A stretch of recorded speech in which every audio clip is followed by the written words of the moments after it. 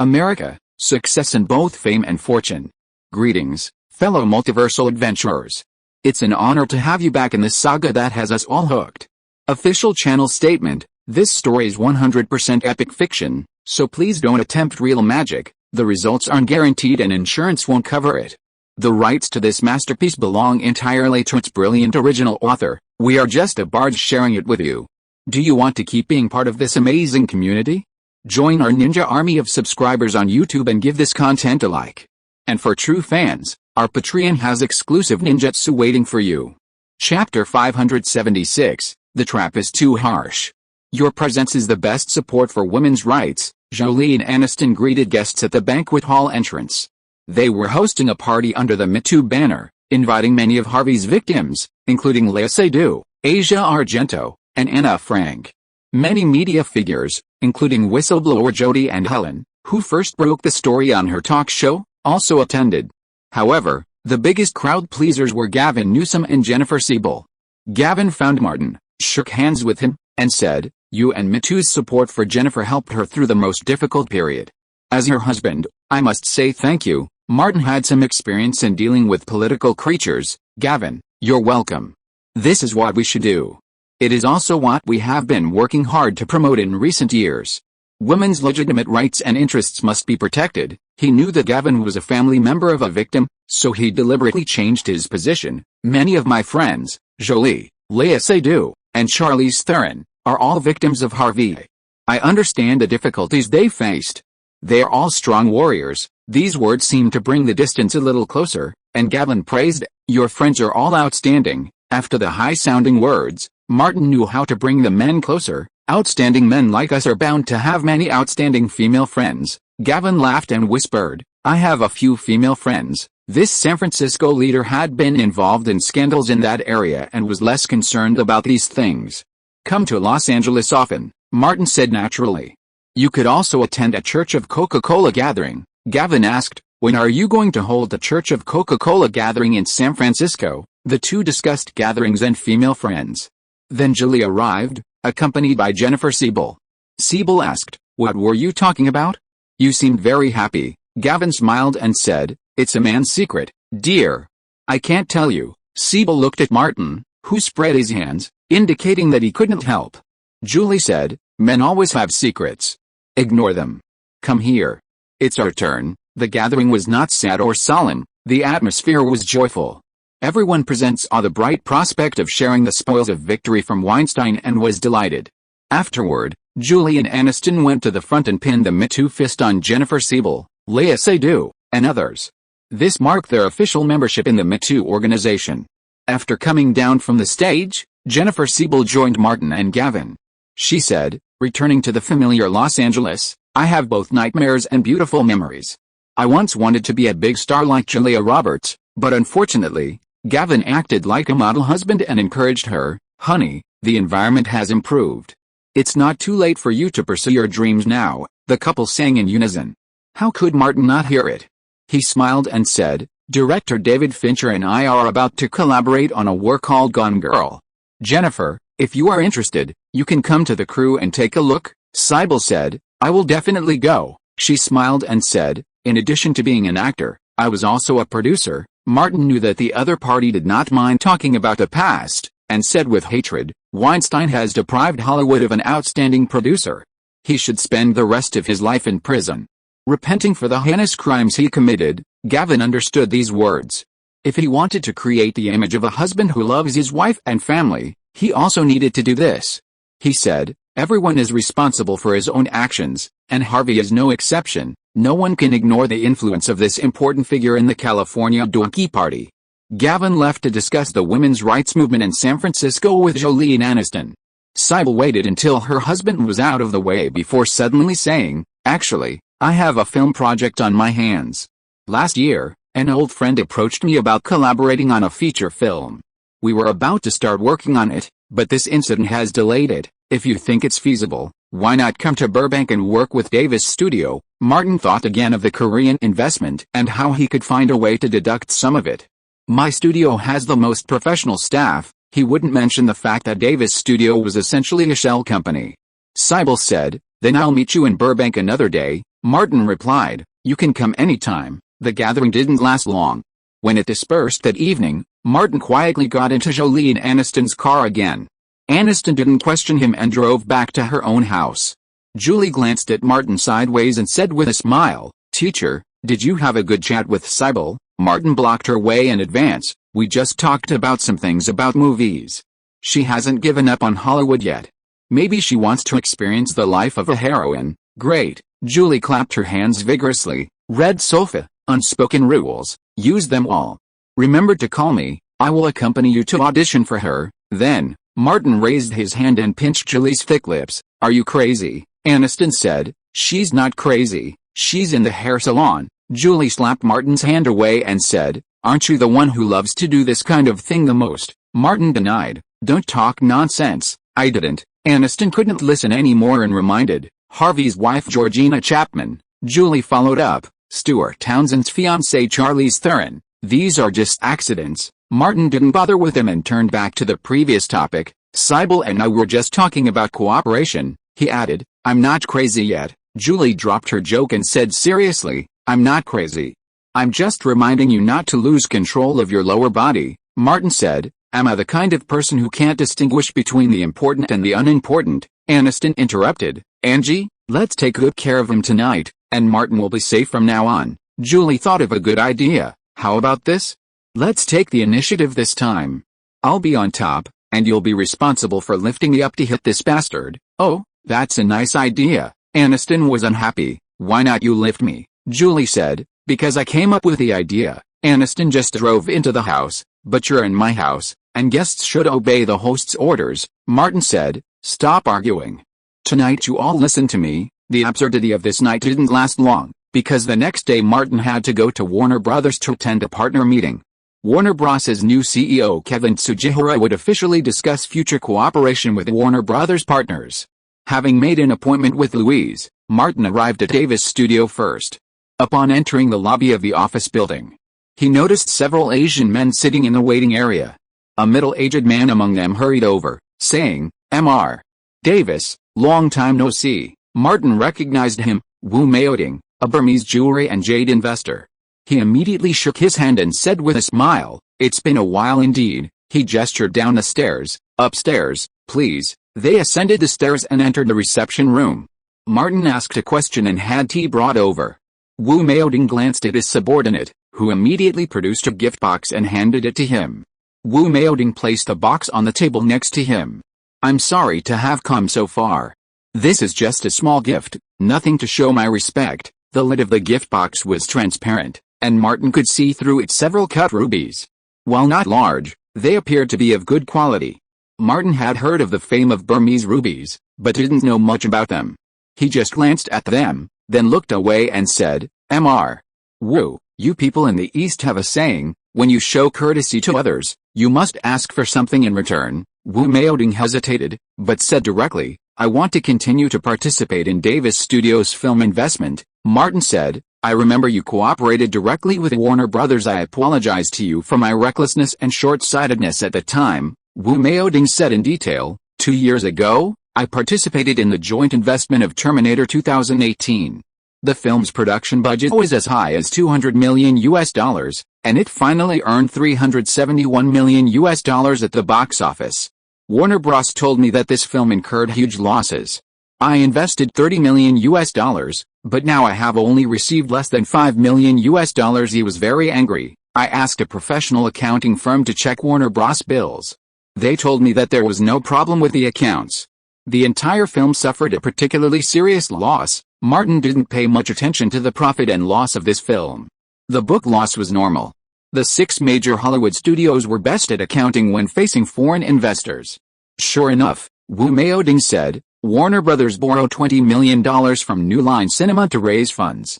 The interest alone was a staggering $20 million.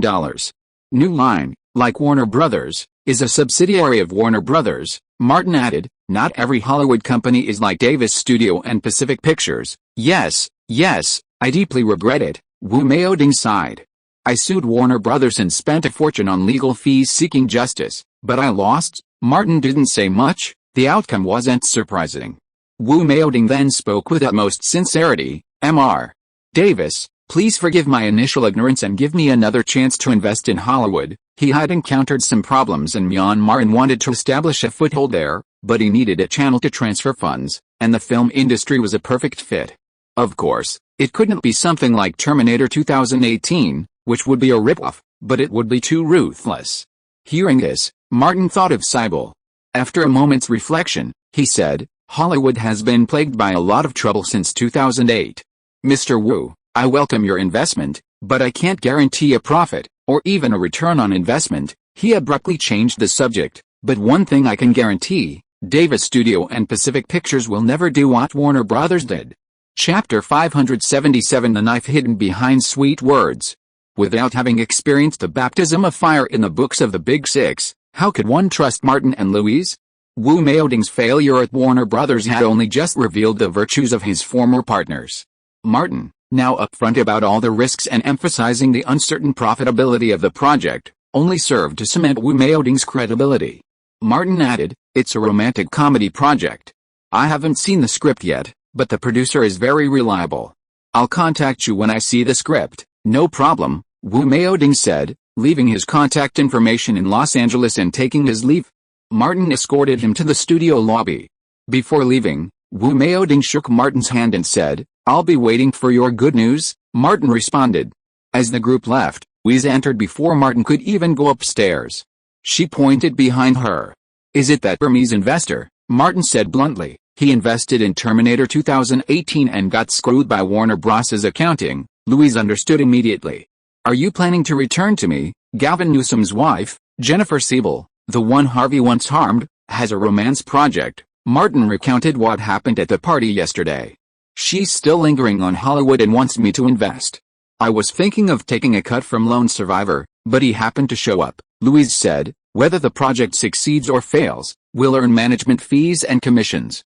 The Newsoms are still worth investing in. My father said that after Gavin's term as mayor of San Francisco ends, he might run for governor.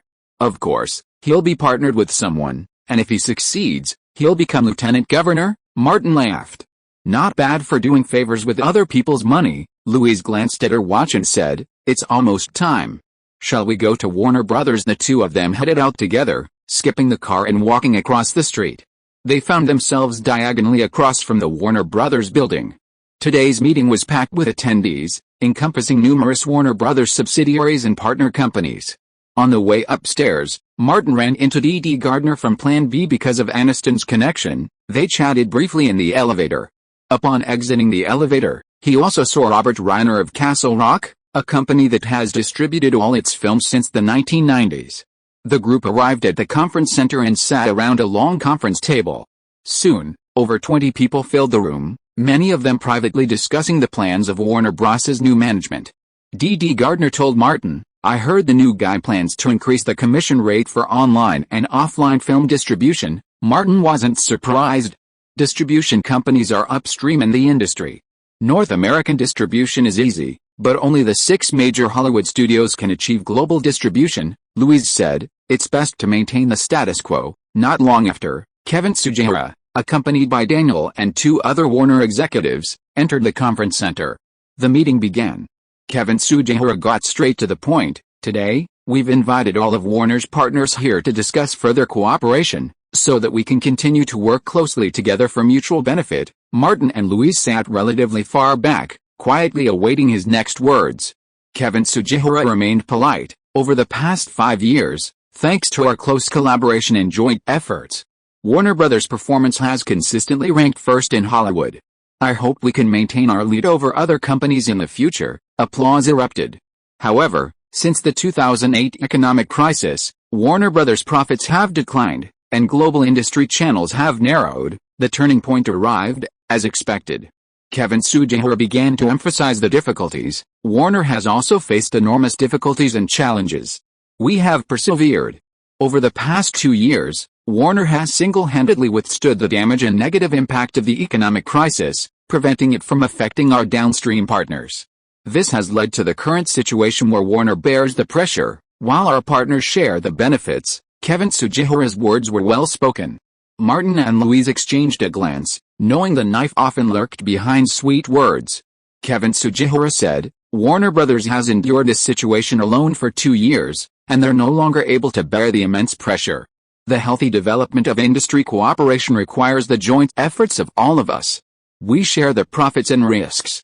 This is the path to healthy, stable, and long-term partnership, a New Line Cinema executive said. I completely agree, a Legendary Pictures representative chimed in. Without Warner's powerful distribution capabilities and channels, we wouldn't be successful. Since we've benefited from the profits, we naturally have to share the risks. Kevin Tsujihara lowered his hand. Warner Brothers will bear the primary risk. Everyone should just follow Warner's lead. He wasn't one to be the first to rush in. He said, I have other work to attend to. Your old friend Daniel will now chair this meeting. Daniel stood up and nodded to his friends on both sides of the table. Kevin Tsujihara left a meeting room. Daniel took the main seat and said, Everyone, I'm sure you're all aware that Hollywood distribution costs have been rising in recent years, and the commissions Warner and its partners share have remained unchanged. He felt a bit embarrassed by these partners, but Kevin Tsujihara's strategy would not change and must be implemented. Warner Brothers' film business was now the industry leader both online and offline.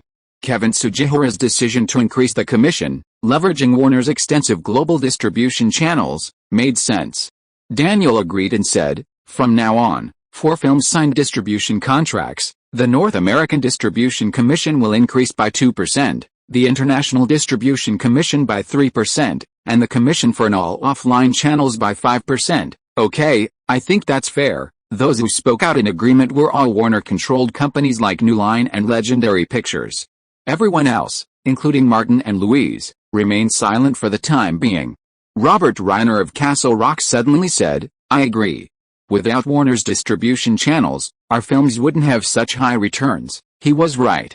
Distribution companies occupy the upper reaches of the industry chain, relying on direct access to the global market. But with such enormous interests at stake, who would be willing to give in so easily? Everyone outside Warner Holding Company's offices turned their gazes on Robert Reiner, surprised at the trader's sudden appearance. Daniel smiled and said, Everyone, our cooperation will lead to even greater success. No one spoke for a moment, and the conference room fell silent. Martin glanced at Robert Reiner again. He could understand why a veteran company like Castle Rock would make such a choice. Castle Rock had partnered with the Warner Brothers for many years, and its offline distribution channels for its films were heavily dependent on Warner. It could even be said that the profits from its offline channels were tightly tied to Warner. A fallout with Warner Brothers was possible, but the sunk costs would be high. It's safe to say that the longer a company has partnered with Warner Brothers, the harder it is to break free from its dependence. Newly established companies, on the other hand, tend to fare better. The meeting concluded, and as Martin was about to leave, Daniel stopped him. Can we chat privately sometime? Martin replied, as usual, if you have something to say, I'm sure I'll be able to. The two of them went to the other side of the reception room. Daniel said, I want to apologize to you for the 3 old films in the Warner Brothers film library. Martin waved his hand and said, It's okay. It was just an intention. The initiative has always been in the hands of Warner Brothers. Daniel further explained, I greeted the people at Warner Brothers at the time. I didn't expect that after Warner Brothers changed its helmsman, there were many changes in the management, which led to the situation developing in a direction I didn't expect. He acted very helpless and put all the blame on others. The people at Warner Brothers are so careless. They clearly promised me, but they turned around and pushed the 3 films into the project discussion process. Exodus even got the green light from the review committee. Martin didn't believe a word of these words, but he didn't show it at all. He sighed and said, It's lost, so to speak. Although I think the market prospects are good, it's also difficult for me to raise funds for large-scale productions. But, he said that he didn't care, but his face was full of regret. I was thinking that after the film was successful, I would give you a separate agency fee and consulting fee. Daniel was stunned and thought to himself, why didn't you say it earlier? I've already reported the situation to you. If you had told me earlier, I would have left one for you. Martin added, I'm still watching other old movies, hoping to find another project suitable for remake. We'll do it quietly then and not alert those bad guys with bad intentions. Daniel quickly responded, okay. If you find other projects you're interested in, remember to find me and we'll plan them separately. By the way, what's going on with Exodus? Martin looked particularly concerned. "I heard the project has made great progress." Seeing this, Daniel naturally thought that Martin was unwilling to give up, so he briefly introduced, "The project is officially named Pharaohs and Gods. The production budget may exceed $150 million US. It is adapted from the Bible as a template and will involve magical elements." Warner Pictures and Christian Bale have basically reached an agreement. The latter will shoot this film after filming Nolan's The Dark Knight Rises. It is expected to be released in 2012. Martin asked, "Where's the director?" Daniel said, "We're still talking to Ridley Scott. It's not a big problem." Martin remembered that Ridley Scott's Robin Hood will be released at the beginning of this summer. With Ridley Scott's super thick blood bar, he should be able to withstand another epic film. Then again, according to my past life memories, the bigger the setbacks Ridley Scott suffers in epic films, the more explosive his comeback will be when he returns to sci-fi. The novel for The Martian isn't finished yet, and the final touches are still being put on it. It's okay for Martin to wait a little longer for Ridley Scott. Chapter 578 Acquisition of Davis Studio. Back in the Davis Studio office, Martin handed Louise a bottle of water and asked, "What are your thoughts?" Louise replied, "Pacific Pictures has been partnering with Warner Brothers on distribution since the mid-1990s. It's been 15 years now, and Warner Brothers has changed chairman and CEOs several times. This isn't the first time the distribution commission has increased, but it's only ever been a 1% increase at most." Martin had heard Nicholson say that in the days before resources were as concentrated as they are today, the distribution commissions of major Hollywood studios, excluding promotional costs, were often only 20% of the North American box office share. Now, the average is around 30%, and some films by new studios and directors can even exceed 35%. For example, for the commercial films Martin has starred in the past 2 years, Warner Bros.' increased commission only counts the profits within 2 years of the film's release. In North America, hiring a hitman can be done for just a few $100,000, and that's before all the layers of outsourcing. Martin said, "Older films haven't been affected much, but newer ones. Gone Girl is relatively easy. We signed a distribution deal in mid-January, and we're also filming the second John Wick this year. The sequel's box office and revenue are sure to surge, tens of millions of dollars." Louise thought for a moment and said, "Your studio has only been established for a few years. Many of the films you've shot during that time, like House of Wax, The Departed, and The Dark Knight, were originally Warner projects, and the copyrights are all held by Warner. The only ones you truly hold a copyright to are Wanted, Never End, and John Wick. Your sunk costs are very low." Martin thought for a moment and said, "Gone Girl won't be significantly affected.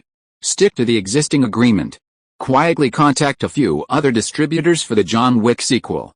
Given the performance of the first film, it shouldn't be difficult to secure a better distribution deal." Louise nodded.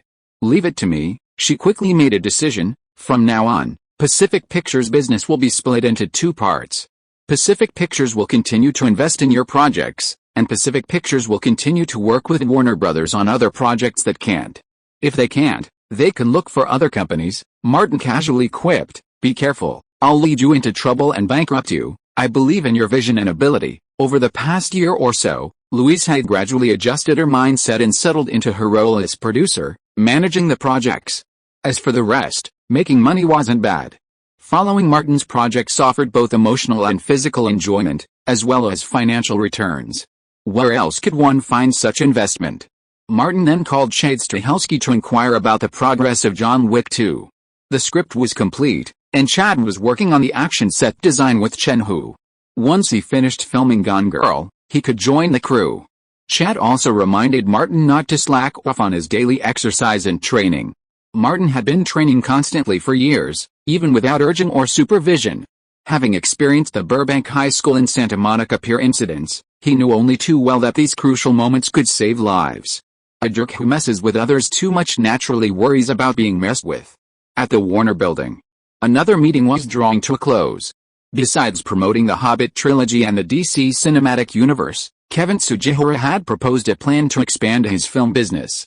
The content involved was very old, and it was something the 6 major Hollywood studios had been doing for years, acquiring high-quality small and medium-sized production companies.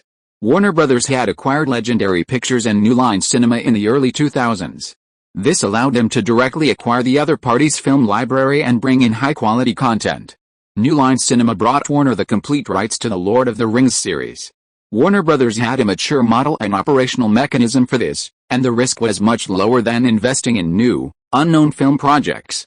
After discussing it with several trusted subordinates, Kevin Sugihara tentatively decided on a list: Castle Rock Pictures, Pacific Pictures, and Davis Studios. Castle Rock and the Pacific are certainly good, someone objected. But Davis Studios is just a shell company set up by Martin Davis.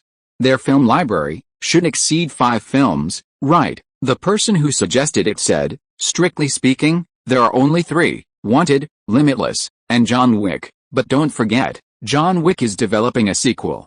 The first film grossed over $400 million and ignited a new trend in action films. The entire original cast is returning for the second film, so the returns are only going to be higher. He paused briefly, then added, from the perspective of the first film, at least a trilogy is possible.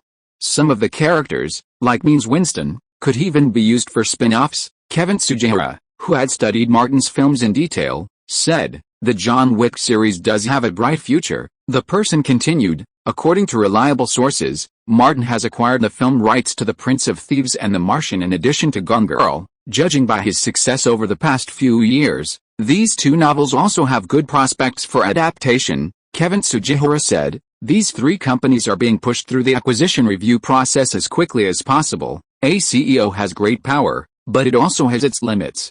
After the meeting, the relevant departments at Warner Brothers immediately took action, gathering information and data on the 3 companies to assess their future prospects. While Gavin Newsom left Los Angeles, Jennifer Siebel stayed behind. The San Francisco First Lady summoned director Gene Lee, whom she had collaborated with, and made an appointment with Martin to meet at Davis Studio. Siebel introduced Lee to Martin, saying, Gene is both the director and the screenwriter. I think his script is excellent. Martin asked directly, can I see the script first? Siebel replied, of course, here's the script. Gene Lee handed Martin a printed draft of the script, adding, I wrote it specifically for Jennifer. Martin took it. Please wait. He had coffee brought in and began reading the script. The title was Romantic Trouble, and as the name suggests, it was a romantic comedy centered around a woman named Jennifer. Tailor-made? Even the name is Jennifer. The plot is also quite interesting. The heroine Jennifer has a new boyfriend, but when she's having sex with him, she constantly hallucinates and talks to her ex. This setting is very similar to Little Days or Sacred Valley film. Judging from the script alone, the screenwriter has included numerous poker scenes for the heroine. Martin is quite knowledgeable in Hollywood, and it's not difficult to predict that these scenes will require Jennifer Siebel to undress. For a Hollywood actress, this is not a big deal. But Siebel has another identity. No mistake, 1 song, 1 post, 1 content, 1 6, 1 9, 1 book, 1 forum. Take a look. Martin had to ask something clearly. Jennifer, you will play the leading female role. Siebel smiled and said, of course, this is a play tailor-made for me by Keane. She was very smart and understood what Martin meant. She said, Gavin has read the script carefully and agrees that I will play the leading female role in this play. He thinks it will become a masterpiece of art. Martin nodded, closed the script and returned it to Keane Lee, and asked, have you estimated it? How much budget is needed for filming? Keane Lee was well prepared. He took out a detailed filming plan and handed it to Martin. I have made detailed plans for every aspect. Jennifer is the biggest star. The crew does not need other stars. I can definitely handle it with $5 million. Although he did not have to invest his own money, Martin still read the plan carefully and said, the plan is well done. He could not do it, but he had seen a lot. After reading it, he had a rough assessment in his mind whether it was real material. Keane Lee gave a slightly reserved smile. I've made several films, though none have been released theatrically. Martin put away the proposal and said, I'll have someone at the company conduct a professional evaluation. Please wait a few days. I'll let you know as soon as I have any news. Siebel had waited a long time for the lead role, and she still had the patience to wait a few more days. My biggest wish right now is to complete a film as the lead actress. Whether the final product is shown in theaters, on television, or online, as long as it's publicly available, I'll be satisfied, Martin said. I can't guarantee it will be released in theaters, but I definitely won't have any problems with television or online. This type of film is inherently difficult to get released theatrically. Finding a distributor and promoting it would cost a fortune. and the potential losses could be even greater. Martin was still very considerate of his investors. Sybil stood up, smiled, and shook Martin's hand. "I'm leaving everything up to you." Martin gently squeezed her hand. "Wait for my call." The two men left the draft of the script and the proposal and said goodbye. The so-called review process was actually Martin's sole responsibility. He first called Thomas and offered to bring any suitable young actors to the cast. He then informed Wu Maoding that the project had been approved. Not long after, Wu Maoding arrived at the Davis studio and was presented with the script and proposal Martin had presented. Martin prefaced the project by stating, "This project only requires an investment of approximately $5 million. There are certain risks involved, and it may be difficult to get it into theaters. I will sell it to a TV station or video website depending on the situation." Wu Maoding quickly flipped through the draft, viewing it as a sign of sincerity, having previously abandoned Davis Studio and Pacific Pictures for Warner Brothers. The result was a complete tearful mess. Wu Maoding declared, "I will fully fund this project." Martin shook his hand and said, "Davis Studio will strive to make it profitable." This was a project he had no memory of, but it served as a test of the waters. With the project finalized, Martin, through Thomas, found a reliable producer to oversee it. Then, he temporarily turned his attention to the Oscars. At the annual Academy Award nominees luncheon, Martin received another Best Actor nomination for Benjamin. David Fincher was also nominated for Best Director. Chapter 579 God is not as crazy as him. On the sunny golf course at the Los Angeles Country Club, after finishing a hole, Thomas got on his electric car and took Martin and Daniel back to the rest area. The latter ended the golf conversation and returned to the film. He picked up his drink and raised it to Martin. "Congratulations on another Best Actor nomination." Martin raised his glass in response, saying, "I just won Best Supporting Actor last year. The role of Benjamin is hard to win Best Actor. I don't have any advantages, and the character used too much CG technology." Daniel took a sip of his drink and said, "You're still young, and there will be plenty of opportunities in the future. Warner Brothers will fully support you." The other party's words were pleasant, and Martin was not ambiguous. "Warner has always been my source of confidence." Daniel immediately followed up with a sentence, "Ever since you entered Hollywood, you have always worked with Warner Brothers, and our two sides have a tacit understanding, creating many box office legends." He smiled and said, "Martin, have you considered closer cooperation with Warner Brothers?" Martin was confused and didn't say anything. He continued to talk about the Oscar. "Warner will fully support me in my pursuit of the Oscar for Best Actor." Daniel was not expecting Martin to answer like that. Slightly surprised, he replied, "With your acting skills and artistic expression, if you continue to work with Warner, the Best Actor award is a sure thing for you." Martin smiled and said, "I hope so." Daniel found that when chatting with Martin, he would unconsciously be led by him, so he was more direct. "What I said just now about closer cooperation with Warner Brothers was not referring to Oscar." He asked sincerely, "Martin, are you interested in joining the Warner family?" Thomas, who had remained silent, suddenly looked at Daniel.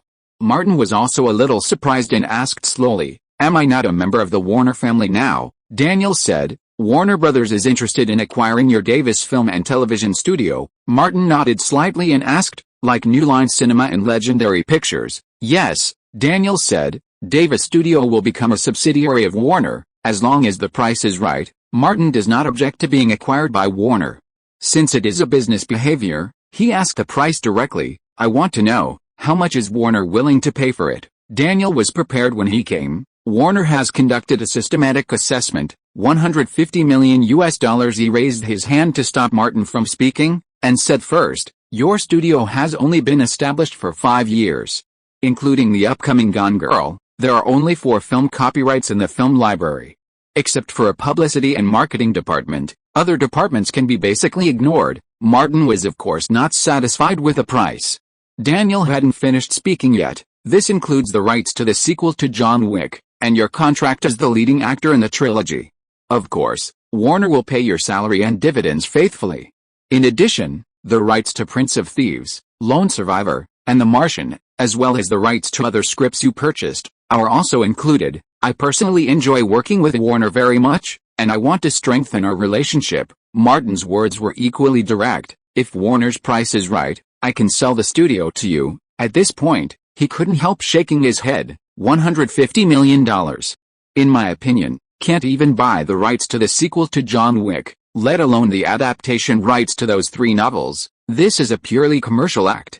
Daniel said, the success or failure of adapting those 3 novels into movies is completely unknown. Even a sequel to John Wick would also involve considerable risks. There are many cases where sequels to hit movies have poor commercial feedback. Martin nodded and said, I have a way to avoid these risks. I will take away the copyrights of these 3 novels, the John Wick series, and other scripts. In order to avoid severance pay after the acquisition, I will find a way to get rid of the staff. The remaining assets of Davis Studio will be sold to Warner Brothers for $150 million. Daniel laughed. Martin, you know this is impossible. Martin spread his hands. Our differences are too big. Commodities always have a price tag. Daniel asked, what is your desired price? $500 million. Martin thought the price was very reasonable. In addition to money, he also asked for other things. The production of the sequel to John Wick will be entirely based on my team. Daniel thought the price was a fantasy, but he and Warner would have no objection to the latter condition. Martin hadn't finished speaking yet. I won't discuss salary and profit sharing. I must also lead the adaptations of the other works. From budget to director, everything must be implemented in the contract. Daniel couldn't agree. The executives at Warner Bros. Film Studios would definitely not agree. He bluntly said, that's unrealistic, Martin. You know it's impossible at a big company. For the next 10 years, the Warner Brothers executives were jumping for joy. Martin still wanted to star in the project he was working on, so there was no way he was giving up control. He said, let's not discuss that for now. $500 million is my bottom line. Daniel shook his head. Your asking price is crazy. It's out of market conditions. This initial contact ended there. Leaving the country club, Thomas got into Martin's car and asked, are you really planning to sell the studio? Martin replied, if Warner Brothers agrees to my terms, it's not impossible to sell them. We can just register another one. Thomas, having listened to the two men, knew that Warner Brothers was interested in Martin's project. Martin thought for a moment and said, Warner Brothers will definitely continue to contact the studio. I don't want our relationship with Warner Brothers to change significantly anytime soon, so it's not appropriate for me to negotiate directly with them. So, you'll negotiate with Warner Brothers on my behalf? Thomas asked. What are the terms? Martin vaguely remembered Warner Bros.'s frequent production improvisations over the next decade or so. We can't compromise on the terms of project control. He tapped the armrest lightly. The price can be lowered to $450 million. Upon hearing these two terms, Thomas knew a deal was impossible. Each side had different standards. Warner Brothers had its own, and so did Martin. The disagreement on this issue was significant. Martin then joined the Gone Girl crew and began preparing for filming, occasionally exercising and discussing action scene design with Chad and Chen Hu. The work became intense. Thomas negotiated several times on Martin's behalf with Warner Brothers personnel, but the two sides remained entangled. By the time the Oscars ceremony began, there was still no sign or possibility of a deal. Warner Brothers also showed some sincerity, increasing the acquisition price to $200 million. However, Thomas, representing Davis Studio, insisted on a minimum of $450 million. Warner Brothers suspended the acquisition negotiations and shifted its focus to Castle Rock. Success breeds more success, but it can also blind you, said John Berg, the new president of Warner Brothers Pictures, who was leading the negotiations, in Kevin Tsujihara's office at the Warner Brothers building. Martin Davis is overestimating himself. Asking $450 million is crazy, even God is. Kevin Tsujihara was not happy about the failure of his first acquisition attempt. I think $200 million is a very sincere offer. Most Hollywood stars will never earn that much in their lifetime. John Berg, Kevin Tsujihara's brother-in-law, spoke without hesitation. I think we should put some pressure on Martin Davis to help him see himself clearly. Kevin Tsujihara was not quick to express his opinions. John Berg continued, for the next movie, the distribution company can put pressure on Davis Studio, such as a higher distribution commission. The sequel to John Wick is larger in scale, and the publicity and promotion will be more sensitive. Kevin Tsujihara waved his hand. You go discuss it with Daniel. He turned to the main topic of today. How is the progress of Pharaohs and Gods? This is the first major film project that Kevin Tsujihara has truly led since he took office, and he is particularly concerned about it. John Berg said, Ridley Scott has already completed post-production on Robin Hood, so the release date is no problem. We've reached an agreement with him that he'll start preparing for the project after the Oscars. Kevin Sugihara asked, is a 2012 release date a problem? John Berg was confident, Ridley is more efficient than other directors. He said the release date is ample, the review committee gave the green light to Green Lantern, so this project needs to be expedited. Keep in touch with Hamada at DC Films. The heads of key Warner Brothers subsidiaries were all replaced by Kevin Sugihara's closest confidants. This is a crucial step for the DC cinematic universe to catch up with Marvel, and we can't afford to make any mistakes. John Berg nodded and said, Hamada has chosen a very good director, Martin Campbell, who has helmed films like GoldenEye, The Mask of Zorro, and Casino Royale. Ryan Reynolds, who received great reviews in Wolverine, is being considered for the male lead. While the female lead hasn't been finalized, Blake Lively, who has become incredibly popular in recent years, is one of the candidates. This all sounds quite plausible. Kevin Sugihara personally attended the project launch meeting for Green Lantern. To quickly catch up with Marvel, Warner Brothers is preparing to raise $200 million for the film and production. After John Berg left, he immediately went to DC Films to discuss the project details with Hamada. The film will be jointly developed by DC Films and Warner Brothers. Warner Brothers is fully confident in the project. With a comprehensive cinematic universe plan, a generous budget, reliable management and production team, a director with extensive experience, advanced CGI technology, and a popular lead, the risks are not without, but they are much smaller than Marvel's Iron Man. Even Warner Brothers management believes that Marvel Studios' upcoming film, Captain America, is much riskier than Green Lantern. My brother, who is in his early 50s, died of a heart attack back home. He'll be there for the next couple of days, so I can only write when I have time. Please forgive me if the update is a little late. If you are listening to this novel on a channel other than Fanfic World, it means it was downloaded and re-uploaded without effort. We warmly invite you to visit our channel, Fanfic World. There you will find the original version of this story and many other novels of various genres. We look forward to seeing you dive into a world of incredible novels. Chapter 580, Professional Attack. At Davis Manor, Elizabeth Olsen, glamorously dressed in her black dress, approached Martin and pinned her fist symbol to his left collar. Martin, wearing a Brioni haute couture suit, a Cartier watch, and a Coke-shaped crown pinned to his right collar, put down his Nokia N98 and opened the jewelry box before him. He took out a custom-made necklace of 7 flawless rubies and placed it around Elizabeth's neck. A look of surprise crossed Elizabeth's face as she brushed the platinum, diamond, and ruby necklace and smiled sweetly. I love this gift, Martin asked. I have good taste, don't I? Elizabeth stood in front of the dressing mirror, admiring it carefully. It's beautiful, she exclaimed. Martin stood a little further away, admiring it, and said, You're even more beautiful. Elizabeth's smile grew even sweeter. Martin then took another fist symbol and pinned it to her chest. Elizabeth said, I don't want to be a womanist. I just want to be your saint forever, Martin said, as long as you want. Ahem. Bruce, entering the doorway, reminded her, it's time to go. Martin picked up his Nokia phone and led Elizabeth out to the car, a Cadillac. Sponsors not only paid annual fees but also contributed resources to help him win nominations and awards, so Martin naturally had to work hard to promote them. The Cadillac flagship drove out of the manor and headed straight for the Kodak Theater in Hollywood. Elizabeth remembered something. No news from Chanel No. 5, Martin nodded slightly. Last year, Tony Fairman had a paternity test incident, and the French side took the initiative to cut off contact with Thomas. They haven't contacted Thomas yet. We'll see how they react to this matter. How are Tony and Stuart? Elizabeth asked. Martin didn't pay much attention. Bruce continued, the situation is a bit complicated. Stuart Townsend, at the advice of his lawyer, is now countersuing Tony Fairman for stealing his genetic material. This case is likely to be a long one. Martin offered his sincere blessing. May these two remain entangled forever. Is that a curse or a blessing? Elizabeth asked with a smile, changing the subject. A while ago, Louise introduced me to Erin Lauder, who wanted me to be her beauty spokesperson. Martin said, if your sister's brands don't do beauty, you could give it a try. Elizabeth replied, they don't have any plans for that at the moment. The car quickly approached the Kodak Theater. Although the red carpet at this year's Oscars was wider and longer, the predominant color scheme was black.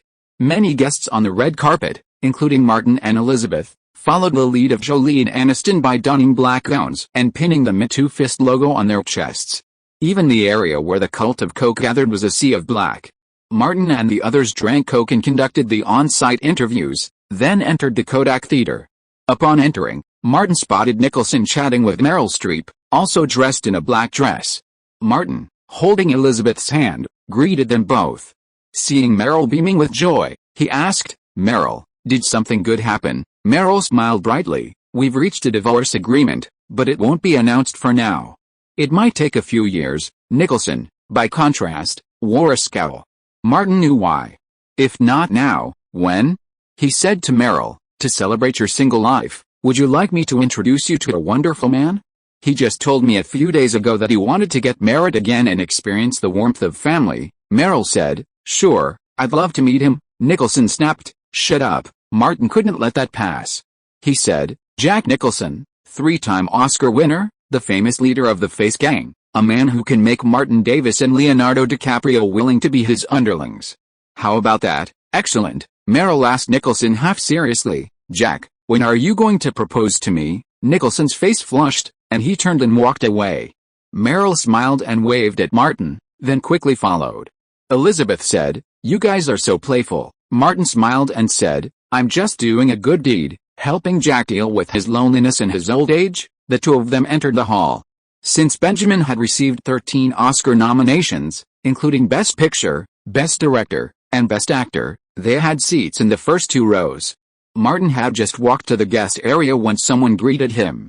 Blake Lively, wearing a black dress, stood up. "Hi, Martin." Elizabeth glanced at her and whispered to Martin, "I'll go over first, you guys chat." Martin nodded, and after she left, he held on to his seat and said, "Long time no see." Blake said softly, "I'm too busy with work, filming, promotion, running around everywhere, it's endless." I watched Gossip Girl. There was no sharp conflict between the two.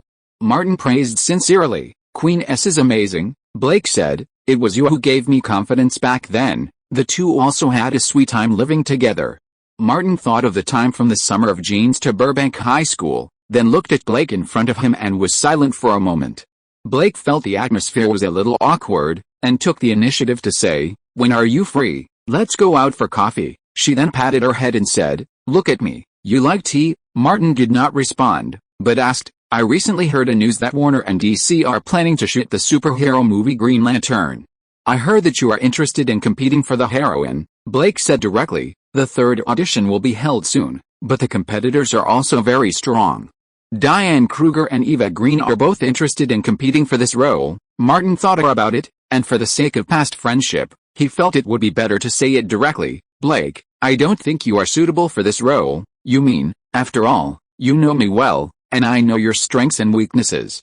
Blake immediately understood what Martin meant. The prospects for this film are not good. This movie almost completely shattered Blake's path to becoming a movie star. Even though he later appeared in some movies, he was more like an internet celebrity rather than a movie star who spoke with his works. Martin glanced around and whispered, "Personally, I feel like Warner Brothers is now led by a group of Japanese descent. I don't have a very good impression of it." Blake lowered her head in thought. She knew Martin well and knew he was a man of few words when it came to work. "That's all for you," Martin said, starting to leave. "We'll contact each other sometime," Blake promised. "I won't tell anyone." Martin nodded and went to the front seat. Blake returned to her seat. The agent came over and asked, "What did you talk about with Martin?" Blake said, "We talked about the past. Although he and I don't keep in touch much, we didn't have any conflicts when we broke up. Do you want me to talk to Thomas and tie you together to create some news?" The two belonged to WMA, and the agent was also familiar with Thomas. "You have high exposure, which is beneficial for competing for the heroine of Green Lantern." Blake decided to follow Martin's advice and said, "I want to withdraw from the audition for this film." The agent was stunned and asked quickly, "Why?" "Blake, do you know how much work I have done to get the role? You can't be so willful." Blake said, "I've made up my mind. You are disrespecting my work results and your father's efforts during this period." The agent was quite angry. "Think about it carefully." Blake shook his head directly. "No need." The agent was full of anger and didn't know who to vent it, so he picked up his bag and left. In the front row, Elizabeth saw Martin return, finishing his conversation with Kathleen Kennedy. She asked, "How was the conversation?" Martin answered honestly. "I talked her out of a role." Elizabeth didn't ask any more questions.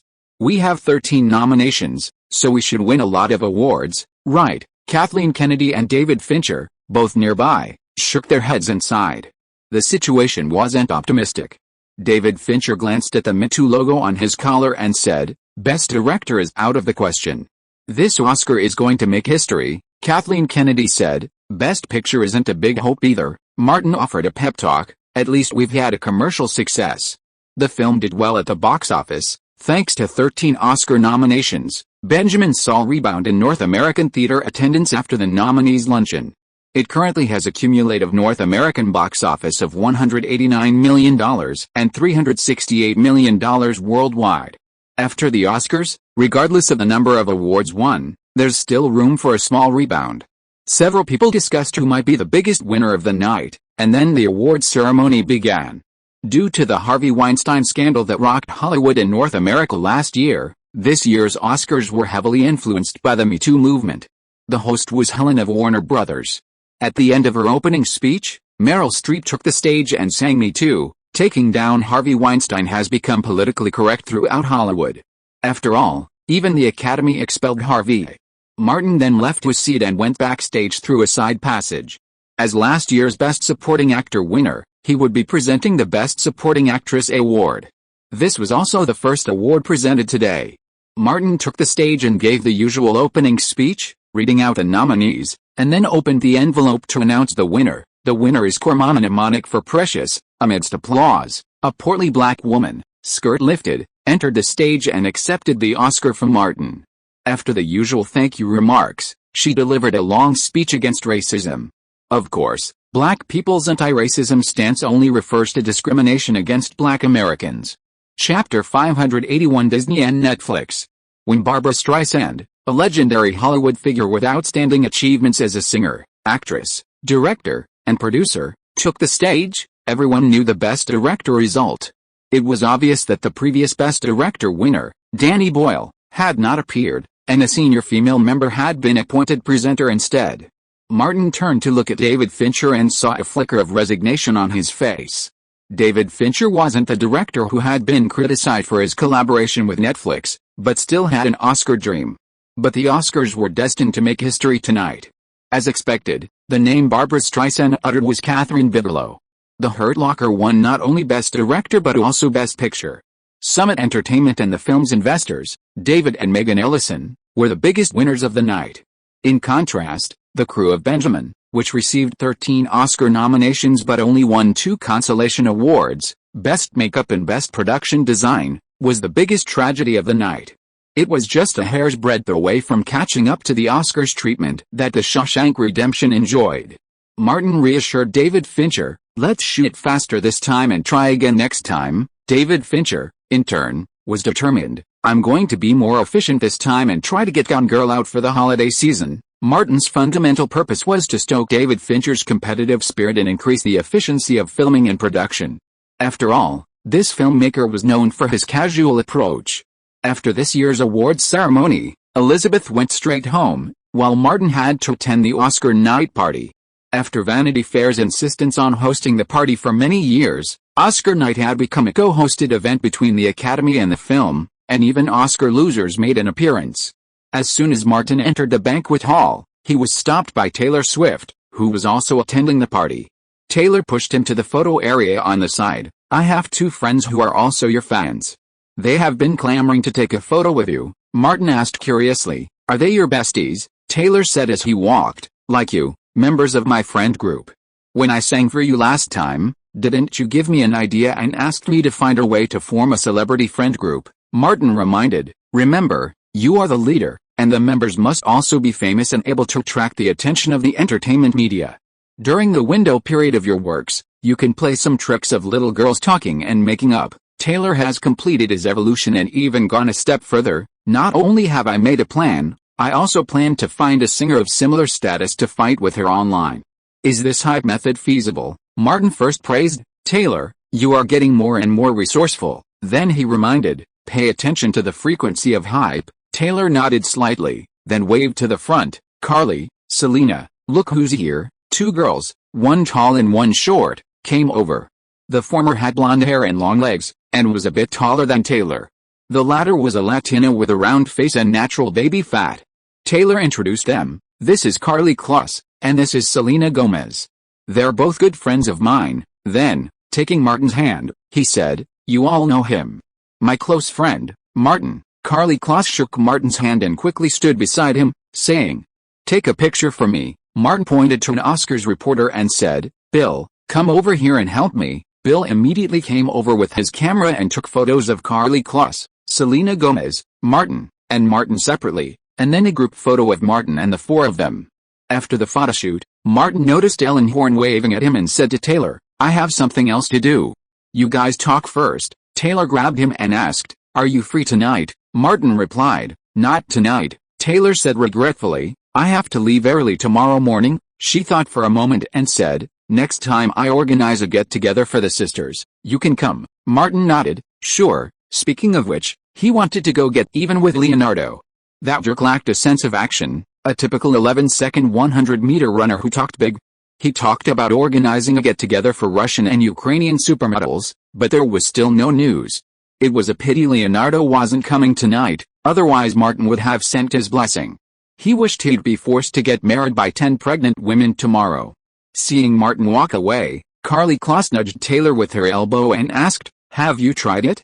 How does it taste? The first batch of post-90s people in the entertainment and modeling circles have grown up. They are more wild and unrestrained than their predecessors. Selena Gomez also asked, is it as amazing as the legend says, and tastes amazing? Taylor was much more aggressive than them. He came up to the two of them and whispered, not only does it taste good, it can also moisturize my vocal cords and make my singing voice more beautiful. Did you notice? Is my singing better than before? You, Karlie Kloss and Selena Gomez were stunned, thinking, are these sisters kidding? Taylor blinked, you are still young and don't understand the benefits of this. Karlie was dissatisfied, we will be 18 soon. At the dining table in the corner of the banquet hall, Ellen Horn asked Martin, I heard that Warner Brothers wants to acquire your studio. They want to acquire it, and I also want to sell it, but the talks broke down. Martin said directly, Warner doesn't want to pay $450 million. This price also surprised Ellen Horn. If it were me, I would never agree to it. Martin smiled. This is where the disagreement lies. I think the studio's existing assets are at least worth this price, but others don't think so. Since there is a disagreement, Ellen Horn simply changed the subject. Warner Brothers has increased the distribution commission, which is very unfair to the partners below, especially actors, investors and producers like you who always have box office hits. Even if the commission is increased by 1%, it means millions of dollars in losses, Martin said. Warner Brothers' performance has been ranked first in Hollywood for many years, and its distribution channels are very strong. No mistake, one song, one release, one content, one 6, one book, one bar. Take a look. That represents the past, not necessarily the future, said Ellen Horn.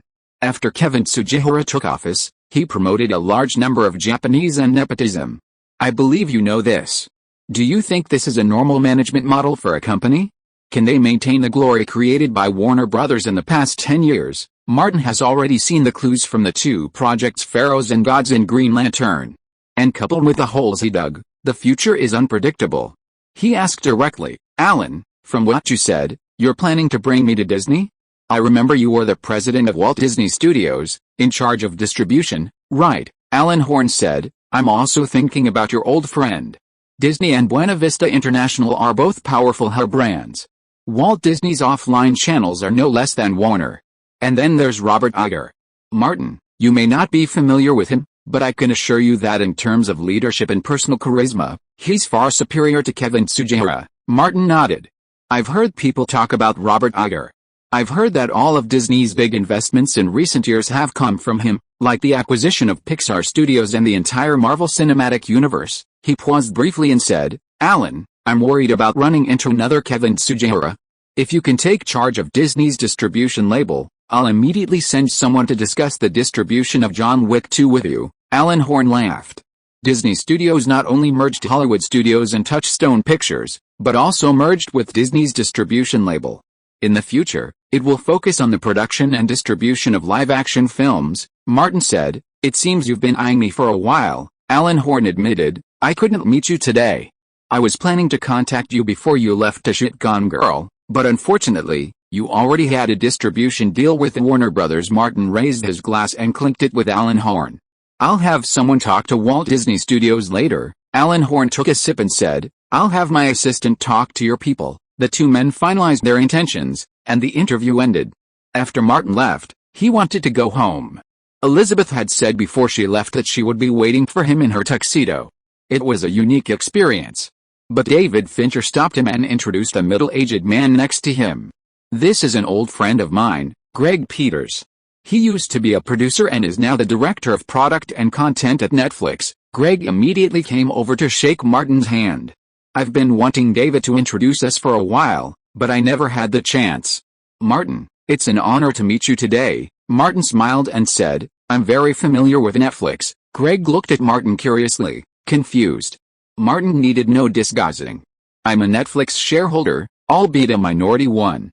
My shares are all public shares purchased on the primary market. Greg asked, are you very optimistic about Netflix's growth? Martin had gathered considerable information on Netflix. You started out as a DVD rental business, but now you've developed online on-demand streaming, with tens of millions of paying subscribers in North America.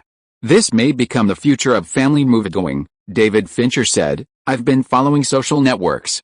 With the prevalence of smartphones, many people are even accustomed to watching feature films on their phones. Greg said, Netflix has also recognized this trend and has been optimizing its data to provide users with a wider and better content experience. He then changed the subject, adding, what's troubling Netflix the most right now is content, especially high-quality content. Hollywood is different now. They see Netflix as an enemy. We have to pay a higher price to license high-quality content. Without high-quality content, it's difficult to attract new paying subscribers, and we might even lose existing ones. Martin, holding tens of millions worth of Netflix shares, naturally wanted the stock price to rise. He said, if you have sufficient cash flow, you can hire your own producers and directors to shoot and produce high-quality content. Chapter 582. 20 Million Club. Greg Peters was not surprised to hear Martin's words.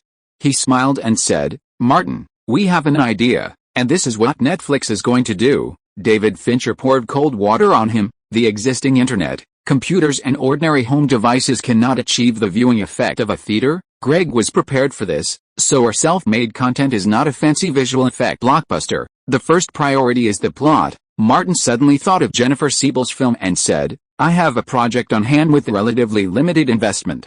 It is a romantic comedy type, and the prospects for entering theaters are uncertain. Greg quickly asked, are you starring in it? No, I am not a starring actor.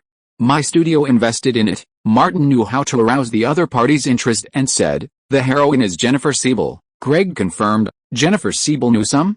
Gavin Newsom's wife, Martin said, that's her. Greg realized the potential value of the film and said, can I see the script? If you want to sell this film, please notify me first. I'll have someone send you the script tomorrow. Martin thought selling the film to Netflix might bring in more revenue. Once it's finished, I'll invite you to see a preview. Greg told Martin, I'm not going back to San Francisco today.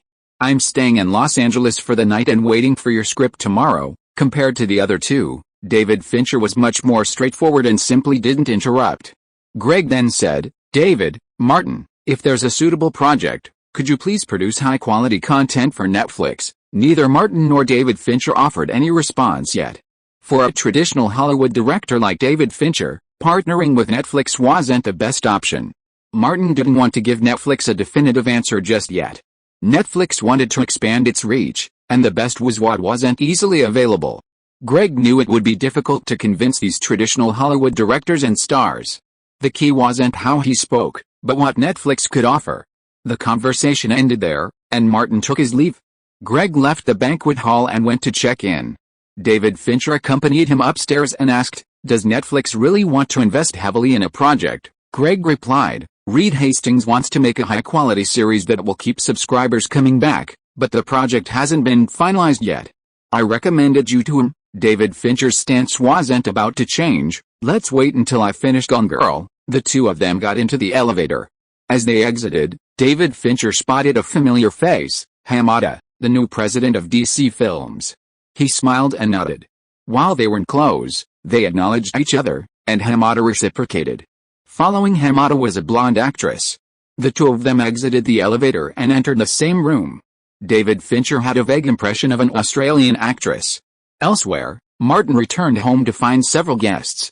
Kristen Stewart, who lived next door, had come with her friends to set off fireworks with Elizabeth. Led by Elizabeth, the Stallone sisters, Sophia, Sistine, and Scarlett, along with the Fanning sisters, unloaded stock from the warehouse and set off fireworks. Not long after, Charlize Theron, from next door, joined in the fun. After a while of activity, the crowd dispersed. Martin and Elizabeth began their romantic evening together. The next morning, after dropping Elizabeth off at Louise's, Martin returned to the studio and had a copy of the script delivered to the Hilton Hotel. Greg carefully reviewed the script, noting several artistic scenes featuring the lead actress. He called Martin specifically to ask, "Are you sure Jennifer Siebel is in the lead role? Has she agreed to play the part?" Martin replied, "Jennifer gave it to me personally." Greg understood and said solemnly, "Martin, you must let me know as soon as this movie is finished." Martin replied, "No problem, as long as the trouble with romance wasn't a complete disaster, it would likely sell." Martin was a meticulous worker, striving to make a profit while minimizing losses for his investors. Martin was about to leave for the filming of Gone Girl, so he specially invited Leonardo DiCaprio and Nicholson to have tea together in the afternoon. The three of them enjoyed afternoon tea in Leonardo DiCaprio's mansion. Martin questioned Leonardo, "Where's the Eastern European party you mentioned? More than 2 months have passed, and there is no news at all." Nicholson did not let him go. "Are you going to wait until I lie in the coffin and then bring them to the cemetery to see me?" Leonardo smiled. "I will bring a group of Russian beauties to dance for you." Martin put down the teacup and tapped the table with his fingers. "Don't change the subject. Leo, where is your promise? Where is your conscience? Where is your morality? Where is your credibility? Have they all been fed to the dogs?" Leonardo said with guilt, "I'm sorry, I took a few girls to Hawaii for vacation recently and forgot about this." "Wait a moment, I will contact someone soon and I promise to make you satisfied," Nicholson said. "I will believe you again." Martin's attitude suddenly changed. "Leo, you may not know that Jack will soon usher in a new married life." Leonardo became interested. "Really? Great, let me think about it." He first pointed at Nicholson. "You are going to get married? That's dangerous." Then he pointed at Martin. "Jack, have you forgotten what this bastard Martin likes to do most?" Nicholson automatically chimed in, "Someone else's wife or fiancée." Martin hadn't expected the two idiots to team up. Nicholson said, "Luckily, I never thought about marrying Meryl Streep." Martin was speechless. "You two are worrying for nothing." Nicholson clapped Martin on the shoulder and said, "For the sake of our brotherhood, I won't give Meryl any chance." Leonardo retorted, "Meryl doesn't even look like 19-year-old Jennifer Lawrence." Nicholson retorted, "Leo, marry Lorraine. I don't mind you being a playboy. Let's go to Las Vegas and get the marriage certificate now. Martin and I will take care of the wedding and everything." Martin said, "If we get divorced tomorrow, the house will be Nicholson's." Leonardo angrily retorted, "I treat you like brothers, and you're after my property. Very well, I'm going to get you drunk today." After afternoon tea, the three of them went to the indoor bar. Martin and Nicholson selected 2 bottles from the cellar's most expensive selection and decided to stay drunk tonight, until Leonardo was once again drunk and yelling Gisele Bündchen. Over the next 2 days, Martin visited the set of John Wick 2 to discuss action design with Chad and Chen Hu. Next, he'll head to Mississippi for filming, which could last 2 months. Just as Martin was leaving Los Angeles, The Curious Case of Benjamin Button had already surpassed the $200 million mark at the North American box office. Following the Oscars, several popular films saw box office increases. Although Benjamin only won 2 insignificant awards, it still capitalized on the Oscar buzz to see a rebound in North American box office, reaching $203 million. The film has a long run and will not be withdrawn from North American theaters for the time being. Overseas, it has also surpassed $200 million. Following the Oscars, several more countries have acquired the film's screening rights, suggesting further growth at the global box office. This film also surpassed the $327 million earned by Seven, becoming David Fincher's highest-grossing film to date. With these consecutive films' success, industry insiders are suggesting that Martin's ability to single-handedly generate box office revenue is approaching that of a top star. Gone Girl also announced Martin's salary for the new film, with a base salary of $20 million. Not counting supplemental pay for John Wick and Benjamin, Martin truly entered the $20 million club with Gone Girl. No one doubted that Martin was able to secure a $20 million salary thanks to his studio's lead investment and production. His previous box office success proved he had the wherewithal to command $20 million. The next day, The Hollywood Reporter ran a front-page headline, "Hollywood's $20 million Club adds a new member, Martin Davis." In this age of star power shortages, Martin Davis is more deserving of the title than Johnny Depp and Keanu Reeves. While the latter two have only proven their box office appeal in single franchises, Martin Davis has proven his commercial prowess across multiple franchises and genres. In her Burbank mansion, Blake Lively gazed at the entertainment headlines in The Hollywood Reporter, lost in thought. Even she hadn't imagined that what had once been a promising stock would soon become a star rivaling the likes of Will Smith, Tom Cruise, and Leonardo DiCaprio. Eric Lively came in. Before he even got close, he exclaimed, "Oh my God, has the Pacific Ocean flooded into your head? You actually gave up the lead role in a $200 million production." Blake ignored his confused brother. Eric continued, "Such a great opportunity. Father had done so much for you, and you just gave it up with a simple word." Blake frowned and asked, "Who got the role?" Eric said, "Australian actress Abby Nicholas. I heard DC Films president Hamada cast her as the lead, against all odds." Blake said casually, "I see. I have nothing to do with this project. Don't mention it to me again." Warner Brothers held a grand press conference, presided over by new CEO Kevin Tsujihara, to officially announce projects like Pharaohs and Gods and Green Lantern. This marked the beginning of a new era for Warner Brothers. Chapter 583 Frost Storm. Cape Girardeau, Missouri. This city, originally situated along the Mississippi River, suddenly became bustling with activity thanks to the arrival of the Gone Girl crew. It's human nature to enjoy the excitement, especially with the arrival of three top Hollywood stars. From the first day the crew arrived in Cape Girardeau, reporters from local newspapers and television stations began 24/7 coverage. Several theaters, capitalizing on the hype, held special screenings featuring Martin Davis, David Fincher, and Charlize Theron. The attendance was quite good. As for those simply spectating, there were even more. At a studio near the river, the crew had already begun filming. Martin, dressed in a smart suit, exited a trailer and entered the studio. David Fincher glanced at him and said, "You're not a scumbag yet, but a writer who earns a living from his columns. You're projecting a cultural elite." Martin replied, "I'm good at that." David Fincher, having worked with Martin on a previous film, was quite confident in him. Charlize Theron also entered the set. Wearing a striped sweater with straight-leg jeans and a flowing blonde locks, she looked refined and beautiful. David Fincher took a quick look and told the stylist, "Soften the lines of Sally's face." He then said to Charlize herself, "Totally put away your outward edge. You're a cool girl now, a woman whose appearance and presence will captivate men." Charlize Theron nodded, sat down in a chair, and let the stylist adjust the shading until David Fincher was satisfied. A few minutes later, the waiting extras arrived to serve as the backdrop for the encounter between the male and female protagonists. It was a gathering of the New York creative community. Nick Dunn, from a small town in Missouri, met Amy, a New York wonder girl. Martin quickly got into the groove, but filming was not going smoothly. David Fincher repeatedly called for stops, constantly adjusting Charlize Theron's performance. The first scene took more than a dozen takes before David Fincher gave the green light. After breaking out of character, Charlize first said to Martin, "I'm sorry for making you do it over and over again." "I'm so slow," Martin replied. "It's okay. Everything takes time." Charlize then apologized to the other actors and crew, appearing quite tactful. She has always had a good reputation within the film industry and is one of those female celebrities who rarely gets into negative press. The first day of filming primarily focused on scenes with Martin and Charlize in the studio. After a few takes, Charlize gradually found her groove, and the number of no-nos, retakes, decreased significantly. After all, in the past, she had primarily played roles where beauty was key. David Fincher wasn't as relaxed as he had been with Benjamin. He wanted the film to hit the holiday box office and compete for the next Oscar, so he had to ensure efficiency. The cinematographer, art director, and director, who had long collaborated with David Fincher, were somewhat unaccustomed to the intense pace. and the set was frequently filled with his angry shouts and urgings. Assistant director Paul asked Fincher's assistant Molly, "When did David become James Cameron?" "His loud voice scared the Asian carp in the Mississippi River to death," Molly reminded. "David is in a bad mood after losing the Oscar this time. This has put a lot of pressure on himself.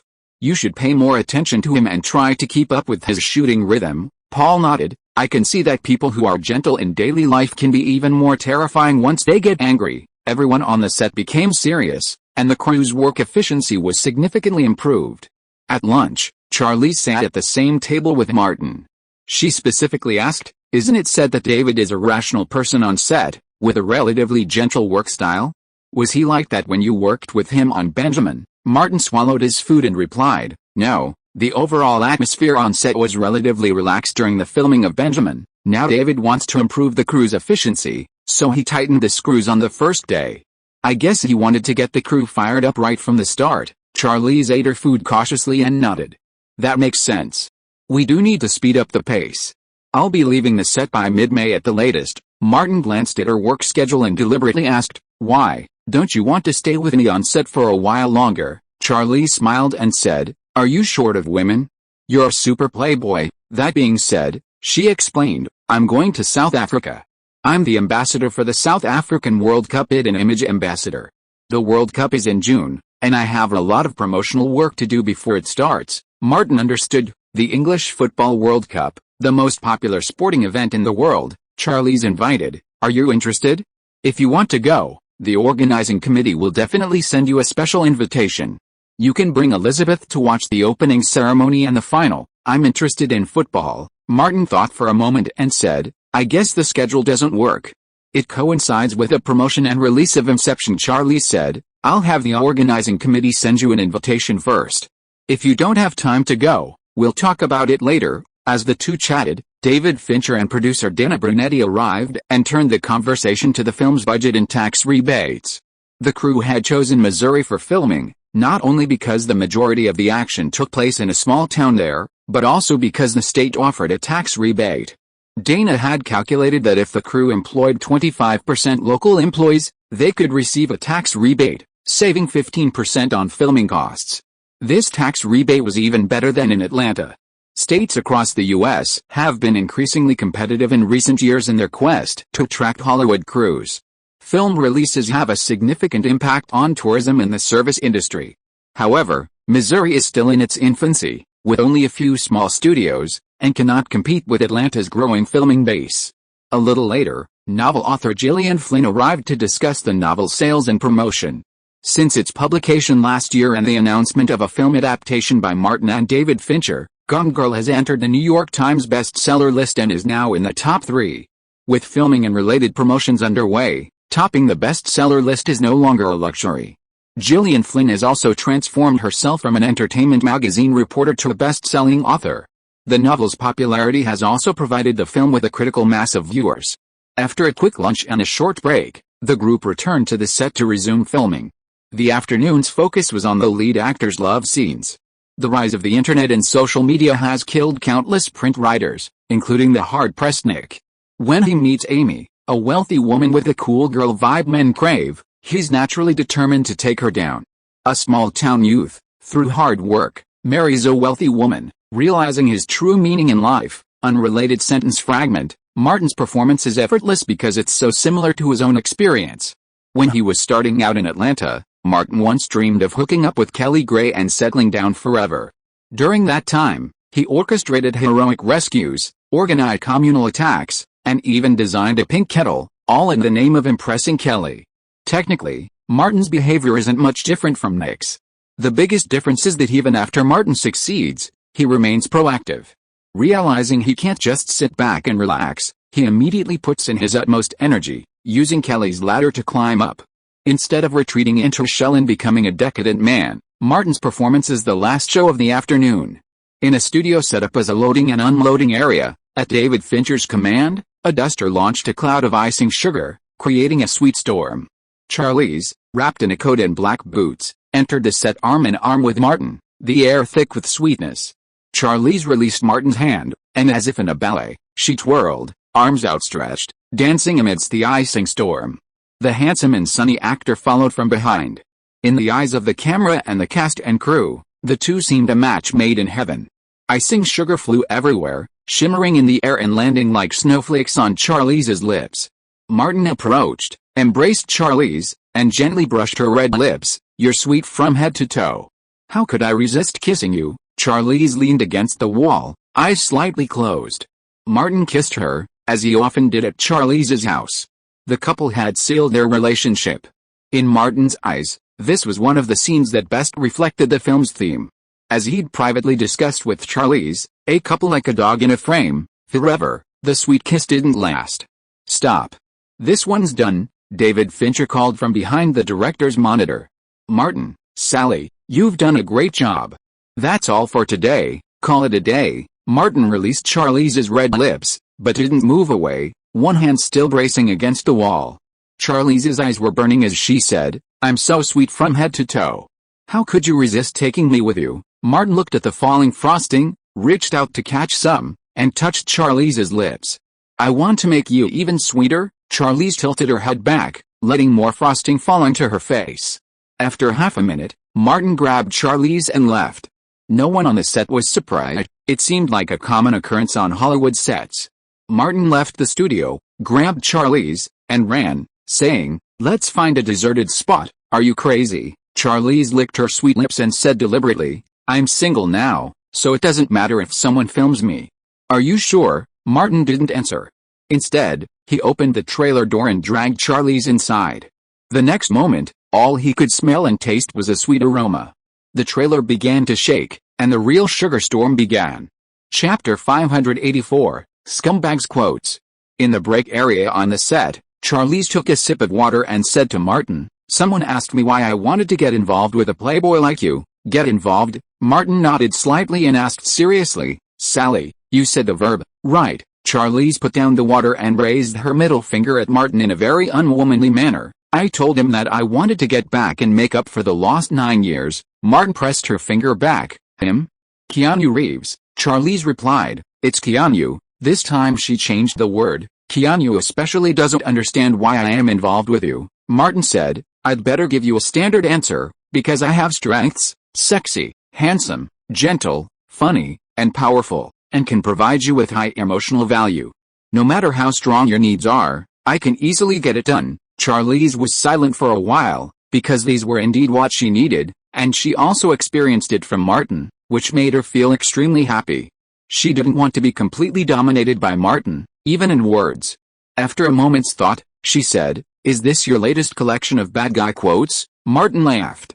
"What kind of bad guy quotes are they?" Charlize shrugged and suddenly asked, "Have you ever thought about marrying someone?" Martin paused briefly, then said, "Every relationship has the most wonderful beginning, always the sweetest part of a relationship, but when it comes to marriage, the ultimate proposition, it often turns into a mess." Charlize had taken out a pen and notebook and was quickly writing down Martin's words.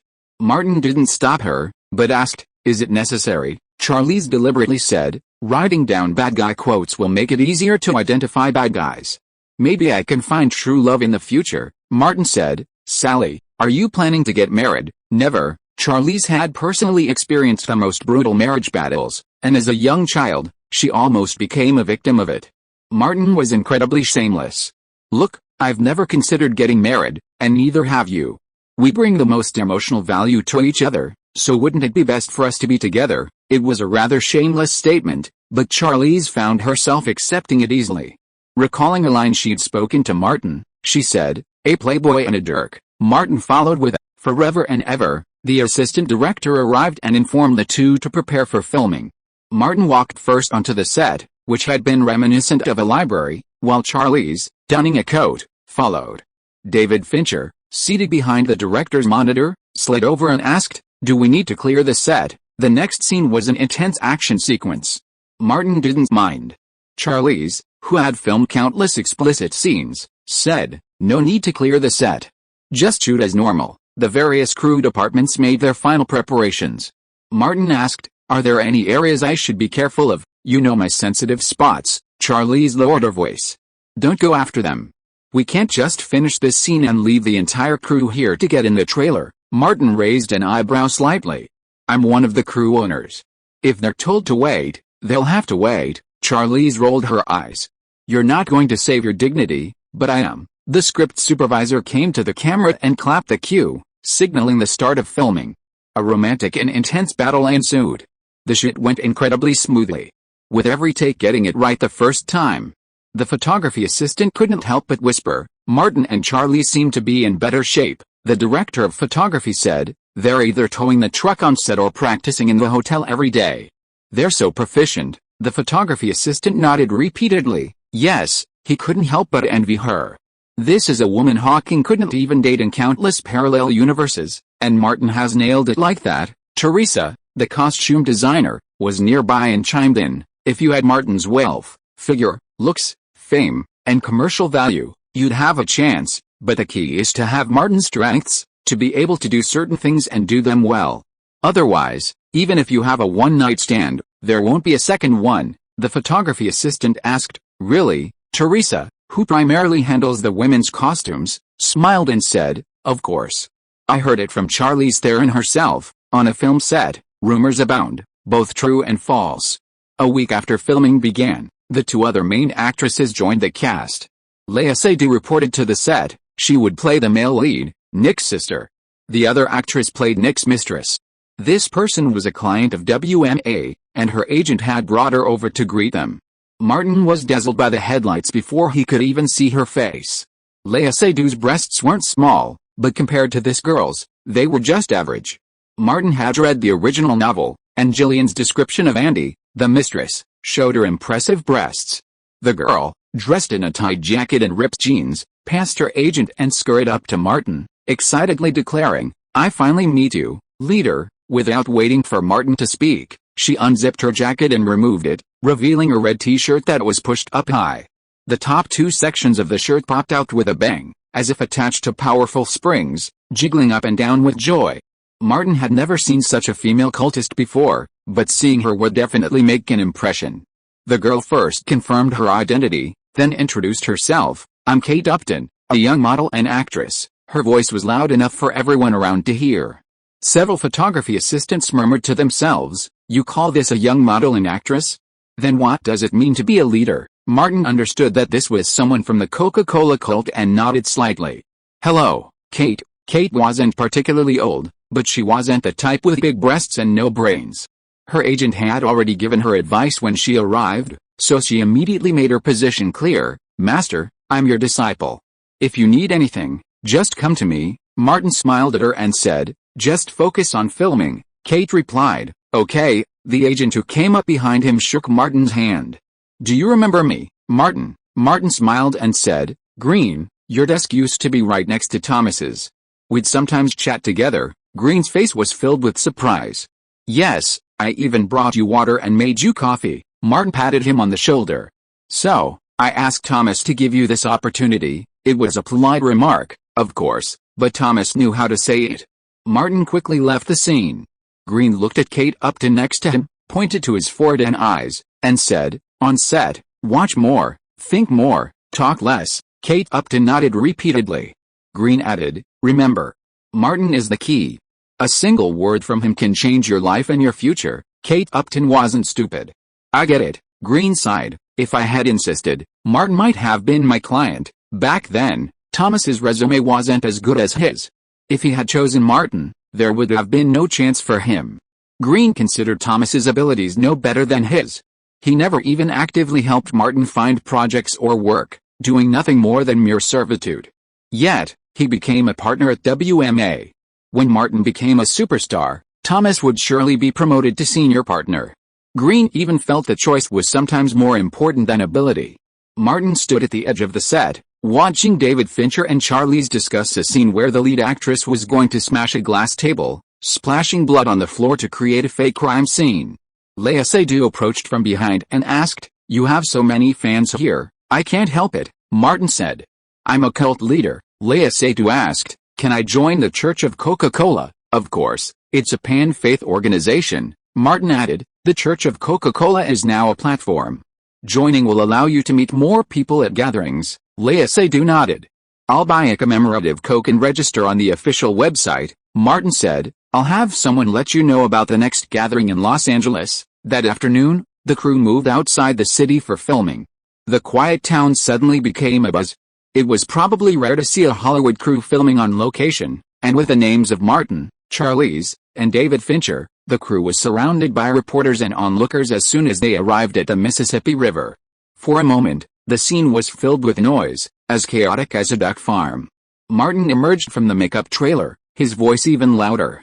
"Look here, Martin, Martin, we love you," some other men shouted. "Charlize Theron, you are my goddess, marry me, South African Diamond." There were at least hundreds of people surrounding the set, and it was as chaotic as it could be. David Fincher also had a headache and called several assistants. "Hurry up and communicate with the people on the scene. If this goes on, we won't have to work today." Several assistants and the crew's security were all dispatched to negotiate with media reporters, police officers who assisted in maintaining order, and the onlookers. In Los Angeles or Atlanta, these things can be easily resolved after communication. The assistant who came back first told David Fincher, "There is no problem with the media reporters, but we have to provide some news appropriately. This is the most commonly used method of the crew." David Fincher nodded, "Okay." The person who had been communicating with the local police chief returned and said, "Sheriff Hampton said he can't do anything. This isn't Cape Girardeau, it's just a small town. The police department doesn't have many officers. Besides those who remain on duty at the station, everyone else has been sent here." Martin then approached, glanced at the uniformed men, and said, "The youngest is almost 50. Several more people returned, their feedback not good. These onlookers were mostly curious, spontaneously coming to watch the crew filming or to chase their idols, and there was no organization." Martin said, "They're mobbing because of pure curiosity. Once that curiosity wears off, there won't be so many people in the future." David Fincher, ever since filming began, has been extremely efficient, working to a daily schedule. He frowned and said, "Is this afternoon going to be wasted?" Martin looked around and saw that the onlookers were mostly men, many of them quite old. After a moment's thought, he said, "I have an idea. It might work." Chapter 585, River Monster. The area around the makeshift studio was still a chaotic flea market. A rumor had started circulating, and within minutes, it had spread to everyone. "I just heard a few production managers say the crew is sending some people to the nearby Hot Springs village to shoot bikini scenes." "I heard that too. They say they've found 20 or so beautiful young women. They say it's going to be very revealing, topless." The rumor grew in volume, exaggerating with each passing word. By the time it reached the makeshift studio, it had practically morphed. Martin Davis and Charlize Theron are going to the Hot Springs village to shoot a racy scene outdoors, with 20 or so naked beautiful women supporting them during the first week. It seems like there's some special ceremony involved in the film, and Martin Davis and Charlize Theron will be completely nude during filming. The Hot Springs village is an open place. Wouldn't it be a feast for the eyes if we follow them? Not only men were interested, but women too. Several young girls excitedly asked, "Can we see Martin's butt?" A gray-haired woman nearby retorted, "What's so good about Martin? I heard his best friend, Mean, is also in this movie. I wonder if we'll get to see his butt." Just as the crowd was buzzing with discussion, the large, most conspicuous trailer on the makeshift set opened, and 20 well-proportioned women emerged one after another. They were dressed scantily, wearing nothing but bikinis except for their shoes. The headlights of the one in front looked like they had springs installed, and her steps seemed specially practiced, bouncing up and down as she walked. Kate Upton, not yet 18, gave the impression of being slightly overweight, but her figure was truly stunning. As she walked towards the bus, most eyes turned. 20 or so bikini-clad women boarded the bus, blowing kisses out the windows, instantly confirming the rumors circulating among the crowd. Several vans and Cadillacs took off first, followed by the bus. The set immediately became even more chaotic, and the crowd dispersed, following the motorcade towards the Hot Springs village. The place was neither too far nor too close, allowing for easy walking even for those who hadn't driven. Even the media had already left, and most of the reporters had already left. Before long, the makeshift set fell silent. Only a dozen or so people remained, and the media could be counted on one hand. These people would pose little threat to filming. On the set, David Fincher disembarked from a trailer, picked up the intercom, and shouted, "All departments, begin preparations immediately." The once quiet makeshift set quickly became bustling with activity. Everyone disembarked from the trailers and bustled about their tasks. Martin, holding the storyboard, came over to David Fincher, looked around, and said, "It's working pretty well." David Fincher nodded. "Your method is very effective," he reminded him. "Get ready, I'll go get the positioning right away." Just as Martin was about to leave, he remembered something and reminded him, "Everything that just happened can be recorded in the behind-the-scenes footage for later promotional purposes." David Fincher was stunned for a moment, then realized what was happening and said to his assistant, write it down quickly." Putting aside his directing skills, when it comes to publicity and marketing, Nolan is at least 2 blocks away from David Fincher. This place has 3 main scenes. The scumbag protagonist Nick Dunn walks and chats with his wife Amy, his sister Margot, and his mistress Andy by the river. He flatters Amy into having sex with him. He discusses with his sister how to get Amy to pay for a bar. He drags his mistress here for a tryst, admiring Andy's exceptionally bright headlights. No stripping, no exposing, no art. Without enough explosive artistic drama, how could one possibly compete for an Oscar? The scenes filmed today did feature some risque scenes between Martin and Charlize, but not in Hot Springs, but right here. The Hot Springs scenes were all about Amy's disappearance and hiding. Once Martin and Charlize had mastered their positioning, David Fincher gave the signal for filming to begin. Martin and Charlize were walking by the river. Just as they finished their lines, a loud bang was heard nearby. Something jumped out of the water and fell back down, creating a massive splash. Startled, Charlize quickly ducked to Martin's side. Martin caught a glimpse and exclaimed, "What a huge fish!" If he was right, it looked like a carp or herring, commonly known as Asian carp in the U.S. The Mississippi River is said to be flooding. David Fincher never stopped filming. Martin and Charlize were quick to improvise, capitalizing on the unexpected event and continuing the performance. The ending of the scene wouldn't change anyway, the 2 of them would still be in the woods, stripping and macing around. For the Oscars, there would definitely be more art scenes. David Fincher's filming plan included over 15 art scenes with Martin and Charlize alone. While this number might not be needed in the final edit, it was important to include more shots during filming to be prepared. The 2, neatly dressed, enter the woods, quickly startling countless birds, and then emerge disheveled. Martin then has another scene where he goes to the trailer to touch up his makeup and change clothes. Charlize also goes to the trailer. Martin asked, "I heard some people film this kind of thing in the 90s for real. Why, you want to?" Charlize said coldly, "I wouldn't play such a crazy trick with you." Martin spread his hands and said, "I'm just curious, just asking." Charlize looked him over carefully, confirming she was just asking. "There are a lot of rumors, but no one can really tell except the people involved." Martin came to the trailer and thought of something. "Sally, do you want to go on a trip this weekend?" Charlize wanted to go too, but didn't have time. "An official film crew from the South Africa World Cup is coming over, and I need to work with them to shoot some promotional videos," she asked curiously. "What kind of activities do you want to organize?" Martin thought of the fish and had an idea. "I heard there's a fishing event in the Mississippi River." Charlize turned her head and glanced at the river. "The Asian carp are overrun here. It seems to be a headache for the government and environmental organizations. They say they often jump onto boats and injure people. I've been to Asia, and they're very quiet in the rivers," Martin said. All he was saying were gossip. Who knows what the Americans dump into the rivers to turn them into river monsters? Charlize laughed. "When did you become a supporter of conspiracy theories?" Martin replied solemnly, "Ever since I've been involved in politics." Charlize waved him off and went to her trailer. Martin got in, changed his clothes, and touched up his makeup before returning to the set to reunite with Léa Seydoux to continue filming the riverside stroll. Nick, the male protagonist, relied on Amy for all his expenses, the house, the car, his daily life. Even the money for his sister's bar came from Amy's funds.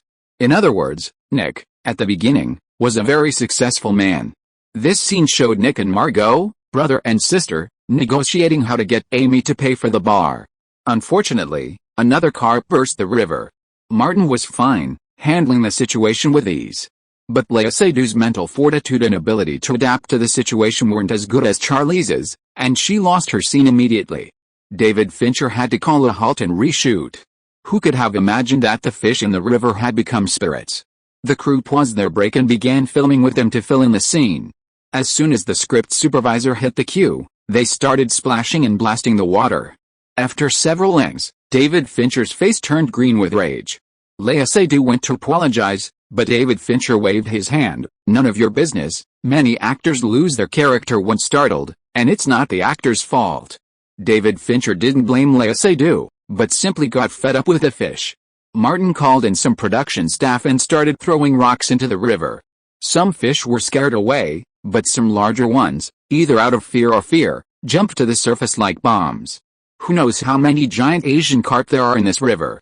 Martin thought, this is only in America. Anywhere else, you'd be a protected species. While scaring off the fish, the crew quickly finished filming the scene. Kate Upton, meanwhile, had circled back to get her makeup and change clothes. David Fincher walked to the viewing platform by the river, where he would soon be filming. He leaned over the railing and looked down, spotting several swimming figures.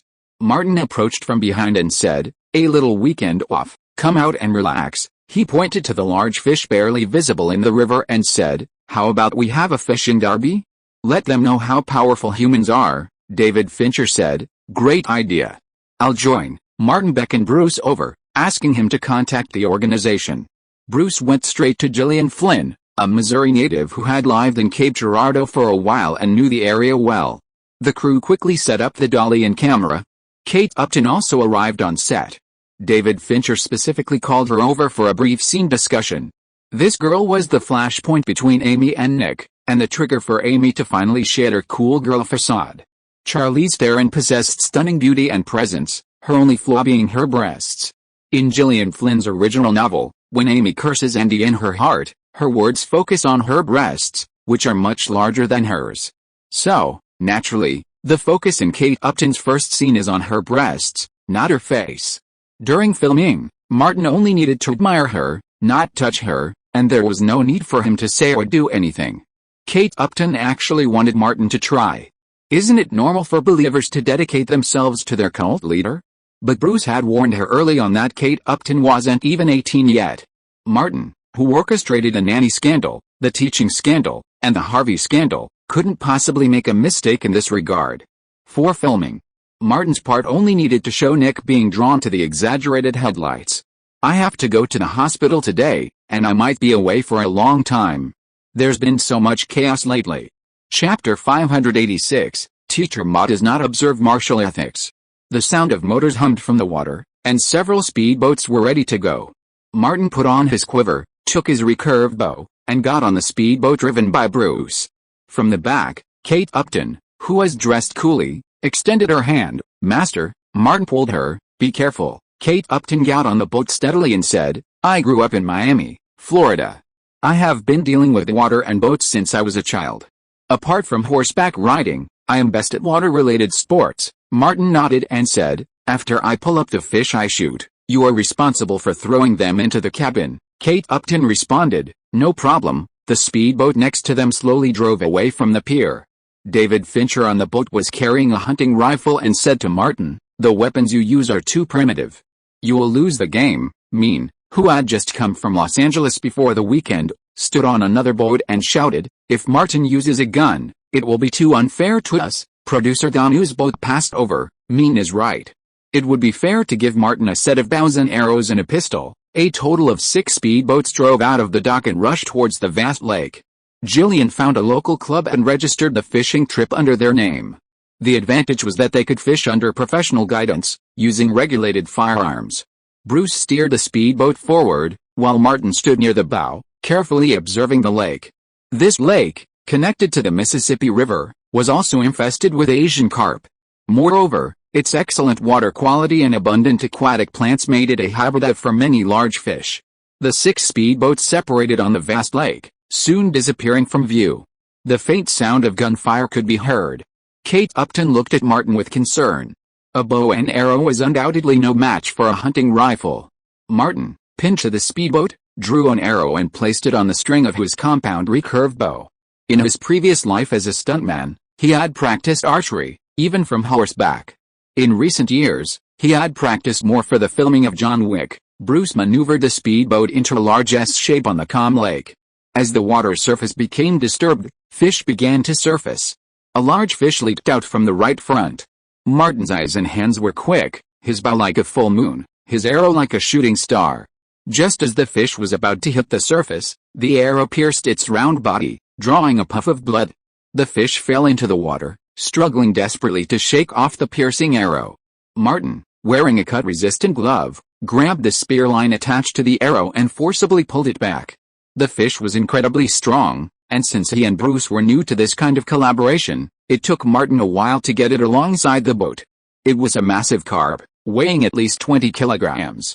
Martin didn't bother with a landing net, he simply heaved it aboard, unhooked the hook and arrow, and tossed it overboard. Kate Upton went to retrieve the fish. With expert skill, she grasped the fish by the gills with both hands, lifted it up, and tossed it into the hold. Martin gave her a thumbs up and looked for a new target. Soon, another fish, much larger than the previous one, broke the surface. Martin tightened his grip on his bow. Bruce's boat veered over there. Just as the water exploded, Martin twisted his bow slightly and released the string. With the sound of breaking wind, a flash of blood bloomed again. Martin had just grabbed the spear line when he heard a whirring sound behind him. He instinctively lowered his head and turned around, catching a glimpse of a large fish breaking through the water. It jumped higher than the side of the boat. It was probably a male, perhaps tired of being a fish and wanting to learn about the feeling and taste of feeding from mammals, so it flew towards Kate Upton. But it jumped over, and after its head missed, it struggled and swung its tail. If the head couldn't feel it, the tail could. Martin heard a crisp snap, and Kate Upton, who had been sitting in the boat, collapsed, clutching her chest and uttering a cry of surprise. The large carve, having jumped, exhausted its strength and landed in the cabin with a thud. Kate Upton burst into tears of pain, yet she showed her true spirit. She rose and pinned the massive fish, then grabbed a nearby short stick and swung it down on the fish's head. She gasped, clutching her chest. I'm fine. Seeing she was alright, Martin turned back to reel in the fish. In a split second, the fish pulled him to the bow, its pull incredibly powerful. Martin lowered his recurved bow, gripped the spear line with both hands, and used the bow windlass to pull the fish, calling out, Bruce. Bruce steered the speedboat, coordinating with Martin as he reeled in the fish. He had no idea how big the fish was, but even with Martin's immense strength, he felt like he was about to be pulled overboard. After a struggle, they realized the power of modern machinery was no match for a wounded fish. A meter-long black carp was gradually pulled alongside the boat. Though pierced by an arrow, the black carp remained resilient, shaking its head and tail, refusing to resign itself to its fate. Martin noticed Kate Upton sitting behind him, clutching her chest, looking as if in pain, and decided to end the fight quickly. The big bluefish struggled desperately, trying to escape. Martin pulled out the pistol from his waist, and without even aiming, he pulled the trigger while opening the safety. Bang, bang, bang. He fired 3 shots in a row, each one hitting the big bluefish's head, and blood immediately spurted out. The water surface soon became quiet, and the big bluefish floated on the water, staring blankly at the boat with its dead eyes, as if to say, "You have no martial ethics." The unsportsmanlike master Ma dragged the fish onto the boat, and it felt like it weighed about 30 or 40 kilograms. Bruce had already stopped the boat. Martin asked, "Kate, how are you?" Kate Upton said firmly, "I'm fine. I've recovered." "Let's keep going." Martin glanced at her and noticed her chest was flushed. Her bra cup size had increased by at least 1. He said, "Let's go back and check it out first." Kate Upton wanted to say, "Just check it out for me," but Bruce was right there with her, so she held back. She rubbed her chest, stood up, and said, "I'm fine, really. Let's keep going." Seeing that she didn't look all right, Martin reminded her, "If you feel unwell, tell me immediately." Kate Upton said, "I will." Bruce started the speedboat and continued their hunting trip.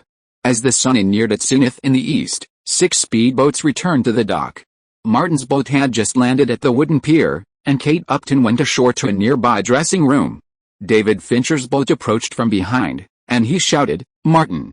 How many did you catch?" Martin called over to carry the fish and said, "Not many, maybe a dozen." David Fincher didn't want to talk to Martin anymore.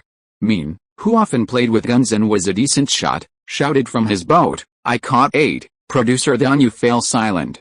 No one was eating the fish, so Martin came ashore and said, "Leave all the big herring you have to me." Concerned that the others wouldn't understand, he pointed to the meter-long herring and said, "This is the fish that looks like this." A large crew had arrived, preparing a picnic on the shore.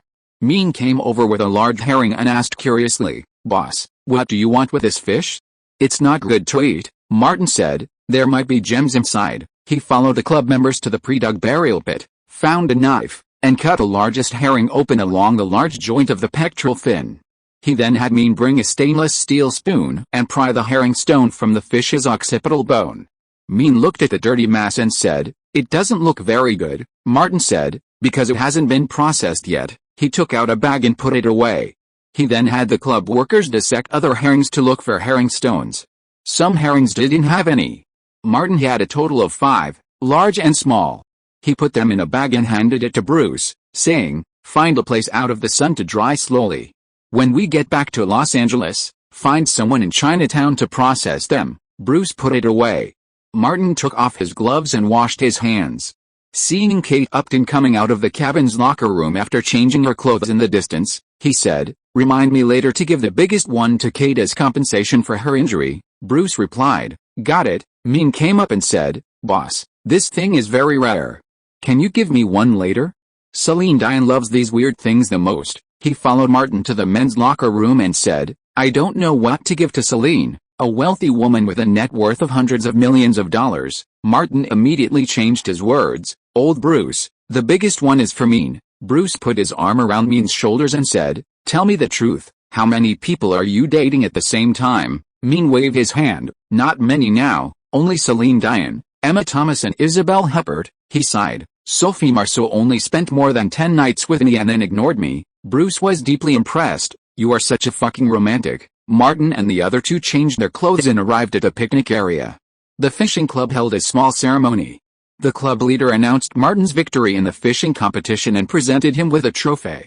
Martin received the trophy and presented it to the injured Kate Upton, saying, "Ladies first." Kate Upton accepted it, patted her chest, and tremblingly said, "Don't worry, I'm fine." After the ceremony, the picnic began. The group gathered together for a feast, drinks, and fun, which was quite enjoyable. In the afternoon, the club also organized a fishing derby and a women's swimming competition. Martin had no interest in the former, but he judged the latter. He was then dragged into the water by a group of women and, in the chaos, was grouped. Towards evening, the crew returned to their base. Martin, at his own expense, treated the entire crew to a Mississippi-style meal. During the meal, Gillian Flynn approached Martin to discuss some work matters. Martin asked, "Are you anxious?" Gillian smiled and said, "I just wrote a part of my new story. I'd like to show it to you. If you are listening to this novel on a channel other than Fanfic World, it means it was downloaded and re-uploaded without effort. We warmly invite you to visit our channel, Fanfic World. There you will find the original version of this story and many other novels of various genres. We look forward to seeing you dive into a world of incredible novels." Chapter 587 Darkland. Gillian Flynn arrived just as Martin had finished his meal. He put down his knife and fork, wiped his mouth with his napkin, and said, "A new work so soon?" Since completing the script for Gone Girl, Gillian Flynn has been busy. Although she joined the crew in Cape Girardeau for filming, she rarely appears on set. "I'm used to being busy. I can't sit still," she said with a smile, speaking sincerely. "I'm trying to take advantage of the popularity of Gone Girl to release a new work. I'm still a broke writer." The cafeteria was crowded and rather chaotic, and the people around, perhaps having heard Gillian Flynn's words, cast a concerned glance. Martin invited, "Can we talk somewhere else?" Gillian nodded, "Sure." They left the restaurant and found a quiet booth in the cafeteria on the same floor. Gillian pulled out a printed manuscript and handed it to Martin. The new work is called Dark Places, and the overall style is similar to the previous one. "The title tells you that," Martin said, taking it and flipping through it. "It's a novel with a female lead. When the heroine was a child, her mother and sister were brutally murdered by a psychopathic serial killer. She identified her brother as the killer, but as an adult, she discovered something fishy about the circumstances. Because of Gone Girl, Martin read it very carefully, searching his memory as he went along, but he had no recollection of it. He eventually stopped trying to recall it and focused on the novel. As he read further, Martin asked, "Are you trying to touch on the recent societal reflections on the use of guiding questions when questioning young children?" Gillian replied, "Yes, there are elements of that." Martin nodded slightly and continued reading, quickly finishing the thin manuscript. Perhaps it was because Gone Girl was too impressive, or perhaps it was because the novel was still unfinished, but Martin felt that Dark Places wasn't particularly impressive. Jillian saw Martin close the manuscript and eagerly asked, "How's it going?" Not wanting to mislead, Martin said, "Personally, I prefer Gone Girl more. I didn't feel the same sense of exhilaration when writing it as I did with the last one." Jillian had a rough idea of her strengths and weaknesses. The last one had a classic real-life case to draw on. Agatha Christie's experience dealing with her cheating husband gave me plenty of inspiration. Martin handed the manuscript back to Jillian. "You finish it first." Jillian smiled. "Okay." Martin left a cafe first and went upstairs to his room. Just as he was about to shower, there was a knock on the door. He looked through the peephole and opened it. Léa Seydoux, not waiting for Martin to move aside, squeezed into the room with her and Martin. For the role of Margot, she had her long hair cut to a medium short bob. Aside from the color, it resembled Martin's memory of her appearance in blue as the warmest color. Of course, the romance and charm that only French women possess were even more intense, like a blazing flame. For Martin, this was completely different from the feeling he had with Charlie's. In the cafe downstairs, Jillian put away the manuscript and waited for a while. The agent came in from outside, sat down across from her, and asked, "How was the conversation?" "What did Martin say?" Jillian answered honestly. "Martin wants to wait until the novel is completely finished before we discuss it." The agent frowned slightly and asked, "What about when you discussed Gone Girl?" Martin only read the beginning, but he was very interested. Jillian recalled the first time she and Martin talked about the previous book.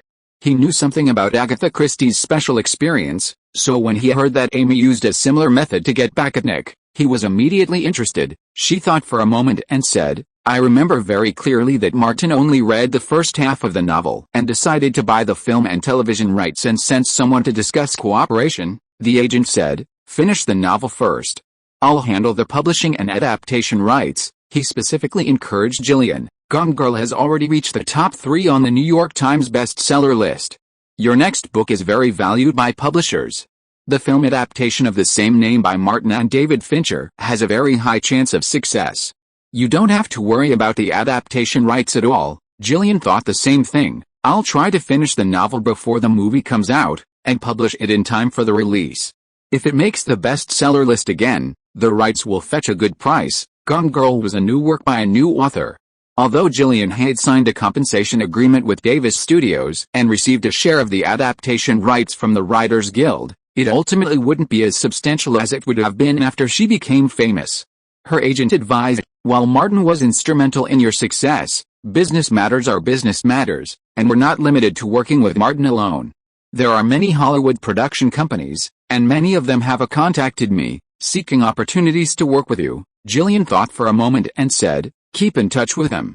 We'll wait patiently for Gone Girl to be released." The agent agreed. "As long as Martin can drive the film to commercial success, your value and that of your next book will easily rise. However, if Martin's offer is right, we'll prioritize working with him." Jillian, a former entertainment reporter, knew that Hollywood was full of pitfalls, and Martin was a relatively reliable partner. She said, "Martin used to live across the street from me in the Cody neighborhood. I watched him rise to prominence, from a small-time star to the A-lister he is today. This seemingly quiet weekend wasn't a peaceful one for the crew." Gillian Flynn's conversation with Martin about the project had reached the ears of those with ulterior motives. Much like breaking news, much of Hollywood news can be monetized. In the cafeteria, not even bothering to enjoy the free food, production assistant Foster hurried out, found a quiet spot, and pulled out his phone to dial a number in Los Angeles. After the call was connected, he said, "Mills, it's me. There's something you need to do immediately." Mills on the other end said lazily, "I'm enjoying fine wine and beautiful women. It's not an important matter. Let's talk about it tomorrow." Foster looked around and made sure there was no one around before raising his voice and saying, "Big news about making money. If we can get it done, each of us can get tens of thousands of dollars." Wait a minute. After a while, all the messy voices disappeared, leaving only Mills' voice. "What big news about making money?" Foster didn't say it directly, but reminded, "Before I came to Missouri, didn't you tell me that someone should pay attention to Martin Davis's movements, especially the new film project?" "Yes, that's it," Mills emphasized. "As long as your news is confirmed, I can sell it at a high price. No mistake. One song, one post, one content, one book, one bar." He knew how to impress people. "Old man, whatever it sells for, we'll split it 50-50. Foster cut in without further ado. Tonight, Martin Davis is talking to someone about a new film project.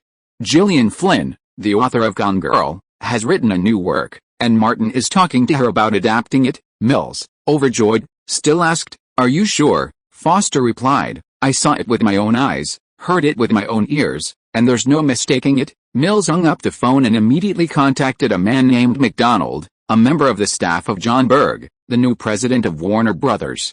The two soon met at a Starbucks in Burbank. MacDonald, dressed in a formal suit, looked incredibly elated. He had chosen the right boss, and his status within Warner Brothers had risen. Upon meeting Mills, he addressed him directly. "Any news on the job you were assigned?" This didn't sit well with him. "It was clearly a deal where you paid, I did the work, but how could it become a superior-subordinate arrangement?" Mills, slightly dissatisfied, reminded him, "I've got some results, but what about the promised compensation?" MacDonald frowned. "Let's talk about the results first." Mills let out a small glimpse. "I've got confirmation that Martin Davis was busy during filming, looking for and planning new projects." MacDonald asked directly, "Original or adapted?" Mills remained silent, simply looking at him and smiling.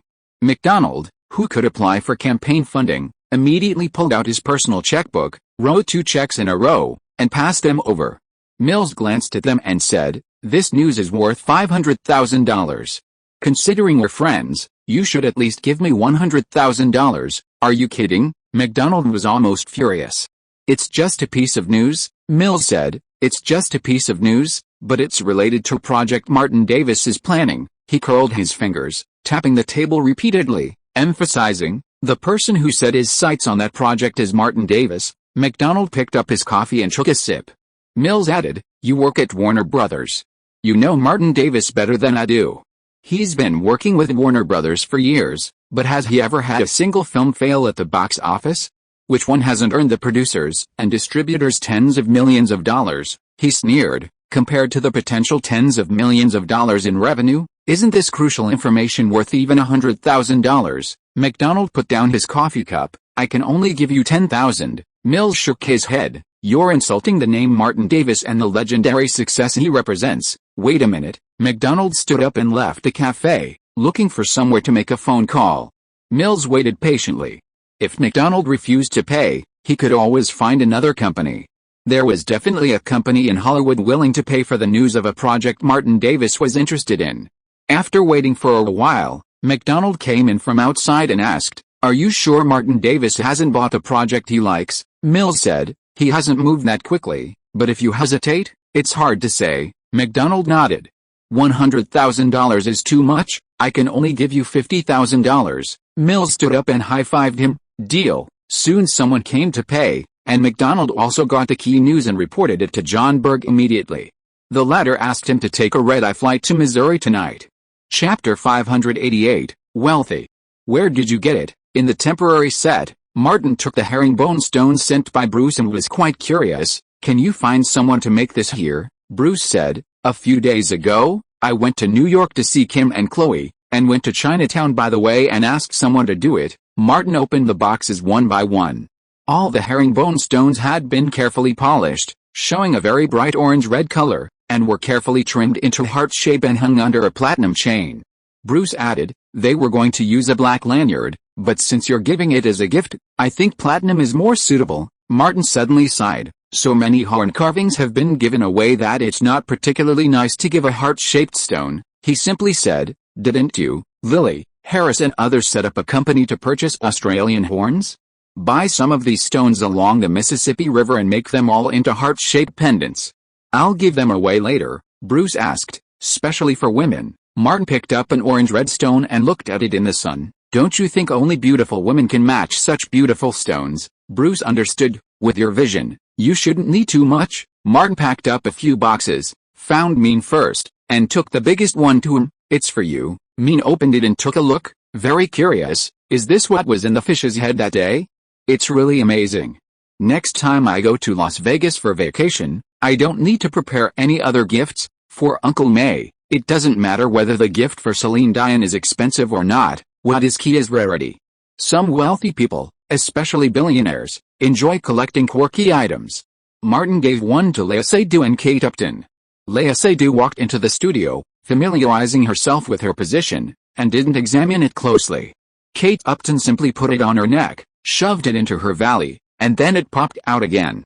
She quickly asked, "Master, does it have your blessing?" Martin casually replied, "It has the blessing of the Coca-Cola cult." "Excellent." Kate Upton shoved it back in. "I'll definitely wear it next to me." Martin smiled and went to the temporary resting area on set. Because of Martin's close personal relationship with Charlize, the lead actor and actress lounge chairs were always placed next to each other. Charlize asked, "I see you're giving out gifts. Anything for me?" Martin pulled out a box and handed it to her. "This is yours." Charlize, unfazed, touched it and said, "It's a bit like amber, and heart-shaped." "Martin, you're casting a wide net." Martin was incredibly cheeky. "Only by casting a wide enough net can you catch mermaids." Charlize put the box away and took out a notebook to quickly write down the details.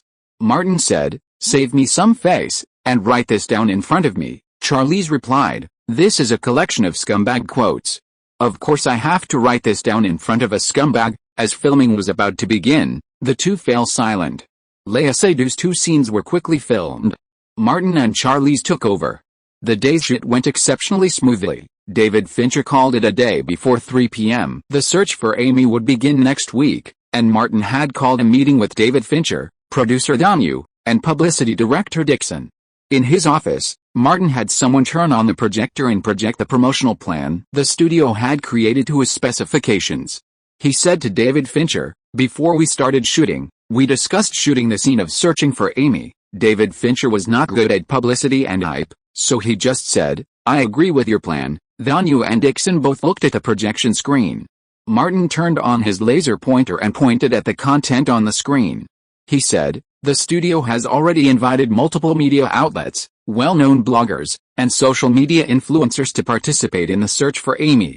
This week, they will be traveling from all over the United States to Cape Girardeau to participate in next week's search for Amy." Danu asked, "Will they provide full coverage?" Martin nodded. "Not only will we provide full coverage, but David and I will also allow them to use their phones and portable devices to record the event and update their blogs and other social media platforms at any time." Dixon interrupted, "I've contacted the local authorities.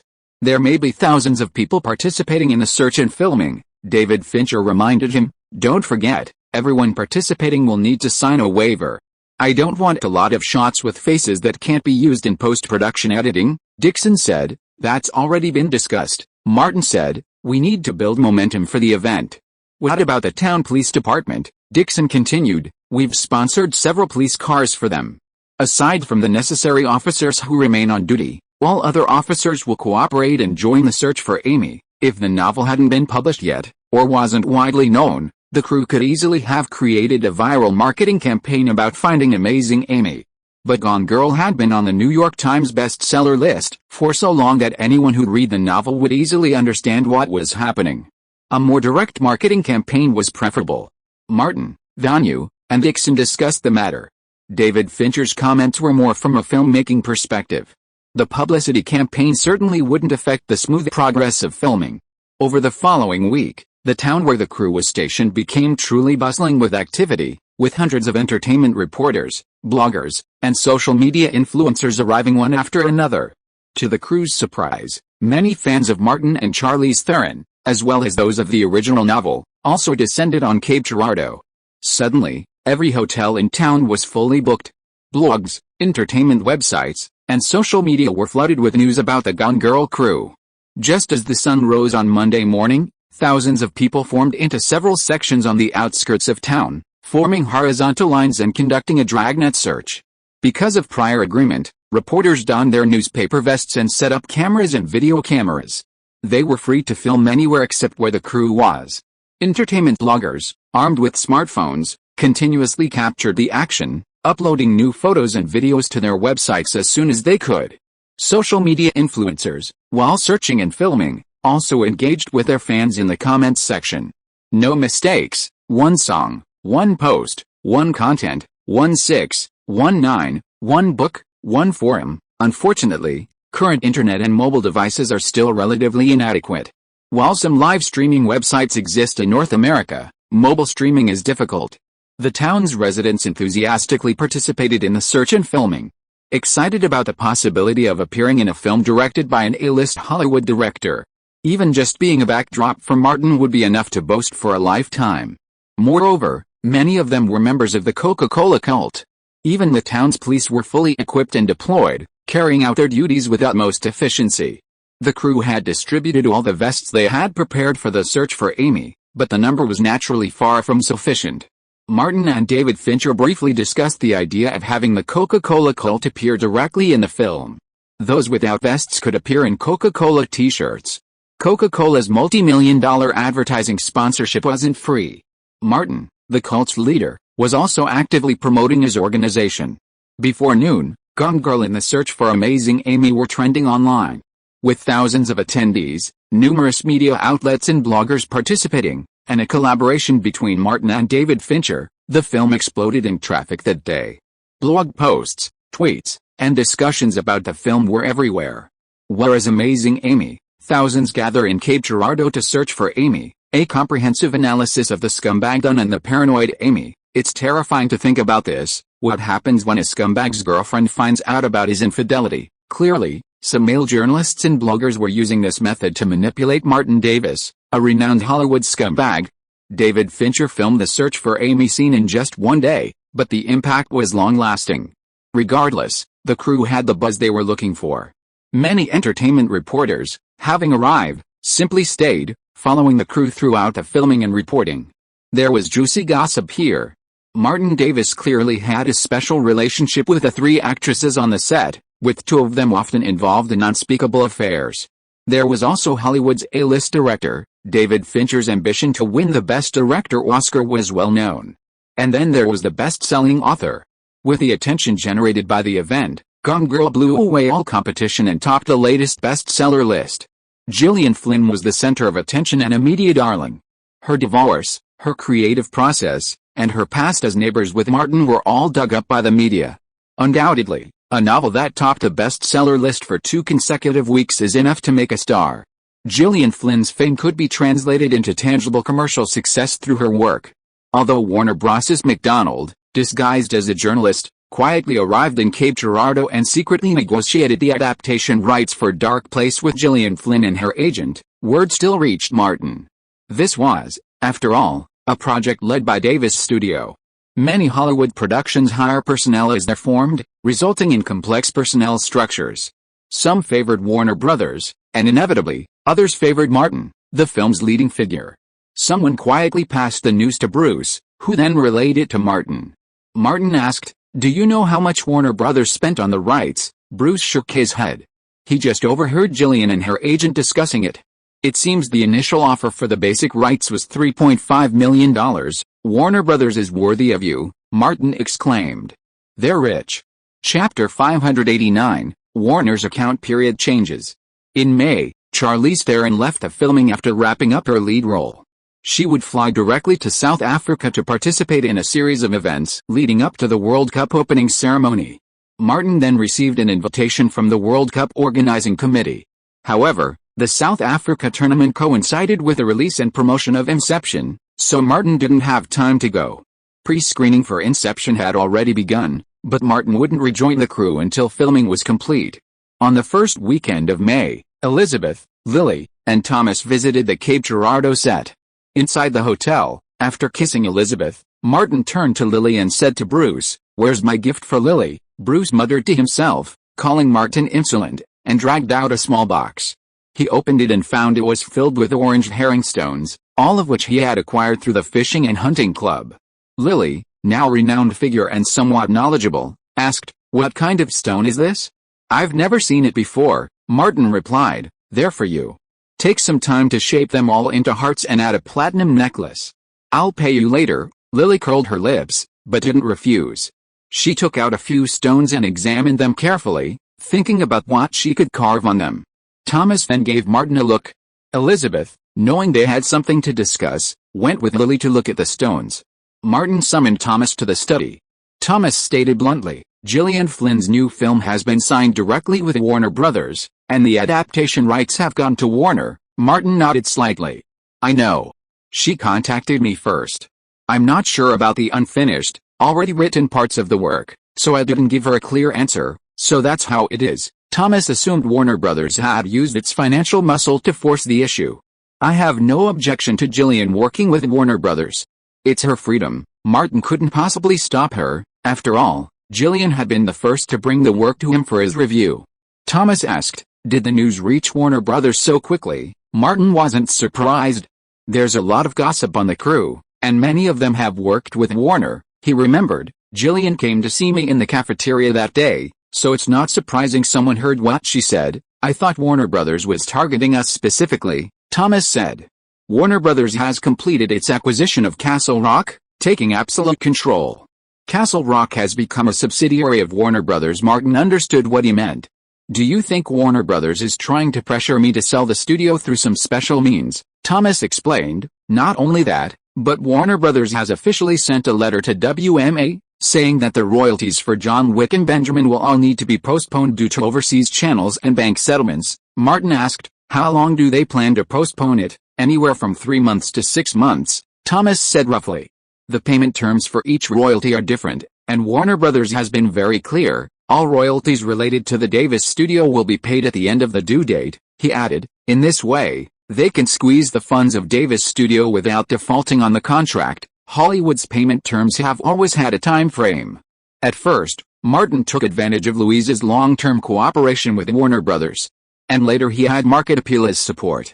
Warner Brothers usually paid him and the studio's share in the middle of the payment period. Martin asked, just me and Davis studio? Thomas replied, no. It's mainly for works that aren't Warner Brothers subsidiaries. Martin could only sigh. Warner isn't the same Warner it used to be, Thomas said. Having been the top performer in Hollywood for many years, Warner's new management is confident that Warner Brothers will continue to lead Hollywood for the next decade. Martin stood up, turned around, and said, our share of the profits is in the tens of millions of dollars. The interest alone is a considerable income. Bruce, who had been silent the entire time, remembered his responsibilities as a manager and interrupted. Warner Brothers isn't suitable. Let's find another distributor, Thomas reminded him. As far as Hollywood is concerned, Warner Brothers has the strongest overall distribution capabilities. Martin said, there's another one catching up. Thomas understood Martin's meaning. Are you talking about Walt Disney? Yes, Disney, Martin said simply. Disney acquired Pixar and Marvel. I've got confirmation from Kathleen Kennedy that their next target is Lucasfilm. Bruce followed up, are there going to be another Star Wars movie? Martin ignored him and continued, the most important point is that Alan Horn's Disney Studios not only merged production companies like Hollywood Pictures and Touchstone Pictures, but also integrated Disney's distribution channels. Are we going to work with Warner Brothers next? Thomas asked, then quickly added, Louise's negotiations with Warner Brothers for John Wick 2 aren't going well. Warner Brothers just increased their distribution commission and payment terms and refuses to budge. This was within Martin's expectations. If Warner Brothers made concessions to someone just after announcing their policies, those policies would become in name only, and even CEO Kevin Tsujihara would lose his authority. Martin had basically given up hope in Warner Brothers, but Warner Brothers had high hopes for him. Thomas said, Kevin Tsujihara contacted me and asked you to meet him at the Warner building when you returned to Los Angeles. Bruce sensed something was wrong. What did he say? Thomas pulled out his phone and played the recording. Tell Martin to come see me at Warner Brothers as soon as he gets back to Los Angeles. Got it. Although the other party's tone was like he was addressing a subordinate, Martin didn't say anything. After a moment's deliberation, he said, let's talk about it when I get back. He turned to another topic. Jessica is negotiating with the Walt Disney Studios on behalf of the studio. You'll assist her when you get back. Louise will join the negotiations later, Thomas replied. I'll be back tomorrow. A brief silence fell in the study. All three of them were well aware that they were drifting further and further apart from Warner Brothers. The recent executive shakeup at Warner Brothers had reverberated throughout the industry chain. Hollywood, like many other business circles, favors following the winners. According to Thomas, even though Warner Brothers increased its distribution commission and extended the profit-sharing period, most of its previous partners still chose to work with Warner Brothers. Warner Bros.'s long-standing industry-leading record was the ultimate persuasive force. The three chatted for a while longer, and Thomas was the first to leave. Bruce asked, you heard Warner Brothers was going to acquire the rights to Dark Place. Why didn't you try to sabotage it? Not doing it now so we can do something bigger later. Martin didn't elaborate, only mentioning one point. Warner Brothers sent someone over here and finalized the adaptation rights so quickly. Why? Bruce thought for a moment and said, because Gillian talked to you about it. No, it's more than that. Gillian is now a top-selling author, and Gone Girl is being adapted by you and David Fincher, and it has the potential to be a hit movie, Martin said. The more popular Gone Girl becomes, the greater the value of Gillian's new film. Bruce understood. This movie may very well be the last one the studio asks Warner Brothers to distribute. Martin nodded. Warner Brothers will only be motivated if they can see the potential for huge profits. Gillian Flynn's two previous works were bundled together. Burbank, Warner Building. MacDonald had just arrived at his office at the start of the morning, waiting for his immediate boss, John Berg. Although he'd returned to Los Angeles the previous night, he'd stayed up all night.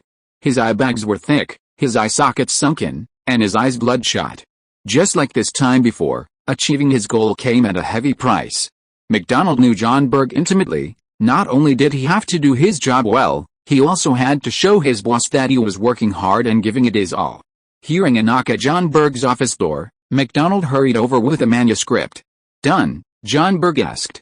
MacDonald placed the photocopied manuscript on his desk and said, the novel is called Dark Places. Gillian Flynn is only halfway through. I followed your instructions and quietly secured the film rights as quickly as possible. John Berg took the manuscript and flipped through a few pages. The content didn't really matter to him or Warner Brothers. Gone Girl has been #1 on the New York bestseller list for 4 consecutive weeks. Gillian Flynn is in high demand, and it'll be easy for her new work to attract attention, MacDonald said. There's also the film with Martin Davis and David Fincher. John Berg nodded. As long as Gone Girl is a success, the new work we bought at such a high price will naturally attract market attention when it's adapted. MacDonald said no more.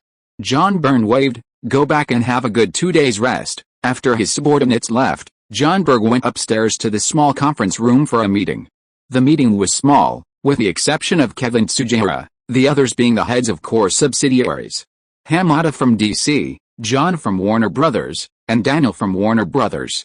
Distribution. At the start of the meeting, John announced, I have some good news for everyone. The studio has secured the film and television rights to Gillian Flynn's new novel, Dark Place. Daniel, unsure, asked, isn't she working with Martin? John replied, Warner Brothers is more committed than Martin. Well done. Kevin Tsujihara nodded to his brother-in-law, John, and asked Daniel, is things going well for you? Daniel replied, we might lose the distribution rights to John Wick 2. Chapter 590 Digging Another Hole. The audience was full of Warner Brothers executives, and it was difficult to conceal industry dynamics from them. Disney Studios had also made no secret of its discussions with Martin Davis. Rumors had been circulating since the Oscars. Daniel specifically warned, ever since Alan Horn took over at Disney Studios, he's been in constant contact with Martin. If we don't make adjustments to the distribution process, we'll most likely lose John Wick 2. Hamada and John Berg didn't bother to respond. Ultimately, the matter depended on Kevin Tsujihara's stance. Kevin Tsujihara had just taken over, and it was unlikely he would contradict himself with his first policy. Furthermore, the helmsmen of major studios were inherently superior to actors and celebrities. However, he also recognized the commercial potential of the sequel and said, originally, I was thinking of waiting for Martin Davis to return to Los Angeles and calling him over for a face-to-face discussion. Daniel waited for his next words. Forget it, I won't talk to him, so as not to send the wrong signal to him and think that Warner is no longer Warner without him. Kevin Tsujihara emphasized, I still say the same thing. Why can those small companies and small studios make money? Because they follow Warner Brothers. Not Warner Brothers following them. After stating his attitude and position, he said to Daniel, we must strive for it if we can. When Martin Davis returns to Los Angeles, you go talk to him. Daniel had a headache, but what he chose was the right path, both in his own eyes and in the eyes of others. His identity as a Warner executive was the source of his power. I'll go talk to him. Daniel still had some hope for Martin, believing his work could provide stable results. Try to keep him at Warner. John Berg suddenly said, I have an idea. Even if Martin Davis no longer works with Warner Brothers. I mean the worst case scenario, he had just tasted a sweet taste. Martin Davis has excellent vision. We can keep an eye on him. If he's interested in a script, novel, or comic book, we can approach him. With Warner Brothers' financial resources and strength, I'm sure they'll make a wise choice. Competition for projects is common in Hollywood, especially for projects with strong profit prospects. Back then, with the Da Vinci Code, multiple companies competed for it, but Sony and Columbia ultimately defeated numerous Hollywood rivals with a multi-million-dollar bid. Kevin Tsujihara's decision wasn't difficult. He glanced at Daniel and John Berg and said, "Keep an eye on Martin." The discussion about Martin and Davis' studio ended there, and the group turned to other topics. After the meeting, Daniel and John Berg took a walk, specifically asking about Dark Place, Cape Girardeau, Missouri. The crew arrived at the final day of filming, and the set was set up like the Helen show. Martin and Helen sat on separate sofas, engaging in a conversational question-and-answer format. Mean, wearing black-rimmed glasses, stood outside the camera, frequently prompting Martin with gestures. He plays Martin's lawyer. This scene was scheduled on the final day to accommodate Helen's schedule. Martin and Helen were longtime partners, and with a script prepared by the crew, their conversation flowed smoothly, and even with many long takes, it was mostly done in one take. "Stop," David Fincher called a halt to the filming. "Get ready for the next scene." Helen's makeup artist immediately stepped forward to wipe her sweat. She smiled and said to Martin, "I didn't expect that the first time I made a movie, I would play myself." After her makeup artist left, Martin said, "There's no way. Helen's show is too famous. Jillian directly used the name of your talk show in the book. We had to ask you to come and play yourself. I'm not popular enough now." "The most popular person is TMZ's deputy editor-in-chief Jody." Helen lowered her voice and asked, "Didn't you read the previous news?" Martin shook his head. "No, I've been busy filming." He asked, "Did Jody win the award?" Helen said simply, "At the Pulitzer Prize in early May, Jody won the Pulitzer Prize for journalism as a whistleblower." Martin said, "It's not easy. At first glance, it seems outrageous to win the Pulitzer Prize for journalism for the scandal of a Hollywood tycoon, but when you think about Guan Hai winning the Nobel Peace Prize as the president last year, it seems that the Pulitzer is a little more reliable." Helen continued, "I'd really like to have Harvey on my show, but unfortunately, I can't." Martin, understanding her meaning, said, "I can't either. Harvey probably wants to kill me." David Fincher's voice came from the director's monitor. "We're about to start filming the final scene. All departments, get ready." Martin and Helen said nothing more, leaning back on the sofa to gather their emotions. In the lounge area outside the set, Bruce dragged in a large box. Lily asked curiously, "Martin's going to give out souvenirs again?" Bruce said, "Tradition can't be abandoned." This is what High Priest Robert said. He's been insisting on the Coke sacrifice, telling Martin to continue giving out souvenirs after each scene, just like the original. Lily said, "That big head, he's been talking nonsense all day in Atlanta, like a shaman." Elizabeth, who was standing by, didn't know Robert, but when she heard the name Atlanta, she suppressed her curiosity and didn't ask. Lily asked again, "Are those the fish stones you just got?" "Probably not," Elizabeth replied. "Probably still bullhorn statues." Bruce said, "They're all bullhorn statues. There's a limited supply of those fish stones, and they were all given to Lily." As filming was about to begin, the three of them fell silent.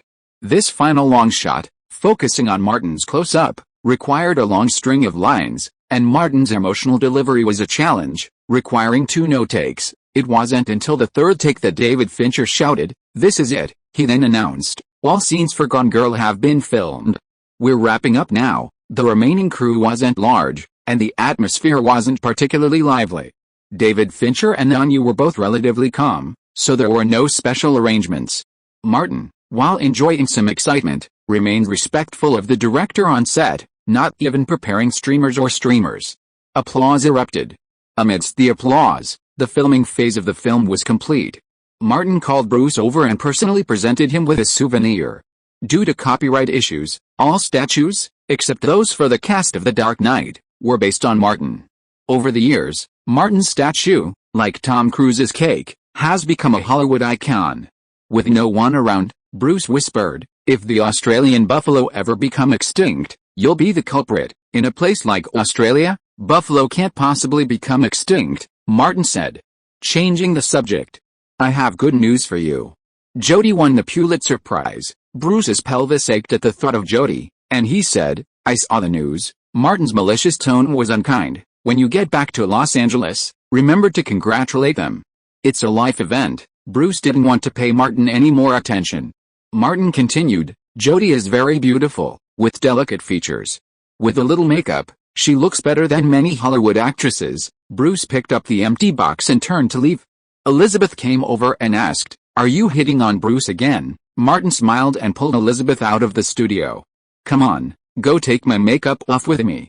I've rented a private jet, and you're going back to Los Angeles today. Elizabeth took Martin's arm and smiled sweetly. Let's go home. Before 6 p.m., Martin and his group boarded the rented commercial jet and returned to Los Angeles. Elizabeth had a commercial for Estee Lauder the next day. Martin also wanted to return early to finalize the distribution arrangements for John Wick 2, because of the promotional and distribution issues for Inception. Filming on that film wouldn't begin until the second half of the year. The next day, Martin arrived at Davis Studio, summoned Jessica and Thomas, inquired about the progress of negotiations with Disney Studios, and called Alan Horn. Alan Horn had just joined Disney and was eager to establish himself quickly, so recruiting Martin was a significant achievement.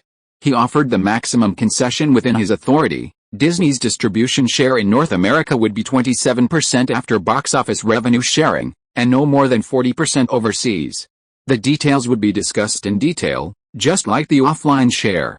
Furthermore, Alan Horn agreed to include certain safeguards in the contract, which would not change for 5 years. Martin wanted 10 years. Compared to Warner Bros.'s 30% North American distribution share, Disney Studios was more sincere. Martin had just hung up on Alan Horn when his phone rang. It was Daniel. He'd learned he'd returned to Los Angeles and wanted to schedule a visit with John Berg from Warner Bros. Martin scheduled for the afternoon. Seeing the call end, Bruce reminded him, Warner Bros. Held a press conference a few days ago. John Berg personally hosted it, and Gillian Flynn, who had returned early from filming, was also in attendance. The press conference was mainly about a new project Warner Bros. Is collaborating with Gillian. Martin said, It seems John Berg considers this a great achievement. Bruce said, After all, it's a project you're optimistic about. Martin just shrugged. What's he doing here with Daniel? Bruce asked curiously. Is he here to protest? Martin shook his head. Who knows? The people Kevin Tsujihara promoted don't give people a very good impression. Bruce thought for a moment and asked, Are we really going to do nothing? Just watch someone else take away Gillian's project and not do anything? Leonardo and Nicholson will laugh at you forever if they find out. Martin thought about it and realized that this was the case. He pondered and said, Why don't we dig a hole and try? They're going to come visit, so even if they don't step in, it doesn't matter. Bruce agreed. It's not like we'll lose anything anyway. Chapter 591, A New Era of Fairy Tale Movies. To dig a hole, you need the right tools. Daniel called out of the blue, and Martin, with little time, had to come up with a spur-of-the-moment plan. As Bruce had said, it didn't matter if the other party didn't step on it. Thinking carefully, Martin could only think of movies. Daniel had taken advantage of him last time with a so-called remake of the old film library. Of course, Martin wasn't a pushover, just handing Daniel 3 projects that might be particularly lucrative. Daniel came again this time, bringing along the new president of Warner Bros., a sign that they were destined for each other. Martin asked, Brooke, what Hollywood films do you think are incredibly expensive to produce? Soft sci-fi with visual effects, superhero movies, and blockbuster action movies. Bruce thought of the new trilogy Warner Bros. Had been planning a while ago and said, and epic blockbusters, especially fantasy epics. This last sentence reminded Martin that among the 3 old films he had given Daniel, one was a fantasy epic, and Warner Bros. Had already approved the project. The production budget was $150 million, starring Christian Bale and directed by Ridley Scott. The other 2 were also fairy tale adaptations with a touch of magic. Unfortunately, the latter 2 haven't yet received the green light from Warner Bros.' review board. Martin searched his memory. In a past life, while browsing his phone, he seemed to have read news in the UC Shocking section about Hollywood's biggest flop. Green Lantern and Ray's epic films had left a deep impression on him, for example. And then there was A Princess of Mars, which Disney had already started production on. Martin remembered another classic fairy tale, so he decided to continue adding fuel to the fire. Bruce, find a bookstore as soon as possible. Martin searched Google and found the relevant titles. Buy 2 fairy tale books, Jack and the Beanstalk and Jack the Giant Slayer. Bruce said, I'll go right away. Martin then instructed, "Don't make them too new, but not too worn either. They should show signs of being read." Bruce understood. "Leave it to me." He left the studio, deliberately walked away from the neighborhood, and searched 5 bookstores before buying 2 suitable books. Returning to Martin's office, Bruce placed the 2 books on the table. Martin took them. The 2 books were new, but at first glance, they showed signs of being flipped through. Jessica came in and handed Martin a plan, saying, "We're running low on time, so it's all blank." Martin said, "Just a cover will do." He handed the plan to Bruce, saying, "Read it carefully and read it several times." Bruce took it, opened the cover to reveal a completely blank page, pulled up a chair, and sat down, flipping through it again and again. Martin also began to read the 2 fairy tales, familiarizing himself with the details he had long forgotten. After lunch and a short break, it was almost time for his appointment with Daniel, so they had a brief discussion and set up their desks. Martin had just returned from Missouri and had a lot of work to do in the studio, so he was very busy, and his desk was a little messy. Several documents awaiting signature were placed in the front left, with pen holders and other items casually placed to the side. Other books and documents were also slightly scattered. Among them were Jack and the Beanstalk and Jack the Giant Slayer. Beneath the book, a small portion of the tilted plan peeked out, revealing words like Project and Jack. On a whim, Martin could only lay out a plan and wait for Daniel and John Berg to arrive. A little before 2:30 p.m., Daniel and John arrived at the entrance of Davis Studios. "I'm here to discuss distribution, and you're so insistent on tagging along," Daniel said, slightly dissatisfied. John smiled and said, "I asked you to introduce me to Martin. I'd like to discover more interesting film projects from him in the future." "How can we not know each other?" Daniel warned. "Be careful. Martin's not someone to be trifled with." John's smile faded, and he said, "I know he's a tough one, but you have to understand we're executives at Warner Brothers, the financiers and distributors, the ones who pay them." Daniel said nothing more and walked straight into the studio, with John quickly following. The receptionist greeted them and led them up to the 3rd floor. They knocked on the door of an office, and Martin immediately emerged to greet them. "Come on, please come in," Martin said, shaking hands with Daniel and John. "I just got back to Los Angeles from Missouri last night. I've been really busy today, so things are a bit messy. Please excuse me." John noticed that Martin's desk was a bit messy in the small office, perhaps because he was busy with work when they arrived. He glanced quickly across Martin's desk and paused when he saw the 2 fairy tale books. John thought he had observed them very carefully. The books showed signs of recent use, as evidenced by the slightly curled corners and the noticeably creased covers. Someone of Martin's age wouldn't normally be interested in such fairy tales. John's judgment was easy, and then, with a sense of certainty, he saw a printed document bound underneath the book, halfway through its cover, haphazardly placed. Words like Jack and Project were visible. A new project? John remained calm, glancing past it, as if he hadn't noticed anything. Daniel focused on introducing John Berg to Martin. Martin exchanged a few polite words with John and invited them to the reception area to talk. Daniel went straight to the point and said, "Martin, I heard a piece of news that you are negotiating with Walt Disney Pictures about distribution." Martin said, "Alan Horn is an old friend of ours.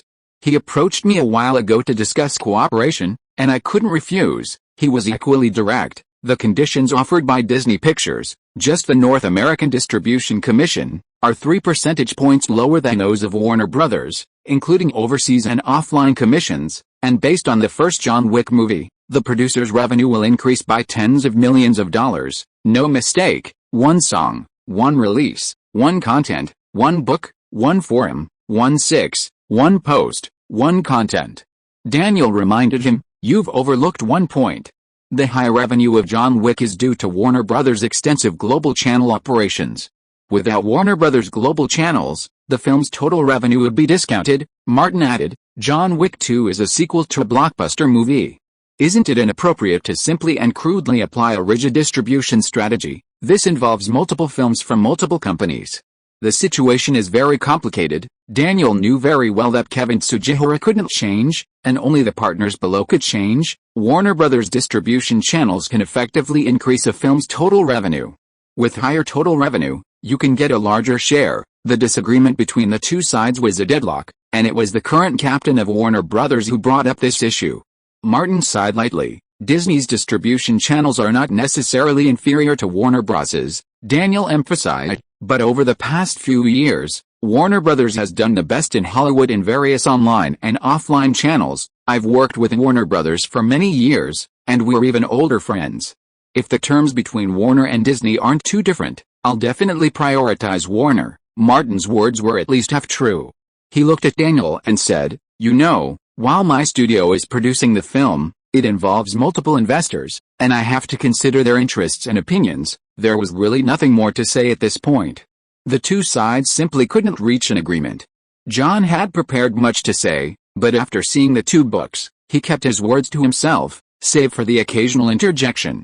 Daniel ultimately failed to reach an agreement with Martin, and left Ava Studios with John. After seeing them off, Martin asked, "How was it?" Bruce, who had been observing from a corner of the office, said, "The guy from Warner Pictures looked at the desk. Just because someone had seen it didn't mean it was wrong." Martin stopped asking questions and went to Pacific Pictures to find Louise. Meanwhile, after parting ways with Daniel, John immediately returned to his office and asked for two books, Jack and the Beanstalk and Jack the Giant Slayer, which he quickly flipped through. He had already read the book and roughly remembered its main plot. These classic fairy tales had been adapted countless times by film and television companies around the world, either through animation or film and television. John suddenly remembered that of the three projects Daniel had suggested, two also involved fairy tales, Peter Pan and the Wizard of Oz. These were projects Martin Davis had favored, but Daniel had schemed against Martin, preventing him from acquiring the rights. Martin was planning to pursue other fairy tale films? Was a new era of fairy tale films dawning? John hesitated, pressing the intercom and summoning his assistant, MacDonald. "Go gather information on any other Hollywood studios planning or projects to adapt classic fairy tales, primarily for medium or large-scale investments," he instructed. "Yes," MacDonald immediately complied. John hadn't finished reading Jack and the Beanstalk when MacDonald returned. He handed the detailed printed materials to his immediate superior, explaining, "Several companies are currently launching plans to remake classic fairy tale films. Relativity Media has invested heavily, bringing in Julia Roberts to direct a project called Mirror Mirror, Snow White." John was also reviewing the materials.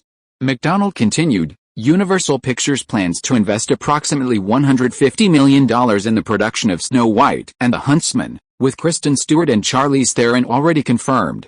Disney, on the other hand, plans to combine Grimm's fairy tales like Cinderella, Little Red Riding Hood, and Rapunzel into a live-action musical." John nodded slightly, immediately understanding Martin's interest in fairy tales. Many Hollywood studios have such plans. Others have, and Warner Bros. Certainly has too. John's eyes fell on the two fairy tale books. Simply adapting the fairy tale plots as in the past wouldn't work. Perhaps a combination would be a good idea? The work of so many major companies in the industry made John increasingly convinced of the feasibility of the film. He even had more ideas. The end of Warner's most popular fairy tale Harry Potter series was inevitable. If the new fairy tale film project was successful. Chapter 592 Encouraging Nolan. The distribution disagreement hasn't yet spread to other projects. Inception, directed by Nolan and starring Martin, and produced by Warner Bros. And Legendary Pictures, will be released this summer during the Independence Day holiday. With a production budget of $160 million, Warner Bros. Spared no effort in promoting and distributing the film. From journalists to critics to theater managers, Inception has received rave reviews at 3 preview screenings. Even while Martin was filming Gone Girl, Warner Bros. Had already launched a massive publicity campaign for Inception. Giant posters were hung on landmark buildings in major cities across the United States, including New York, Los Angeles, and Chicago. At first glance, these posters create the illusion that the film's dream scenes are happening in real life. Nolan, in turn, has become a marketing-focused director, constantly releasing real footage from the filming to attract the attention of media and fans. He spearheaded a viral marketing campaign, leveraging core concepts like the dream machine and consciousness crime to launch a series of online activities. This gave audiences a preliminary understanding of the film's key premise, making viewing easier. After finishing his current work, Martin also joined the promotion of Inception. In the Entertainment Weekly lounge, Martin was preparing for the upcoming interview. Bruce knocked on the door and came in, putting away his phone. Seeing that there was no one else here, he whispered, I just received news that Warner Pictures intends to adapt a fairy tale fantasy production and is publicly recruiting screenwriters and directors. Martin was not surprised by this. He had considered it when he chose Jack the Giant Slayer. Because of the huge success of Alice in Wonderland, many Hollywood production companies have set their sights on the classic fairy tales of the past. The box office of this film is almost $1 billion. Bruce had seen it in the newspaper. Hollywood is following the trend seriously. How can other companies resist? Martin said, there are many advantages to adapting classic fairy tales into live-action movies. Most of them have exceeded the copyright period, and there is no need to buy the copyright at a high price. The story is circulated throughout the city and has an extremely wide audience. Peripheral works are easy to develop. Someone once said that Hong Kong films followed a trend seriously, but in fact, Hollywood is even worse than that. A live-action fairy tale movie is a big hit and multiple projects are immediately launched in the industry. Bruce scratched his head. Warner Brothers won't produce a box office hit, a live-action fairy tale film. Martin thought for a moment and said, other companies might, but Warner Brothers is more difficult. Bruce asked, what about these new managers? Martin shrugged and said nothing more. As far as he could remember, speaking solely of Hollywood's film industry, Warner Bros.'s performance was strongest from shortly after 2000 until 2010. In the decade after 2010, Walt Disney not only caught up but actually surpassed Warner Bros. Martin hadn't quite understood why, but Alan Horn's move from Warner Bros. To Disney, after a failed personnel struggle, seemed to have something to do with it. It was likely due to a variety of factors, with Alan Horn being a significant factor. There was another knock on the lounge door. Bruce went to open it and stepped aside. Nolan entered. Martin stood up to greet him, shook his hand, and casually asked, I heard that The Dark Knight Rises has started filming. Nolan nodded. It's a little ahead of schedule. We have to consider Bale's schedule. He's signed a contract with Warner Brothers for an epic film, and shooting is set to begin in late July. Martin said, I've heard of Ridley Scott's exodus due to the schedule and other factors. Nolan was not very enthusiastic about the project. He said, it's such a boring story, and Hollywood has remade it countless times, afraid that the world won't know about it. Martin said, it can't be helped. That's how they are. Nolan still remembered the events of the Inception filming. He said, they dare to do it, but they dare not admit it, and they dare not let people talk about it. Martin was equally frustrated. Warner Brothers also told me not to mention the Moroccan kidnapping incident in the promotion. It could have been a great publicity stunt. Nolan was very unhappy when this was mentioned, and he was very dissatisfied with Warner Brothers. They say freedom of speech, but when it comes to those people, there is no freedom of speech.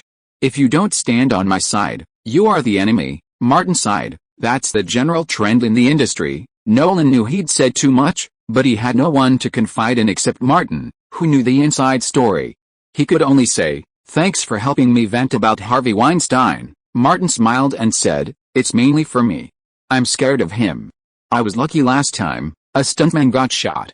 Maybe it'll be me next time. Although Harvey Weinstein denied it, Brad Pitt confessed that Harvey coerced him into having a set design assistant do the deed. Pitt became a witness for the prosecution, adding another criminal charge to Harvey's case. An assistant arrived to inform the two that the interview was about to begin. Martin and Nolan entered the furnished room together and were interviewed by Grace, the chief reporter for Entertainment Weekly. They had discussed the matter in advance, and the conversation primarily focused on film. Towards the end of the interview, Grace suddenly posed a question. Martin, I heard some people on the crew say you couldn't understand director Nolan's script. Martin, a self-proclaimed academic failure, clarified that claiming he couldn't understand the script was nonsense. Of course I understood it, he said. Director Nolan can prove it. Grace looked at Nolan. Although Nolan loved to make big claims, Martin denied them, so he told the truth. Of all the actors on the crew, Martin was the one who understood the script the fastest. Martin then revealed a timely tip, saying, the rumors must have been misplaced. When I was on the set, there was a stage where I was so immersed in the role that I couldn't tell what was real and what was a dream. It was director Nolan who helped me out. Nolan, true to his ability to multitask on set and create realistic behind-the-scenes footage, almost without pausing, immediately followed up on Martin. I told Martin that wherever I'm around is reality, and wherever I'm not is a dream. Martin laughed. Director Nolan easily helped me solve my problem of being overly immersed in the role. He put away his smile and said seriously, Director Nolan is incredibly smart and leads a talented team. I'm thrilled by all of this. Nolan also engaged in commercial praise. Martin is the kind of actor every director looks for. He always understands my intentions immediately and delivers better than I could have imagined. I hope to continue working with him in the future." The two of them exchanged praises, seemingly wishing they had met earlier. Grace had no choice but to call a halt, ending the interview. As Nolan and Martin emerged from the magazine office together, he said, "After filming The Dark Knight Rises, I'll completely bid farewell to superhero films and focus on science fiction." Martin said, "Call me if you need anything." Nolan paused, thought for a moment, and asked, "I heard you've had a lot of disagreements with Warner Brothers." Martin had no need to hide it. "It's mainly about the distribution commission. Warner Brothers currently has the highest percentage in the industry." The Nolans, along with Jonathan Nolan, co-founded a studio that also financed the production of Inception and The Dark Knight Rises. Warner Brothers taking a larger share of the distribution fee actually hurts their interests.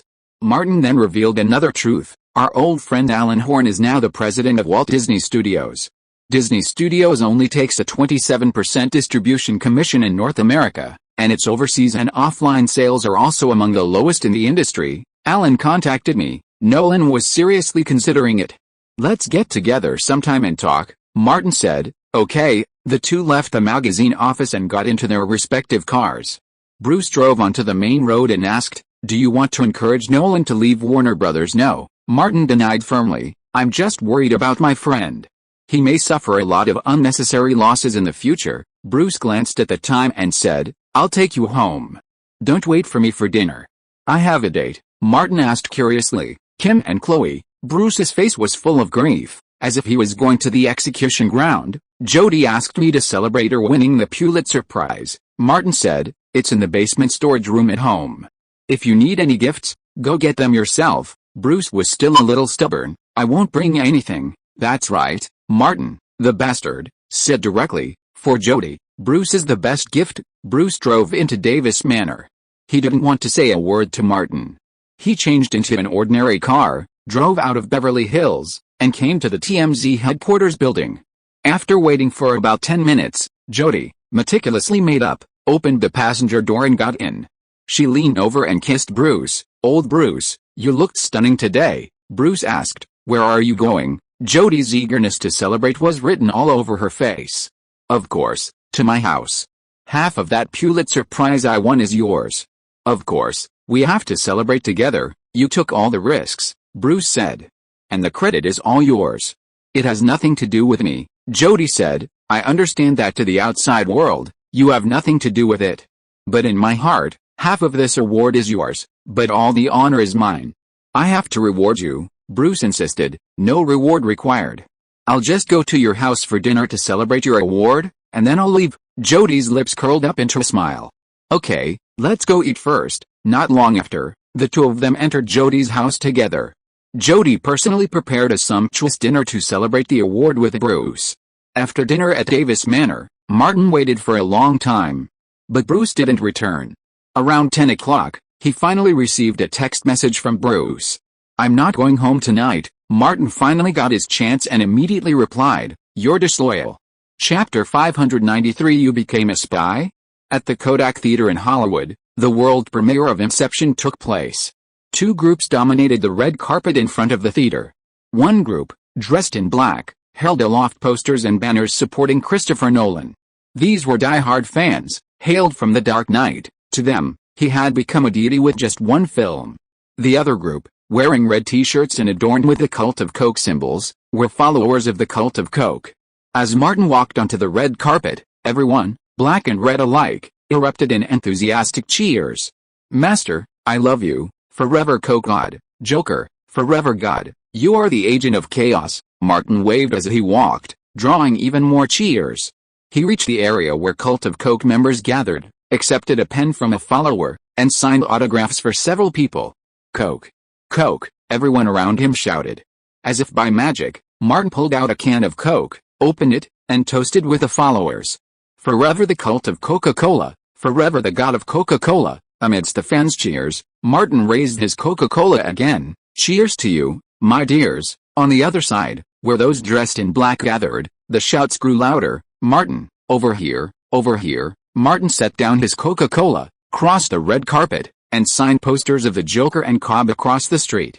A man in clown makeup asked, "Will you be in the new Batman movie?" Martin smiled and said, "Sorry, that's a trade secret, I can't answer." A young man in a suit next to him asked, "Martin, could you start a cult of chaos?" Martin simply pretended not to hear the question, signed autographs for the crowd, smiled, and waved as he left. Arriving at the press area in front of the Kodak Theater, he gave his usual interviews to reporters, praising the film profusely. The previews for Inception had been incredibly well received, well deserving of the hype. Afterward, Martin went to the area where the main cast and crew had gathered, waiting for the director to arrive. Mean came over and whispered, "Boss, I gave the pendant you gave to Celine Dion." Celine was very happy and happily sang For Me Alone, Martin said. Celine was happy not because of the gift, but because you were the one who gave it to her. Mean laughed happily, "Boss, the gift you chose is still unique." Ellen Page saw the two whispering and asked curiously, "What are you talking about?" Martin pointed at Mean. "I was asking him how to pick up girls." Ellen Page didn't believe it. "At that party in Paris, I saw you leave with a woman easily." She shook her head and sighed. "I tried for half the night but didn't pick one up. I was even entangled by several men and almost couldn't get away." Mean said, "You should have called me at that time." Ellen Page shrugged. "You are with that woman who looks like Sophie Marceau. I'm embarrassed to disturb you." At this time, earth-shaking shouts rang out on the red carpet again, and Nolan walked onto the red carpet. He possessed unparalleled appeal among the black-clad crowd of moviegoers. To this day, they're still locked in a fierce battle on Amidst with fans of The Godfather and The Shawshank Redemption. Nolan quickly arrived at the waiting area, joining Martin and the rest of the cast for a photo in front of a sponsor's backdrop. Soon, the group entered the theater. Guests and the cast and crew were to enter last, so Martin and Nolan, among them, all waited in the theater lobby. Nolan, feeling noticeably less pressured than at the premiere of The Dark Knight, told Martin, "This summer's blockbusters have all been great. I hope we can continue this good run." Martin replied, "It shouldn't be a problem. The first film released that summer was Iron Man 2. While not as well received as the original, it was a box office hit. Subsequent releases like Toy Story 3, Harry Potter and the Deathly Hallows, Despicable Me, and The Karate Kid all achieved box office success. Inception was released during the Independence Day slot, which was practically the best time of the summer season. It coincided with another major blockbuster, Paramount Pictures' The Last Airbender, directed by M. Night Shyamalan. This Indian director is a formidable figure, not only having made the classic The Sixth Sense, but also having duped all 6 major Hollywood studios fairly and squarely. After chatting with Nolan, Martin spotted Daniel and Warner Brothers President John Berg, who were accompanying Kevin Tsujihara. The latter walked over, shook Martin's hand, and said, "I've always admired you. You've fought your way up from the bottom to become the A-list Hollywood star you are today. The roles and works you've portrayed are both entertaining and artistically immersive, which is quite rare." Martin understood his meaning and said calmly, "If possible, I'd like to continue working with Warner Brothers." Kevin Tsujihara said, "You should make some concessions." He still hoped to keep this cash cow, and casually wrote a blank check. "Warner will give you a superstar and a Best Actor Oscar." Hearing that the other party didn't even mention any concessions on commission, Martin smiled and said, "Let me think about it." Kevin Tsujihara naturally looked down on him. "If you miss this opportunity, it will never come again." Without waiting for Martin to say anything else, he strode towards Ridley Scott. Accompanied by Ridley Scott's agent, Ari Emanuel. Daniel came over, patted Martin on the shoulder, and followed him. John Berg, on the other hand, stayed behind and said to Martin, "Pharaohs and Gods, based on the Book of Exodus, will start filming soon. Are you interested in playing the Egyptian pharaoh Ramses?" Martin shook his head. "I can't change my schedule. After the promotion for Inception, I'm about to start filming John Wick 2. John Berg left without saying anything more. Martin sighed inwardly, thinking he couldn't just jump back into the hole he had dug himself. Ridley Scott's gaze shifted. Martin reacted quickly and nodded. Ridley also nodded in greeting, whispering a few words to Ari Emanuel beside him. Ari found Martin and said, "Ridley asked me to ask you, when you turned him down, did you assume Robin Hood would be a box office flop?" The film, released in May, grossed $36.06 million in North America in its first weekend. Considering the nearly $200 million budget, it was abysmally disappointing both at the box office and critically. Martin spread his hands. It's just that my schedule isn't right. You know I'm super busy, Ollie asked. Don't you think Ridley Scott is done? Of course not, Martin said honestly. I was thinking of inviting him to direct a film project, but unfortunately, Ollie, knowing something, said, too bad the project got snatched up by Warner Brothers. Martin replied vaguely, the Exodus is written in the Bible. Warner Brothers couldn't possibly snatch it up. He began to lay the groundwork for the future. Tonight's not a good night. Tell director Ridley Scott that I'm a fan of Alien, Blade Runner, Stickman, Gladiator, and Black Hawk Down, and have always wanted to work with him. Ollie knew Martin well enough to know he wasn't joking. Martin added, if possible, could you give me Ridley's schedule after he finishes Pharaohs and Gods? Ollie said, I'll give Ridley a honest update. 2 people arrived late and finally entered the VIP room. Martin said something to Ollie, walked over and said, you 2 bastards, you're late. Nicholson said, Leo received a call on the way and stopped to wait for a while. This bastard's driving speed is not as fast as his 100-meter sprint. Shut up. Leonardo glanced at the people in the VIP room, hooked his hand and called Martin and Nicholson out, lowering his voice and saying, do you know where that call came from? Russia. Martin was stunned. You turned out to be a spy. Leo, I'm going to report you. Nicholson immediately followed up, is there a reward for reporting spies? Leonardo put his hands on his hips, turned around in anger, and said, have you forgotten that I plan to organize a big party for Russian and Ukrainian models? Martin, a fence-sitter, changed his direction in an instant and accused Nicholson, go and catch the spy quickly, the reward will be just enough to cover the party expenses. He asked Leonardo, are you sure? Leonardo raised his head, chin pointed at Martin, and said, aren't you going to Paris for the European premiere in a few days? I chose that time slot, and it's all young models. Nicholson didn't bother to refute Martin, saying, you didn't even tell me beforehand on the way? You bastard, you think I'm the boss? Very well, this time I'll just carry the gun. Martin was very self-conscious. Leo arranged the party, and I paid for it. Leonardo put his arm around Martin's shoulders. That's how good brothers act. Martin was curious, who did you invite this time? Don't get your hopes up, Leonardo warned, mostly some B-list models and actresses from Russia and Ukraine. There are only a few supermodels you know. Most of the Russian supermodels have walked in the Victoria's Secret show, and Martin not only knows them, but also has a close relationship with them.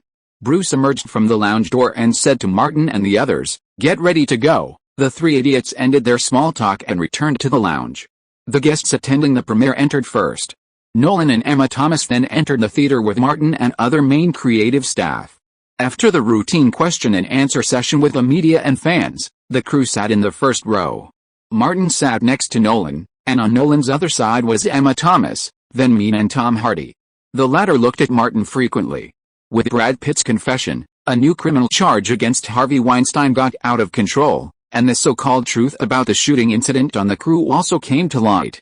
Most of Tom Hardy's grievances fell on Martin, and he felt that he had taken the blame for Martin for no reason. But he knew that the status of the two was far apart, and he could only endure his grievances. If you are listening to this novel on a channel other than Fanfic World, it means it was downloaded and re-uploaded without effort. We warmly invite you to visit our channel, Fanfic World. There you will find the original version of this story and many other novels of various genres. We look forward to seeing you dive into a world of incredible novels. Chapter 594 Another box office champion. Movies are essentially dreams, but Nolan transports the audience into a dream within a dream, with Martin as a pioneer in dream theft. He stars as Dom Cobb, a dream thief who specializes in infiltrating others' dreams, stealing valuable information and secrets from their subconscious. If necessary, he'll even perform memory transplants and alter their memories. A concept and theme, a simple story, yet Nolan once again employs relatively complex narrative techniques. Even so, the film is surprisingly accessible. Hollywood has proven time and again over the decades that overly complex films only turn off audiences and become unpopular. Furthermore, Nolan employs a wealth of visually stunning shots that will captivate casual viewers. Dreamscapes don't adhere to the laws of real-world physics. They can freely explore the world's twisting spaces, flooding the sea, crumbling cities, and more. The only constraints on a film are a budget and imagination. When the credits rolled down the Kodak Theater's big screen and the ceiling lit up, the audience erupted in applause. If The Matrix established a new realm of pretentious cinema, Then Inception took it to new heights. The audience applauded as Nolan and the film's main cast took the stage for their curtain call. Tom Hardy had been quietly observing Martin, watching him stand with Nolan, enjoying the audience's rapturous admiration. Thinking of all he had endured for Martin, he felt a sense of injustice. The greatest injustice and hardship fell on him, while the profits, the money, and the glory went to others.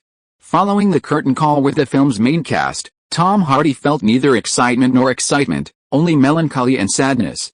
Finally making it to the end, he emerged from backstage and met up with his agent. The two of them walked out together.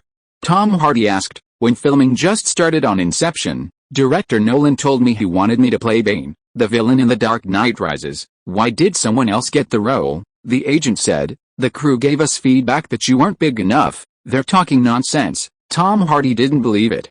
"If that was the reason, director Nolan wouldn't have invited me in the first place." The agent was silent for a moment, then said, "Before the shooting, when I spoke to Emma Thomas, Nolan hadn't changed his mind. But shortly after the shooting, before the crew left for Paris, when I asked again, Nolan said that inviting you was just a preliminary idea and that the details would be decided after Bane's audition." Tom Hardy couldn't help but say, "Another shooting." The agent didn't want his client to think he was incompetent, and with a ready-made excuse in front of him, he simply pushed it forward. "The shooting had a huge impact on you. Everyone thinks you did it, and no one is willing to defend you. Director Nolan also overturned the idea of having you play Bane." "I know," Tom Hardy asked. "Their original target wasn't me." The agent nodded and replied, "According to Brad Pitt's confession, he was directed by Harvey Weinstein to target Martin Davis." He reassured him, "Harvey Weinstein will soon be severely punished." Tom Hardy remained silent, believing the culprit wasn't Harvey, but Martin. Harvey was far away, while Martin was close. But Tom Hardy kept all this to himself. That bastard Martin was no match. Meanwhile, Martin, Leonardo, and Nicholson got into the same car, heading to a nightclub to wash up. Their conversation was still on the party Leonardo had prepared. Leonardo was constantly checking his phone, announcing the latest news. In addition to the models, there will be several Russian and Ukrainian actresses hoping to break into Hollywood. Martin suddenly remembered Catherine the Great, who had frequently appeared in online short videos in his past life. Unfortunately, he only remembered that she played the role, not her name. Nicholson said, "Russian and Ukrainian actresses, not counting Mila Jovovich who works in Hollywood. I only know one, Yelena Kurikova. I talked to her when she was developing in Hollywood, but unfortunately she went back to Russia later." Martin asked, "Jack, are you talking about a serious chat?" Nicholson spread his hands. "Isn't it normal to have a deeper chat after the initial chat?" Leonardo shrugged and said to Nicholson, "You will be disappointed. Yelena is too old. The actresses who will come will be similar to models. They won't be very famous. After all, this is my first time organizing a party there, and I haven't fully figured out the situation yet." Martin suddenly thought of a question. "Leo, there won't be any swallows among the people you invited, right?" Leonardo had heard of it. "KGB swallows? Don't worry, there won't be any. It's not easy to train a swallow. Each one is very precious and can't be used on us," he said carelessly. "Even if there are, what can we do? I will hire the most professional security guards to check them.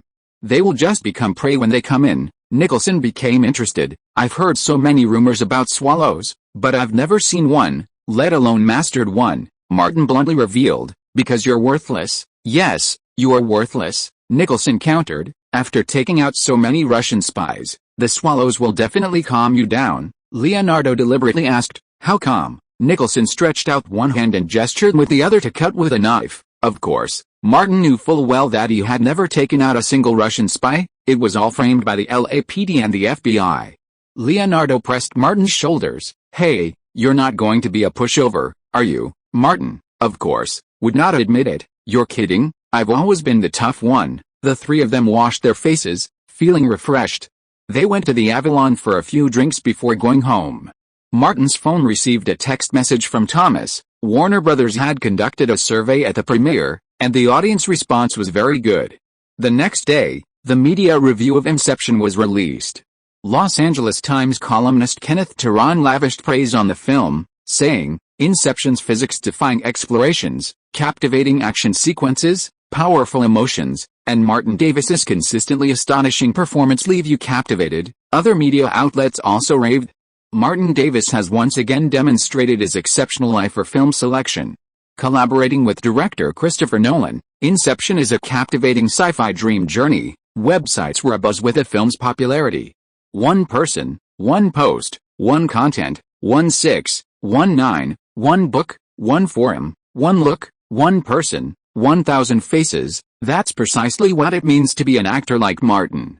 Even in commercial films, he portrays characters with completely different temperaments. In John Wick, he pushed the action scenes to the limit, while in Inception, he displays elegance, humor, and wit. With the film's critical acclaim now out, various statistics have been released: a 94% Rotten Tomatoes rating, a 9.2 average IMDb score, an 83 from MTC, and an A from the CS audience. Inception has received rave reviews. Of course, there have been some negative reviews, some of which have been directed at Martin. Martin's films are always so chaotic, filled with explosions, gunfights, and other violent elements. They have nothing to do with art. He's as far removed from an artist as New York or Los Angeles. Besides money and gold, what else can please everyone? There are Martin fans, and naturally, there are Martin haters. Martin is relatively well received, while Nolan has a legion of haters due to the IMDb ranking war over The Dark Knight. Immediately after its premiere, Inception was flooded with one-star negative reviews on IMDb. This movie is pure garbage, one of the worst movies ever made. I know I'm going to be attacked by Nolan's die-hard fans for saying this, because I see through Inception for what it is, a bunch of bullshit. Comments like these were quickly drowned out by the rave reviews. But for this blockbuster film, with a production budget of $160 million and a total marketing and promotional cost of $80 million, the true measure of success is commercial success. Of all commercial returns, box office revenue is the most fundamental. Commercial screenings, which are characterized by online advertising, have received widespread negative reviews from consumers, which will undoubtedly affect offline sales. On Thursday night, Inception opened early in 1,800 theaters across North America. Due to its original nature, the late-night screenings only grossed $4.12 million. Isn't it going to flop? Bruce, who had received the previous night's report Inside the Manor, frowned. That number's a bit low. Martin, however, remained composed and reminded him, Avatar's midnight showings only grossed $3.53 million. Original films have a natural disadvantage. Without the added fame of him and Nolan, it would have been lucky to have $2 million at midnight.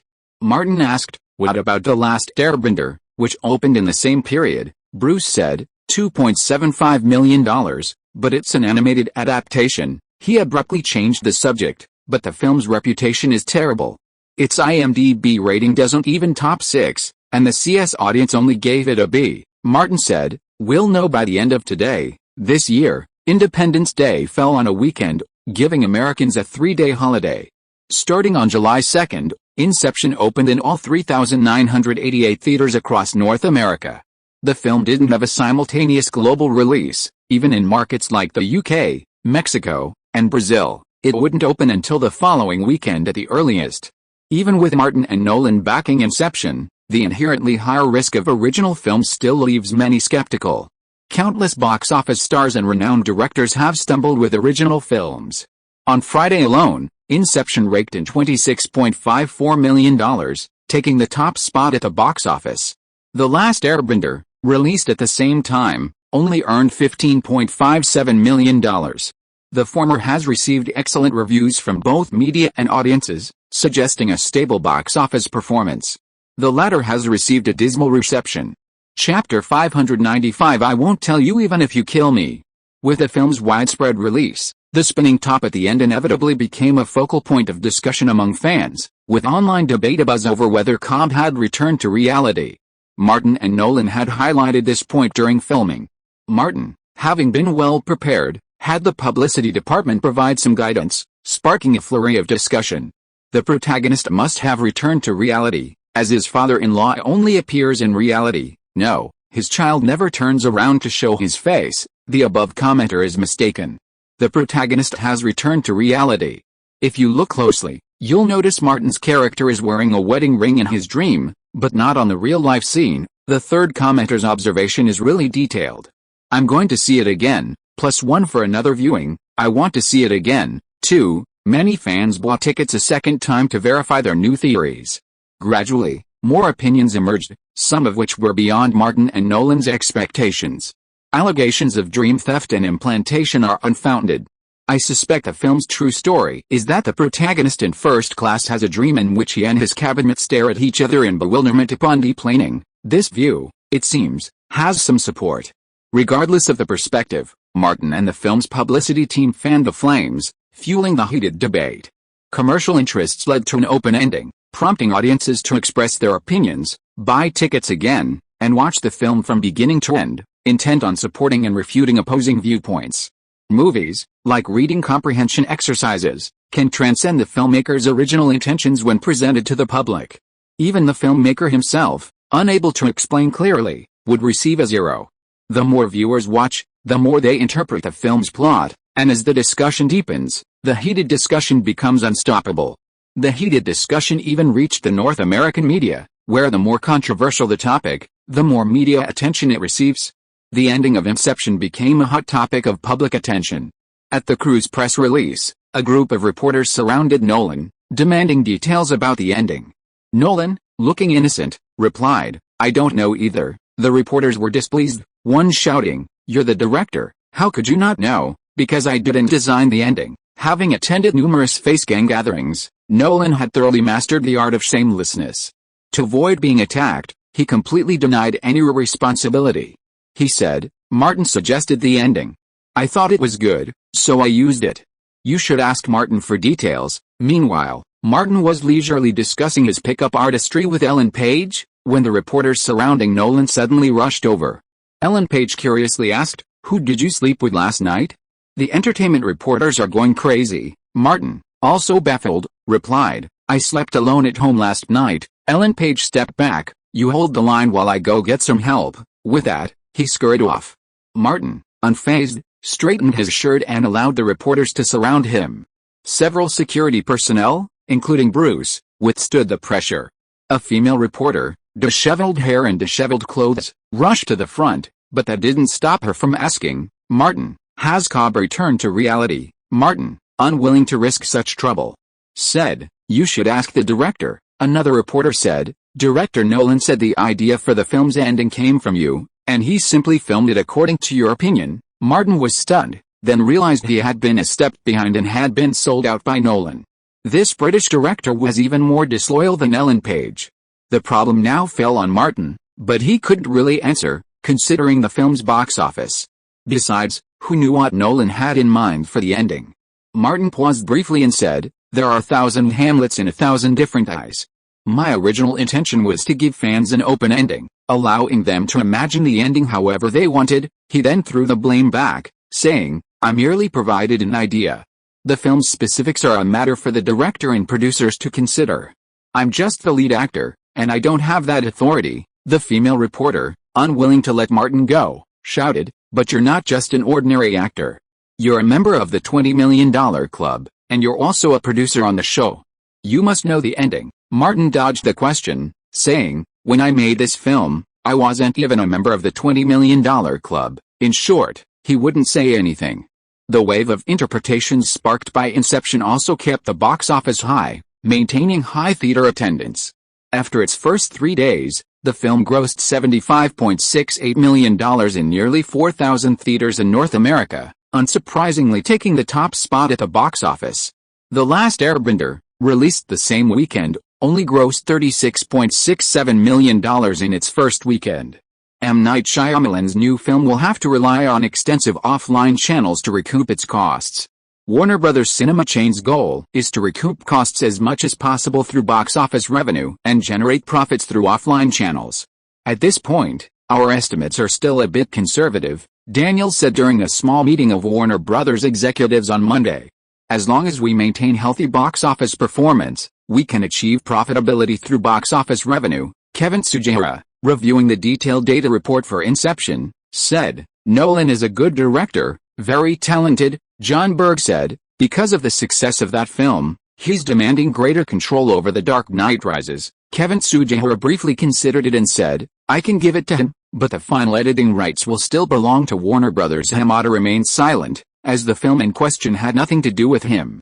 Daniel then said, the cinema chain conducted a sample survey, and over a third of the opening weekend audience were members of the Coca-Cola cult. As a Warner executive, receiving salary, bonuses, and dividends from Warner Brothers, he naturally felt responsible for Warner Bros.' performance. He reminded them, Martin Davis has a strong market appeal. John Berg continued, Nolan is the lead on this film. Kevin Sugihara remained silent. Daniel added, continuing to work with Martin wouldn't hurt us. You're absolutely right. I want to continue working with Martin Davis, Kevin Sugihara emphasized. But the partnership has to be led by Warner Brothers. He either accepts Warner Brothers' terms or we acquire him. Daniel sighed and said no more. The discussion continued on to the film project. John Berg explained the latest developments. Warner Brothers will be adapting the fairy tale fantasy film Jack and the Beanstalk and Jack the Giant Slayer into a film based on the same name. The film has already received a green light from the Warner Brothers Review Committee, with a production budget of $160 million. Bryan Singer, known for the X-Men series, Superman Returns, and Wolverine, has been confirmed as the director. Gillian Flynn has also reached the final stages of writing the novel Dark Place, the rights to which she paid a substantial sum for. The project has also been greenlit, with plans to cast a prominent cast as director, and a production budget of up to $80 million. Warner Brothers has also discussed the novel's release date with Random House, pending the release of Gone Girl, starring Martin. Daniel made a last-ditch effort to secure Martin's film, but it also failed. Warner Brothers officially established the Pharaohs and Gods studio. In the director's office, Ridley Scott was reading the latest issue of The Hollywood Reporter. On the front page, Martin and Christopher Nolan stood side by side, gazing into the distance. The collaboration between the strong has created a science fiction classic Inception. The best director, the best actors, and the best story have led to this best dream. Ridley raised his head, looked at the agent opposite, and asked, Ali, if Martin had been chosen for Robin Hood at the time, would the result be different? Why do you have such an idea? Ari Emanuel naturally wanted to protect the company's #1 star client, and said again, Martin didn't have the schedule at the time. Ridley nodded slightly. I know. Ali said, everyone has failures, and Robin Hood has become a thing of the past. In front of the director-client, he would also say things that favor the director. The success or failure of a film is affected by many factors. The director's control of the film is much more important than the actor's performance. The key to the success of Inception lies in director Nolan. If you were to say these words in another occasion, he would definitely say something different. Ridley said, but choice and vision are key. Martin chose Nolan's project instead of Robin Hood, and he succeeded. Robin Hood was a box office flop. Ali couldn't deny this. Indeed, he said, choice and opportunity are often more important than ability.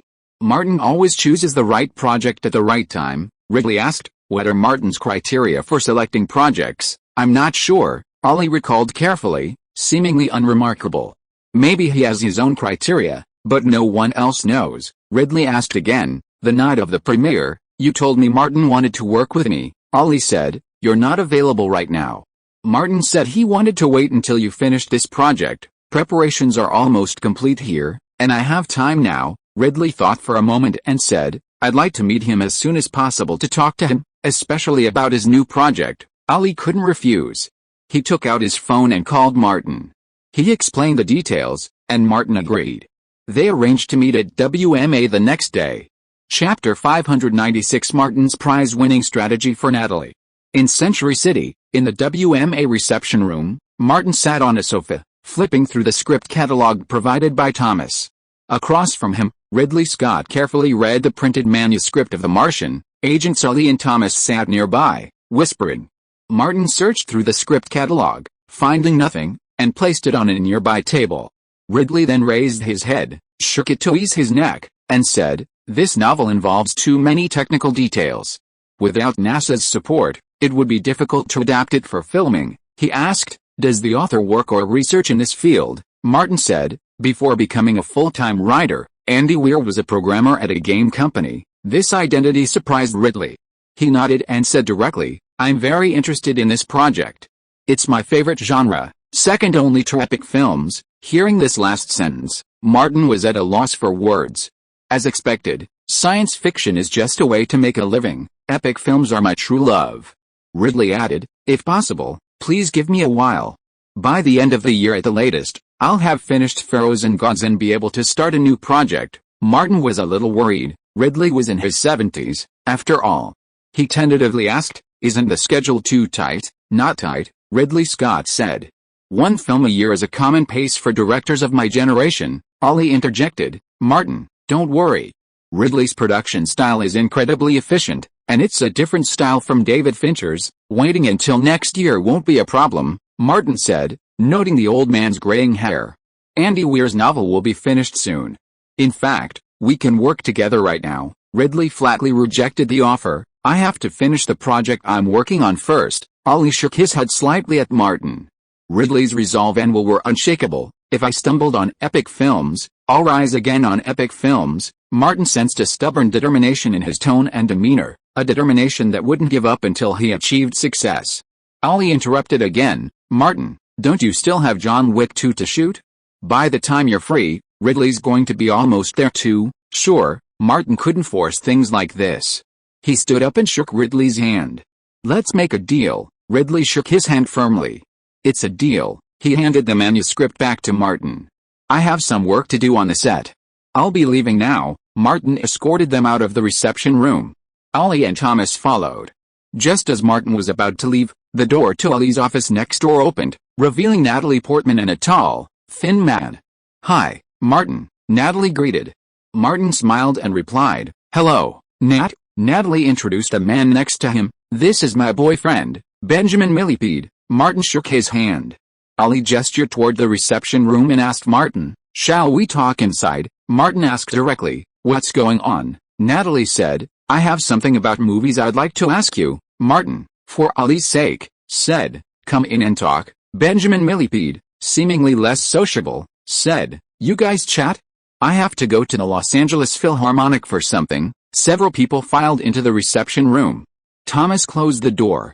"It's such a shame I didn't get to star opposite you in Gone Girl." Natalie smiled naturally. "I didn't make the final audition," Martin said vaguely. "I'm sure we'll have a chance to work together in the future." Natalie Portman was Ollie's top female client. Ollie then interjected, "Natalie was heartbroken to miss out on the role of the amazing Amy. I helped her land the lead role in Black Swan, directed by Darren Aronofsky, the indie genius." Martin had no connection to the independent film scene and had never heard of the director, but he knew Black Swan. Ollie added, "This art film has been fully produced. I've attended a preview.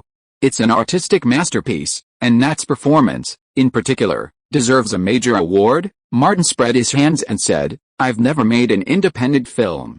My only experience with art films is the reader. I'm seriously lacking experience in this area and don't understand the relevant operations." Natalie took over. "Martin, you've competed for an Oscar several times and won the Best Supporting Actor last year. You're very experienced in competing for awards. Can you give me some advice?" Hearing these words, Martin understood immediately. He ignored Natalie and looked at Ollie. "You planned this today, right?" Ollie smiled and said, "You always have a lot of ideas. Please help me." Martin looked at Natalie again and said, "You are born with advantages. You are highly educated, Jewish, and famous for your acting skills." But Natalie said, "Many times, these are not the key to winning awards." Martin certainly understood this. For example, for his Best Supporting Actor role, the Joker was indeed outstanding, but the key also lay in the Santa Monica Pier incident. If it weren't for this shooting incident during awards season, Martin would have been hard-pressed to win the award, having saved so many lives and directly eliminated the potential for a greater disaster.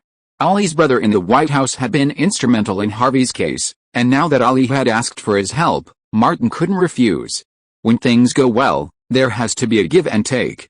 Martin stared at Natalie for a while and said, "Your boyfriend." Natalie misunderstood what Martin meant and immediately said, "If you need anything, don't worry about him." "No, Nat, you misunderstood." Martin searched his memory and asked, "I remember reading in the newspaper that your boyfriend is from the crew of Black Swan?"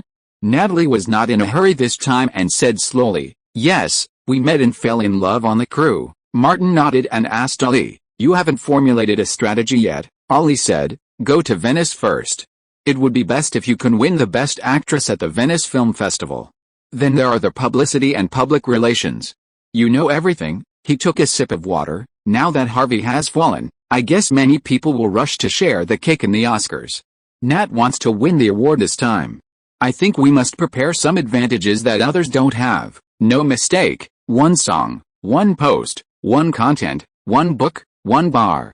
Martin joked, I can't just get a bunch of Russian spies here and have Nat shoot them all. Natalie followed suit, saying, I'd be the one getting shot. Recalling some gossip he'd read, Martin said, I've come up with a somewhat unreliable idea, which might be offensive. Natalie said, just tell me. Martin nodded slightly. Are you planning on having children? Natalie was stunned for a moment, but she was a very smart girl with a lot of ideas, and she gradually grasped Martin's meaning. You mean, since he didn't say it, Natalie would probably figure it out quickly, so Martin simply said, have a child.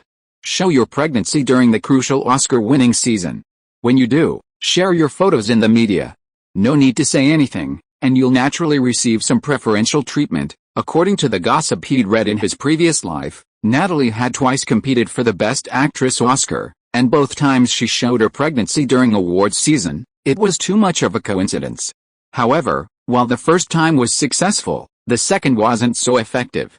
Ali, the prime bachelor, snapped out of his trance and yelled at Martin, you're a fucking genius.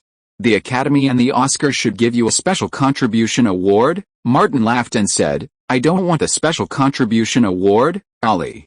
Just give me one of your properties, Thomas interjected. Ali has properties all over the world. Ali knew the two idiots were joking and clutched his chest, saying, you're murdering me. You're trying to kill me. Natalie sat on the sofa, maintaining a ladylike smile, her mind racing as she pondered Martin's words. The more she thought about it, the more feasible it seemed. Preferential treatment for pregnant women is ubiquitous in society, including within the Academy. When she shows her pregnancy and announces her engagement to Benjamin Millipede, it will also attract media and audience attention and even save her a fortune on publicity. Natalie isn't Martin. She doesn't have numerous sponsors, let alone the backing of a major corporation like Coca-Cola. Ali then came over to Natalie's side, sat on the sofa, and said, I think it's possible. It's highly feasible, and it offers advantages like cheating. Martin said no more. These PR people, he said, could inspire Ali and the others with an idea, but when it came to developing a plan and executing it, they were no match for these professionals. Natalie pondered it for less than half a minute before nodding, I agree. Ali, have someone develop the specifics. Ali gestured outside. Your boyfriend, Natalie said, Benjamin loves me very much. There's absolutely no problem. I'll get engaged to him when the time comes, and I won't let the pregnancy become a scandal, Ali said, leave the rest to me. This time, I'll equip you with the best PR team. Martin stood up. Nothing else. I'll be leaving. The crew is leaving for Europe tomorrow for promotional events, and I need to get back to prepare. Ali came over and bumped fists with him. Man, if you hadn't been a star, you'd have been a top agent and PR manager, Martin said. With my education, I wouldn't even be able to get through your company. The lowest level of education at WMA was a bachelor's degree from a prestigious university. Natalie got up to see Martin off, and came to his side and said, no matter whether I succeed or not, I owe you a favor. Whenever you ask me to pay it back, I'll be there at your beck and call. Martin smiled and said, Nat, don't be so polite. Bruce, who had been silent the whole time, got into the car after coming out of the WMA and asked, are you interested in Natalie Portman? Are you kidding? I'm not interested in her. Martin fastened his seatbelt and said, I'm doing this for Ali's sake. Bruce started the car. I believe you are not interested in her now. Martin was stunned. What do you mean? Bruce said, you will be interested in her when she gets engaged to her boyfriend. Martin reached for the gun and was furious. Old Bruce. I will use the most civilized way to make you shut up. Chapter 597 Leonardo returns. The film's European premiere took place in the romantic capital of Paris. Not only were Martin, Nolan, and the entire creative crew in attendance, but supporting actor Menene even invited Sophie Marceau and Isabelle Huppert to join the cast. For photos, Menene stood between two leading French actresses, one arm around each waist, exuding undeniable elegance. He single-handedly stole the spotlight. French media even hailed him as the most talented supporting African-American actor in Hollywood since Morgan Freeman. Of course, Martin also grabbed the spotlight. The red carpet at the premiere was ablaze with crimson. Hundreds of fans, wearing red Coca-Cola t-shirts, raised their Coke bottles aloft in tribute to Martin. They shouted, long live the master, some even chanted, Master, lead us to overthrow the worthless Paris City Hall and establish the Coca-Cola Kingdom. Romantic Parisians not only went on strike but also dreamed of another wave of success. Martin opened a can of Coke and toasted with him. The Coke cultists in Paris were so excited that they were clamoring to go on strike to celebrate the arrival of their leader. But no one took it seriously, mainly because no one cared. After all, they were either on strike or on their way to strike. Compared to Martin and Mean, the British actors on the crew were given a cold reception, with both fans and the media looking down on them. The British actors also seemed to be going through the motions, rushing by. The premiere went smoothly, and when it was over, Martin and Ellen Page accepted Hubert's invitation to go drink with her. It was just a simple drink. Leonardo DiCaprio and Nicholson had already arrived in Paris. Martin needed to conserve his energy for the upcoming Maumee War. The crew returned to their hotel, and when Tom Hardy walked in, he ran into Leonardo DiCaprio and Nicholson, who had also returned from an outing. The two knew Nolan and they chatted for a while. Tom Hardy followed Nolan, eavesdropping for a moment.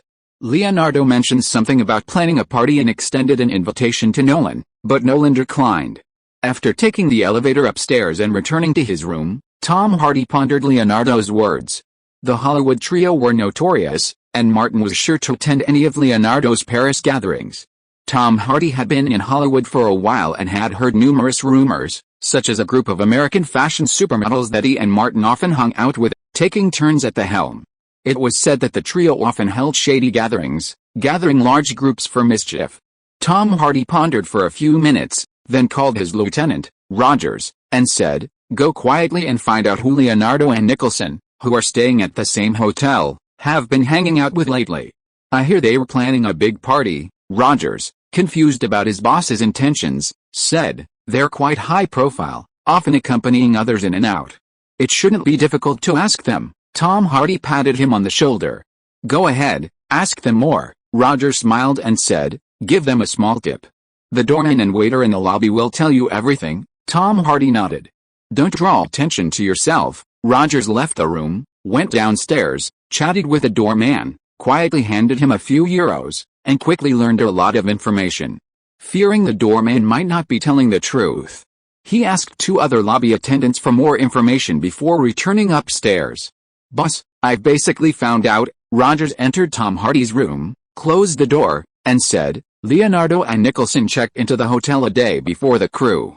They've met several times with a recently divorced Russian supermodel Natalia Vodanova, and even had a long chat in the lobby lounge this afternoon." Tom Hardy knew the supermodel. She'd previously married into a prestigious British aristocratic family and later divorced. He pondered, "That doesn't make sense. Natalia is 27, not Leonardo's target." Rogers reminded him, "Didn't you say they were planning a big party? Natalia has a lot of influence in Russia, Ukraine, and the entire former Soviet Union. Could Leonardo invite someone through her? After all, the quality of young female models in Eastern Europe is exceptional." Tom Hardy thought it was likely. He'd attended some large entertainment industry gatherings, many of which were organized through a well-connected middleman. For example, the famous Hubbard makeup party in the Parisian entertainment industry was organized by Hubbard, leveraging her fame. Tom Hardy asked, "Do you know who will be attending?" "No one has asked," Rogers said softly. "They only saw Leonardo and Natalia in contact, no one else." Tom Hardy could judge, the three bastards must be organizing a party, but they don't know when or where. Rogers continued, "They didn't even invite us to participate. They are really a bunch of bastards." Tom Hardy scratched his head, thought for a long time, and said, "Go down and give more tips. Tell the doorman to pay attention. If Martin, Leonardo and Nicholson go out together, notify us immediately." Rogers said, "Boss, you are not trying to cause trouble, are you?" He reminded, "I heard that Brad Pitt and Ben Affleck both wanted to get Martin, and now they are in the hospital." Tom Hardy was unhappy. "When did you become so timid? Hollywood has selectively forgotten these people." "But I saw a report about Ben Affleck in the corner of the newspaper." Rogers couldn't be blamed for being timid. Ben Affleck got a temporary medical checkup after being released from prison, and it was a proctologist. Hearing this, Tom Hardy's legs tensed for some reason, but he remained somewhat confident, not intending to do anything drastic. He said, "We won't do anything risky. We'll just find out when and where they're gathering, and then call the media." Rogers' heart settled. Tom Hardy added, "The paparazzi are always crazy. I heard they're messing around. If anyone's brave enough, they could go in and film it. It would be a real spectacle. Boss, you're amazing, Rogers reassured himself and left the room and went downstairs. Tom Hardy went to the window, gazing out at the brightly lit Paris, and finally felt a little better. He pondered this carefully, and the next morning, he had Rogers rent a car and buy a new phone, which he could discard after making calls. The crew was still in Paris, participating in various promotional events. Martin, Nolan, and Mean were the busiest, with at least 2 announcements a day. They could be seen everywhere from interviews with Le Figaro to the flagship program on France 1. Inception, already a huge hit in North America, featured numerous French elements, and, with the appeal of Martin and Nolan, it grossed $8.89 million in its first weekend in France. Across the channel, the film also performed well in the UK, grossing $9.66 million. Opening primarily in Europe and Latin America, Inception earned $62.2 million overseas in its first weekend. In North America, thanks to its positive reviews, the film performed remarkably well, with a mere 39% drop in its second weekend, bringing in another $45.92 million. Including the previous 4 days' revenue, the North American box office has surpassed $150 million. Good reviews and big box office, not many people can achieve that. Inside the hotel room, Nicholson put down his newspaper and said to Martin, "And yet, you bastard, you have both." Martin said cheerfully, "Do you know what vision is?" "That's vision," Leonardo scoffed. "Since you have vision, let me ask you, when can I win Best Actor?" Nicholson replied, "Wait another 10 years, maybe this year." Martin had just given Natalie Portman some bad advice a few days ago, and now, facing his old friend Leonardo, inspiration poured out like a spring. He began with a serious analysis. "Look, we've brought down Harvey Weinstein. Although the trial hasn't started yet, he'll be serving at least 10 years in prison. Now that awards season has a lot of resources freed up, if we act quickly, we might actually win an Oscar." Nicholson nodded slightly. "There's some truth to that." Martin thought carefully about who won Best Actor in the same year as Natalie Portman. "I can't really remember, but in my previous life, I think Harvey had his last wave of success in the first few years after 2010, when he completely dominated the Oscars and his aggressive PR made him a hated figure. Now that Harvey is gone, what will become of those films and people he promoted is completely unknown." Hearing his 2 best friends say this, Leonardo suddenly gained confidence. "My performance in Shutter Island is outstanding, and the film has a good reputation. I have been striving for an Oscar for 10 years. It's time for the Academy to consider me." "Right," Nicholson said, "that's hard to say. In recent years, the competition for Oscars has become more and more intense. It's difficult to win awards just by relying on roles and normal publicity and public relations." After a serious analysis, Martin began to talk nonsense. "Leo, you angered the old men back then, so you must show an attitude and prove that a prodigal son who returns is worth more than gold." Leonardo frowned. "Aren't my 10 years enough?" Martin said, "I have a way. If you do as I say, there is a 90% chance that you will win the Best Actor award next year." Leonardo felt that Martin's idea must be a bad one, but after years of striving for an Oscar with nothing to show for it, this bastard Martin actually won the Oscar for acting before him. He couldn't help but ask, "Do you have any good ideas?" Martin said seriously, "It's very easy to prove to all the Oscar judges that Leonardo DiCaprio has turned over a new leaf. If you get married at the beginning of award season, it will definitely change the judge's opinion of you and prove that Leonardo has matured and is no longer that rebellious brat." Chapter 598 Female Spy. Hearing Martin's nonsense, Nicholson added fuel to the fire. "Men with stable families are more likely to win people's favor. Leo, think about it carefully. Aren't the candidates running for president or governor showing their family affection in various ways?" Leonardo thought of Guanhe, Zia Obu, and Zipper, and nodded. "Indeed," Martin said again. "For the Oscar winner, get married." Nicholson was still greedy. "I have a ready-made candidate here. As long as there is no prenuptial agreement, Lorraine is ready at any time." Hearing this, Leonardo instantly came back to his senses and said, "You 2 bastards actually teamed up to trick me and try to trick me into getting married. Hey, man." Martin looked considerate. "We are helping you get the Oscar for Best Actor as soon as possible." He spread his hands, looking very innocent. "People ask how many Oscars our trio has. We have 4, and then ask who the one without is. If you are not embarrassed, we are embarrassed for you." Leonardo, nearly led into a ditch by these two, recovered his composure and sneered. Daniel Day-Lewis, the worst of the worst, two-time Oscar winner. Jack Nicholson, three-time Oscar winner, the epitome of a failed marriage. Martin Davis, a Hollywood playboy, a fan of other people's wives or fiancées, an Oscar winner. Stop, you're saying the wrong thing, Martin interrupted and corrected them. I admit you're right about the rest, but fan of other people's wives or fiancées is pure slander. Nicholson, the shameless fence-sitter, retorted, you have the guts to do it, but not the guts to admit it. Martin raised both middle fingers. Leonardo raised an eyebrow and said, originally, I had a married Russian actress just for you. Martin didn't bother to argue. It's a pity that Marina Alexandrova divorced her husband 2 months ago, Leonardo continued. She was your favorite type, but now she has dropped a level. Speaking of the party, Martin asked, can they speak English? Don't let us communicate, Leonardo said. All the people who come to the party this time are those who want to develop in Hollywood or the United States, and they can speak fluent English. This is not the first time he has organized similar parties. Don't worry, I have taken care of everything, including the physical examination and the location. One of you is responsible for carrying the gun, and the other is responsible for paying, and I will take care of the rest. Martin asked curiously, did you invite these people through Natalia? Leonardo said roughly. Natalia stayed away from the fashion circle for a few years after her marriage, but her husband has some influence in the UK and the US.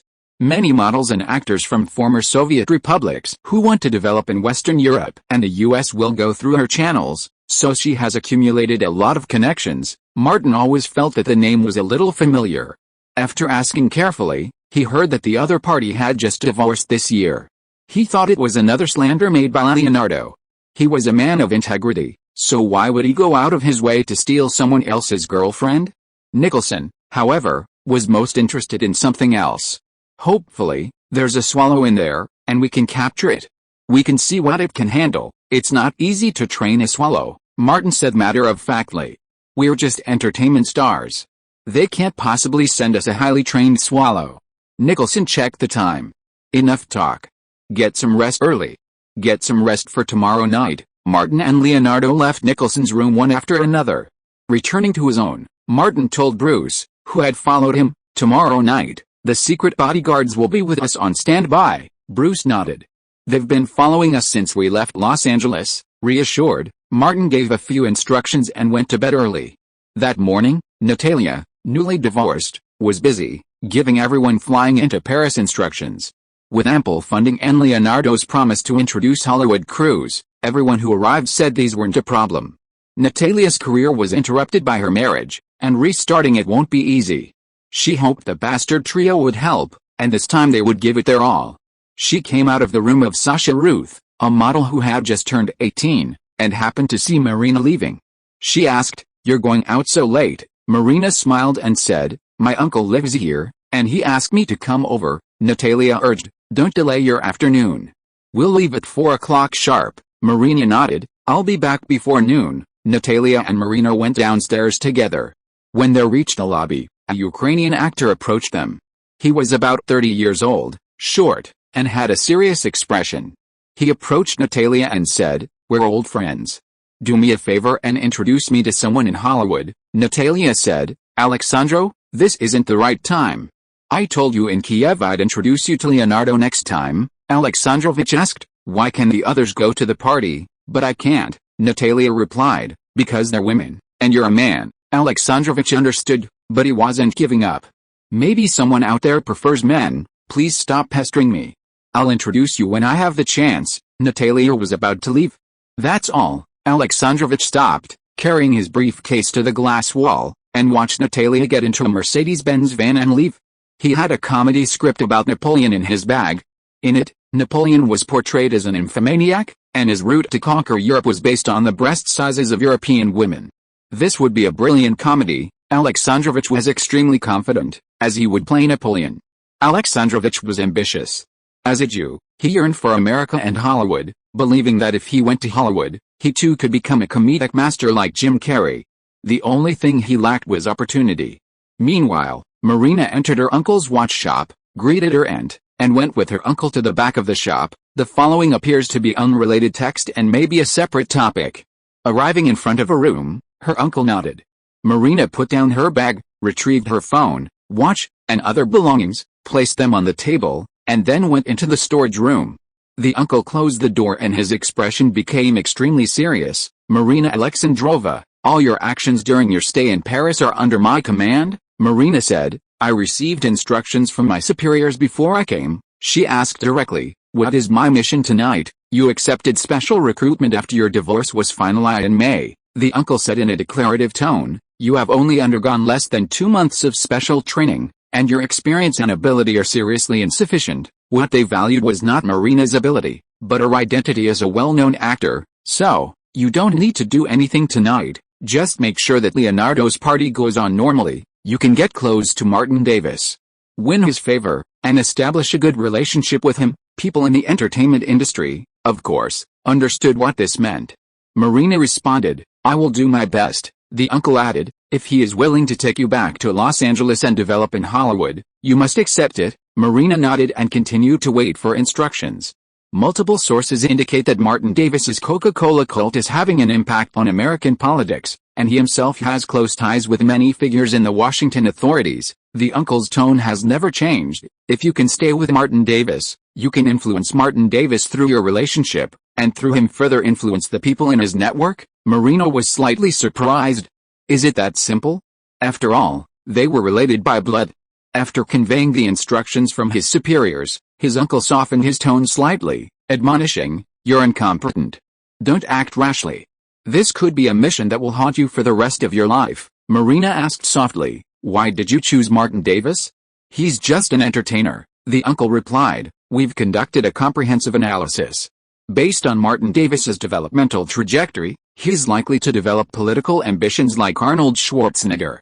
He has advantages Schwarzenegger lacks. He was born in the United States and has the support of a vast pan-faith organization. He paused briefly, then added, sending people to his side now is much easier than if he actually enters politics later. Marina understood. She was just a pawn being prepared for a rainy day. She might or might not be useful in the future. Although she had only undergone 2 months of special training, she could guess that many people like her were being sent to the United States. Marina had also seen similar news. Just last month, Anna Chapman, a Russian-American socialite in New York, was arrested by the FBI on charges of espionage. Her uncle said, with your skills honed in the Russian entertainment industry, you know what to do tonight to impress Martin Davis. Even if you can't make it to Los Angeles this time, you must keep in touch with him. Marina replied, I will. Her uncle continued, our people will be stationed outside to ensure the party goes smoothly. If there are any unexpected situations, please use your and my normal contact methods. Marina stayed for a while, returning to the hotel around noon. After lunch, Natalia arrived again. She instructed everyone to shower, remove hair, put on makeup, and change clothes. Marina changed into a well-fitting evening dress and knocked on the door of Svetlana Kudchenkova's room across the street. The two had taken the same flight to Paris and knew each other before. Being of similar age, they naturally became close in this unfamiliar city. They inspected each other's makeup, accessories, and clothes, striving for perfection. Then, they patiently waited for the car to arrive. Chapter 599, They are all acquaintances. Leaving the hotel, Martin spotted a Mercedes-Benz bus. He followed Leonardo and Nicholson aboard, only to discover it was a large RV. Leonardo shouted, let's begin our romantic journey. Nicholson pulled out his sunglasses and put them on, looking incredibly cool. Leo, I'm so happy with what you've done. I've decided not to let Lorraine marry you. Thank you so much, Leonardo said, speechless. Martin sat down on the leather couch with a stern look and said, let's start our happy bus. Bruce opened the door to the driver's cab and went straight to the passenger seat, telling the driver to take the wheel. The bus slowly drove away from the hotel entrance and headed towards another hotel. At the hotel entrance, a doorman said to his companion, hold on for a moment. I'm going to the restroom. The companion nodded. Hurry up. The doorman returned to the hotel and quickly entered the men's restroom on the side of the lobby. Inside the partition, he pulled out his cell phone and made a call. Sir, they've left. Rogers, on the other side, said, I see. On the busy main road, a silver-gray Citroën glided leisurely through the traffic. Rogers, driving, was very patient, as the Mercedes-Benz bus ahead was so conspicuous that it could be seen from a distance. He asked, Boss, Should we notify the reporters? Tom Hardy, in the passenger seat, shook his head. It's not time yet. They won't necessarily stay on the bus for long. Let's just follow from a distance. Rogers drove slowly behind them, envious and jealous. There's only 3 of them in that bastard trio. How many women did they have? They even used a bus to pick them up. Aren't they afraid of sudden death? Tom Hardy didn't need to hide his true thoughts in front of his subordinates. I hope they all die suddenly, he couldn't help but say. Nicholson's okay, but Martin and Leonardo have taken up so much of the industry's resources. The best resources always go to them first, and then everyone else. Anyone their age wouldn't want them to die sooner rather than later. Rogers saw the bus ahead turn toward a hotel and warned, "Boss, they're picking someone up at the hotel." Tom Hardy said, "Let's go to the parking lot in front of the hotel." The Citroën quickly entered the lot, parking in a spot where they could clearly see the hotel's main entrance. Not far behind them, a black Peugeot SUV also pulled into the parking lot. The 2 bodyguards in the car watched as several cars pulled into the hotel parking lot. Most of the occupants quickly exited, heading to the hotel or elsewhere nearby. Both men, professionally trained, might not have the best fighting skills, but they possessed excellent tracking and identification abilities. Their gazes almost simultaneously fell on a Citroën. No one had gotten out of the car, but an arm was draped over the open passenger window. There must be at least 2 people in the car. The driver, unable to make a precise determination, said, "Wait a minute." The passenger seat occupant nodded slightly and pulled out their phone, ready to notify Bruce at any moment. From the Citroën, even from a distance, Tom Hardy could still see a dozen tall, beautiful young women boarding a bus at the hotel entrance, led by a Russian supermodel Natalia. "Those 3 bastards, what fucking beasts," Tom Hardy muttered. Seeing others organizing a group rave, complete with so many Eastern European and American beauties, Rogers felt uneasy. He said, "Boss, we have to report them." Tom Hardy nodded. "Follow them and see where they're going." The Mercedes-Benz bus started up and slowly turned out of the hotel corridor. Rogers waited a moment, then started the car and followed. Natalia led her companions aboard and met the 3 leading men of the night. Nicholson, wearing sunglasses and a slicked-back hairstyle, exuded the air of a veteran Hollywood actor, a truly cool presence. Leonardo, dressed in a formal suit, still retained a hint of the handsomeness he had 10 years ago, though his physique, the result of age, couldn't hide his girth. Martin, dressed in black casual clothes, revealed his muscular build even when seated. Combined with his sunny, easygoing demeanor, Nicholson looked like the villain and Leonardo looked like a supporting actor. Natalia whispered, "Girls, you can choose whatever you want. I won't force anything with them." With that, she strode towards Martin. Although her career had been put on hold due to marriage, Natalia had always maintained contact with the supermodel community. She knew about the Vogue Supermodels group and the only challenge to join. She had even heard several of her peers discuss how exhilarating it was to go through it. Of course, she chose Martin. Marina Alexandrova, noticing Natalia's advance, quickly followed. Tonight, her target was one and only one, Martin Davis. Svetlana Kudchenkova, with whom she had a close relationship, also approached Martin without hesitation. Sasha Ruth, the youngest of the group, took a brief moment to think before choosing Martin. The others gathered around Leonardo and Nicholson, sitting on the couch where they sat.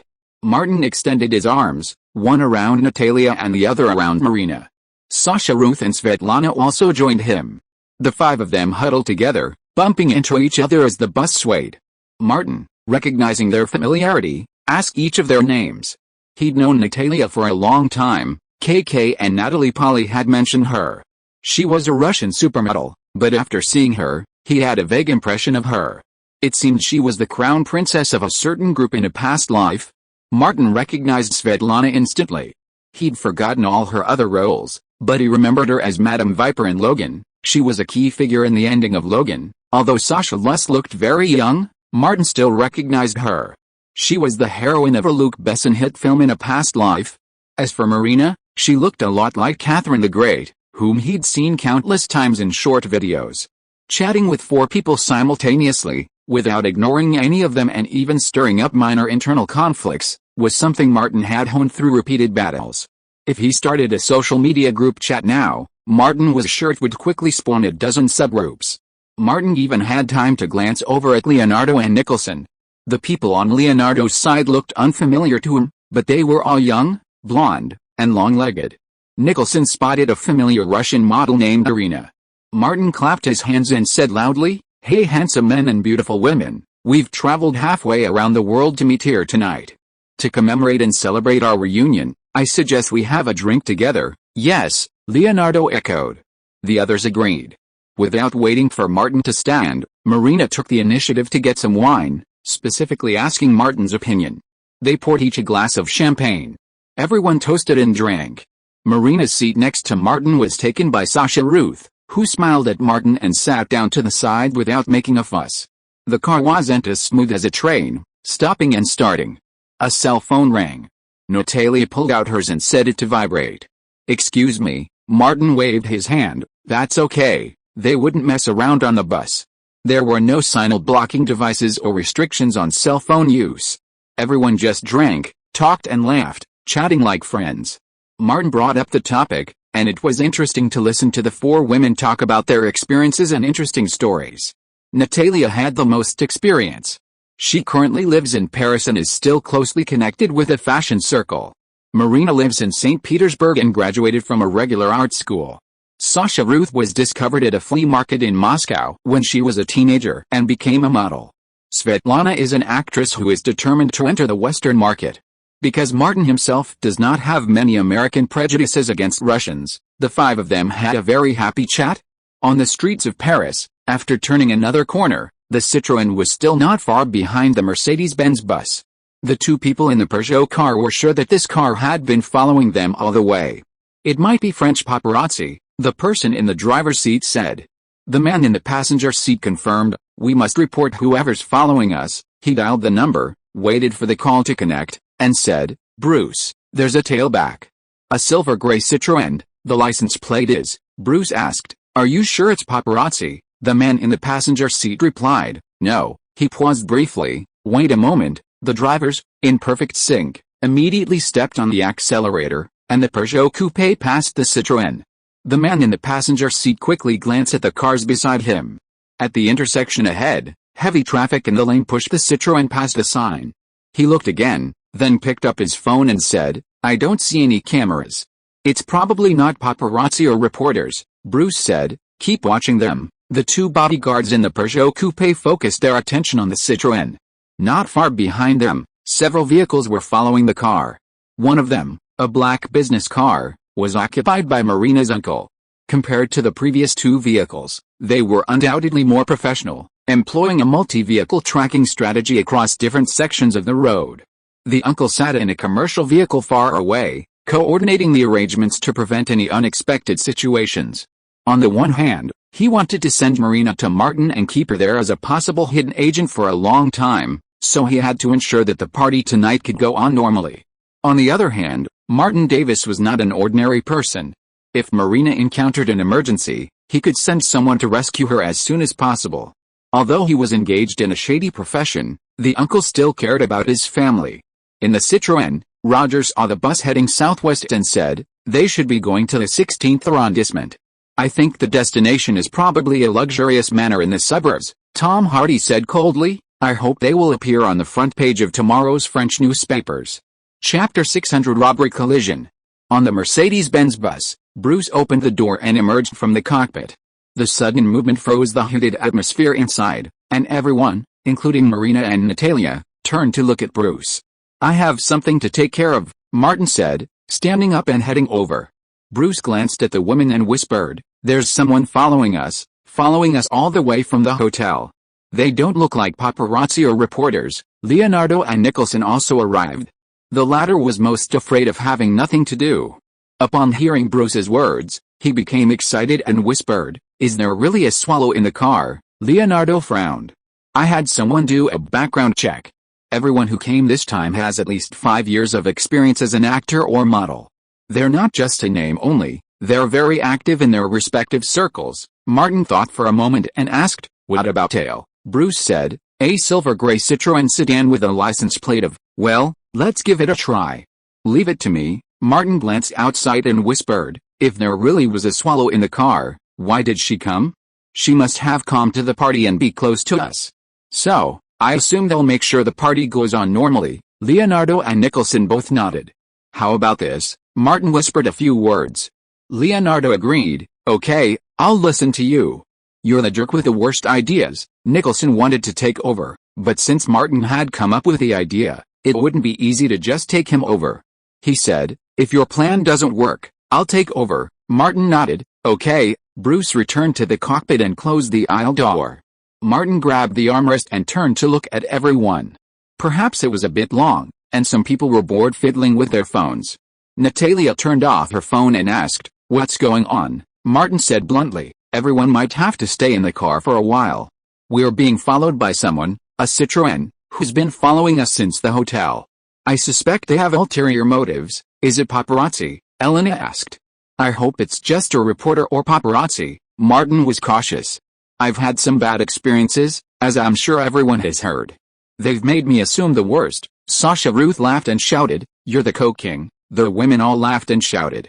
Martin clapped his hands together, pressing them downward. When the car quieted down, he added, "Let's observe the situation and see if we can shake this off. If things aren't going well, tonight's party will have to be cancelled and we'll meet another day." The car erupted in excitement. After all, many people had come from Russia and Ukraine, flying thousands of miles to send someone off, only to be unable to do so. Any woman would resent it. Martin nodded. Leonardo stepped forward and said, "Even if our party can't go on, all the promises I made to you still stand." The car instantly fell silent. Their ultimate purpose wasn't romance. Everyone knew why. As Leonardo spoke, Marina, holding her phone in one hand, used her body to shield her from view. With expertly trained speed, she composed a text message and sent it to her uncle. She had accepted the mission and boarded the bus, and of course she wanted to complete it. No one on the bus wanted the party to go on as planned more than she did. After sending the message, Marina expertly switched back to the game interface and continued playing the mini-game. Martin's voice came over again, "Ladies, please be patient. Our super driver will try to shake off the tail." The three of them had discussed the possibility of being targeted by French paparazzi a few days ago and had developed several plans to evade them. The Mercedes-Benz bus drove towards a large parking lot with multiple exits. In the black business car, my uncle received the message from Marina. He immediately grabbed the document next to him and looked at the schedule for the Inception crew. Martin Davis' crew would leave France tomorrow afternoon for Spain to begin a new promotional tour, and then travel around the world. It was impossible for them to hold another gathering like this anytime soon. With Martin's status and appeal in Hollywood, he might even be drawn to other gatherings and forget about Russia. My uncle was very decisive and gave the order, "Emergency, there is a silver gray Citroën following the target bus. Please pay attention. The target vehicle has been found and is being monitored." The subordinates responded promptly. After turning an intersection, people in another car said, "It is confirmed that a bank-colored Citroën is following the target bus." The license plate of the Citroën is. My uncle was very disgusted with these accidents and asked, "Can the vehicle information be confirmed?" A technician retrieved the vehicle information based on the license plate. The Citroën is a rental vehicle, and the renter is a British. Hearing that it was a British guy, my uncle was somewhat disdainful. After thinking for a while, he said, "Find a suitable place to stop them and don't let them disturb our target." "Got it, got it." Someone asked, "Do you want to shove the British guy's head into your ass?" My uncle said, "Throw it to Area 93 and let it fend for itself." He prioritized ensuring that the party could be held, and then ordered, "The bus is very alert. Everyone immediately withdraw from the pursuit and do your best to stop the Citroën. We must stop it." As darkness fell, the bus pulled into the underground parking lot, where prearranged vehicles were waiting. A car suddenly crashed, blocking the entrance. Several other vehicles immediately backed up the one-way street. The bus entered the parking lot and stopped beside three commercial vehicles. As the front and rear doors opened, Martin, the other two, and the other women quickly exited the bus, boarded the three commercial vehicles, and chose a suitable exit to leave the parking lot. The Mercedes-Benz bus simply parked inside the parking lot. At the entrance, a car that had stalled, underwent a brief repair and slowly entered the parking lot. A silver gray Citroën, wedged in the traffic, finally entered the parking lot. But the target had already vanished from sight. "Damn it," Tom Hardy watched helplessly as the Mercedes-Benz bus vanished from sight, feeling incredibly frustrated. After days of planning, he found nothing and was deeply disappointed. He refused to give up and said, "Let's look. They might not have left yet." Roger slowed down and searched carefully for the bus. The Citroën circled the parking lot for a moment before Tom Hardy faintly spotted the shadow of a bus, parked like a ghost in the darkest corner. He pointed. Over there. Roger spun the car, attempting to turn. A German Volkswagen drove up from the opposite direction, its headlights on because it was dark. The blinding light blinded Rogers, who instinctively slammed on the brakes. Just as he was about to curse, high-beam dog, the Volkswagen screeched, blocking the road ahead. The bus was just ahead, and Tom Hardy, anxious, rolled down the window and shouted, "Get out of the way! Get out of the way!" There was no response, only the blinding glare of the headlights. Tom Hardy suddenly sensed something was amiss. Before he could react, two more cars approached from behind, one blocking the rear of the Citroën, the other preventing it from turning. Several men wearing black cotton caps exited. Only their muzzles and mouths were exposed, and they were holding pistols, all pointed at the front seats of the Citroën. One of them shouted in French, "Get out! Get out now! Take out all your money and valuables, or I'll shoot, damn the French!" Such poor security, Tom Hardy cursed inwardly, thinking he was being held at gunpoint. Facing the black muzzles of the guns, he dared not say or do anything else and quickly got out of the car. Rogers followed suit. The men, 4 against 1, held their pistols to his head. They twisted Hardy's arms behind his back, bound them with cable ties, sealed his mouth with duct tape, and put a thick black bag over his head. Then someone came to search Hardy's body, taking his wallet, watch, cell phone, necklace, and more. The man who searched Hardy was dishonest, even searching his crotch. Like a strange uncle dealing with a child, he squeezed Hardy's large groin. "Fuck!" Tom Hardy screamed in pain, but with his mouth sealed, he could only make strange noises. The strange uncle chuckled. "See? He's enjoying it," Tom Hardy cursed inwardly. This man, with his malicious taste, pinched him again. Tom Hardy tried to leap up in pain, but the muzzle of the gun pressed against his head cooled his blood. "Don't move," the strange uncle, not yet satisfied, punched him in the head several times. Just as Tom Hardy felt his eyes, nose, and mouth were no longer his own, he was lifted up and thrown into the trunk of a car. Rogers was no better, also thrown into the trunk like a tattered sack. 4 cars left the parking lot separately. Lying in the trunk, his hands and feet bound, Tom Hardy felt a surge of fear. These bastards aren't just robbing us, they're also trying to kill us. Suddenly, many legends of Paris's chaos flashed through Tom Hardy's mind. After an unknown amount of time, the car began to jolt, and Tom Hardy felt dizzy. He seemed to hear something in his ears, but before he could react, he was dragged out and thrown to the ground. Tom Hardy heard the sound of the car getting farther and farther away, knowing that his life had been saved. He tried to get up, but his hands and feet were bound. His screams hit the tape, but they turned into sobs. He could only struggle violently. "There's someone here," a voice suddenly came. Then, Tom Hardy heard the sound of dense footsteps. The black hood was ripped off. Tom Hardy squeezed his eyes hard, and in the dim light, he saw only darkness. The hands reaching out were black, the faces were black, even the hair was black. The black and wrinkled skin was like a group of demons. To Tom Hardy, these black people living in District 93 were demons. The demons frantically tore at Tom Hardy's clothes. "That's a nice jacket, it's mine, don't fight me for the belt, these underwear fit me best, alright, I don't want the clothes anymore, this white guy has such delicate skin." Dark hands, one after another, dragged Tom Hardy down. It was like a fleeing army driving self-propelled artillery into a valley, only to be blocked. They must blast through the obstacles with shell after shell, carving a path for survival. 3 more chapters to go. Please give me your monthly votes. End of this chapter. Thank you so much for reading until the end. Don't forget to give it a like. Looking for more exclusive content and immediate access? Subscribe to our Patreon. Remember, every like, subscription or donation encourages us to continue. Thank you all. See you in the next video.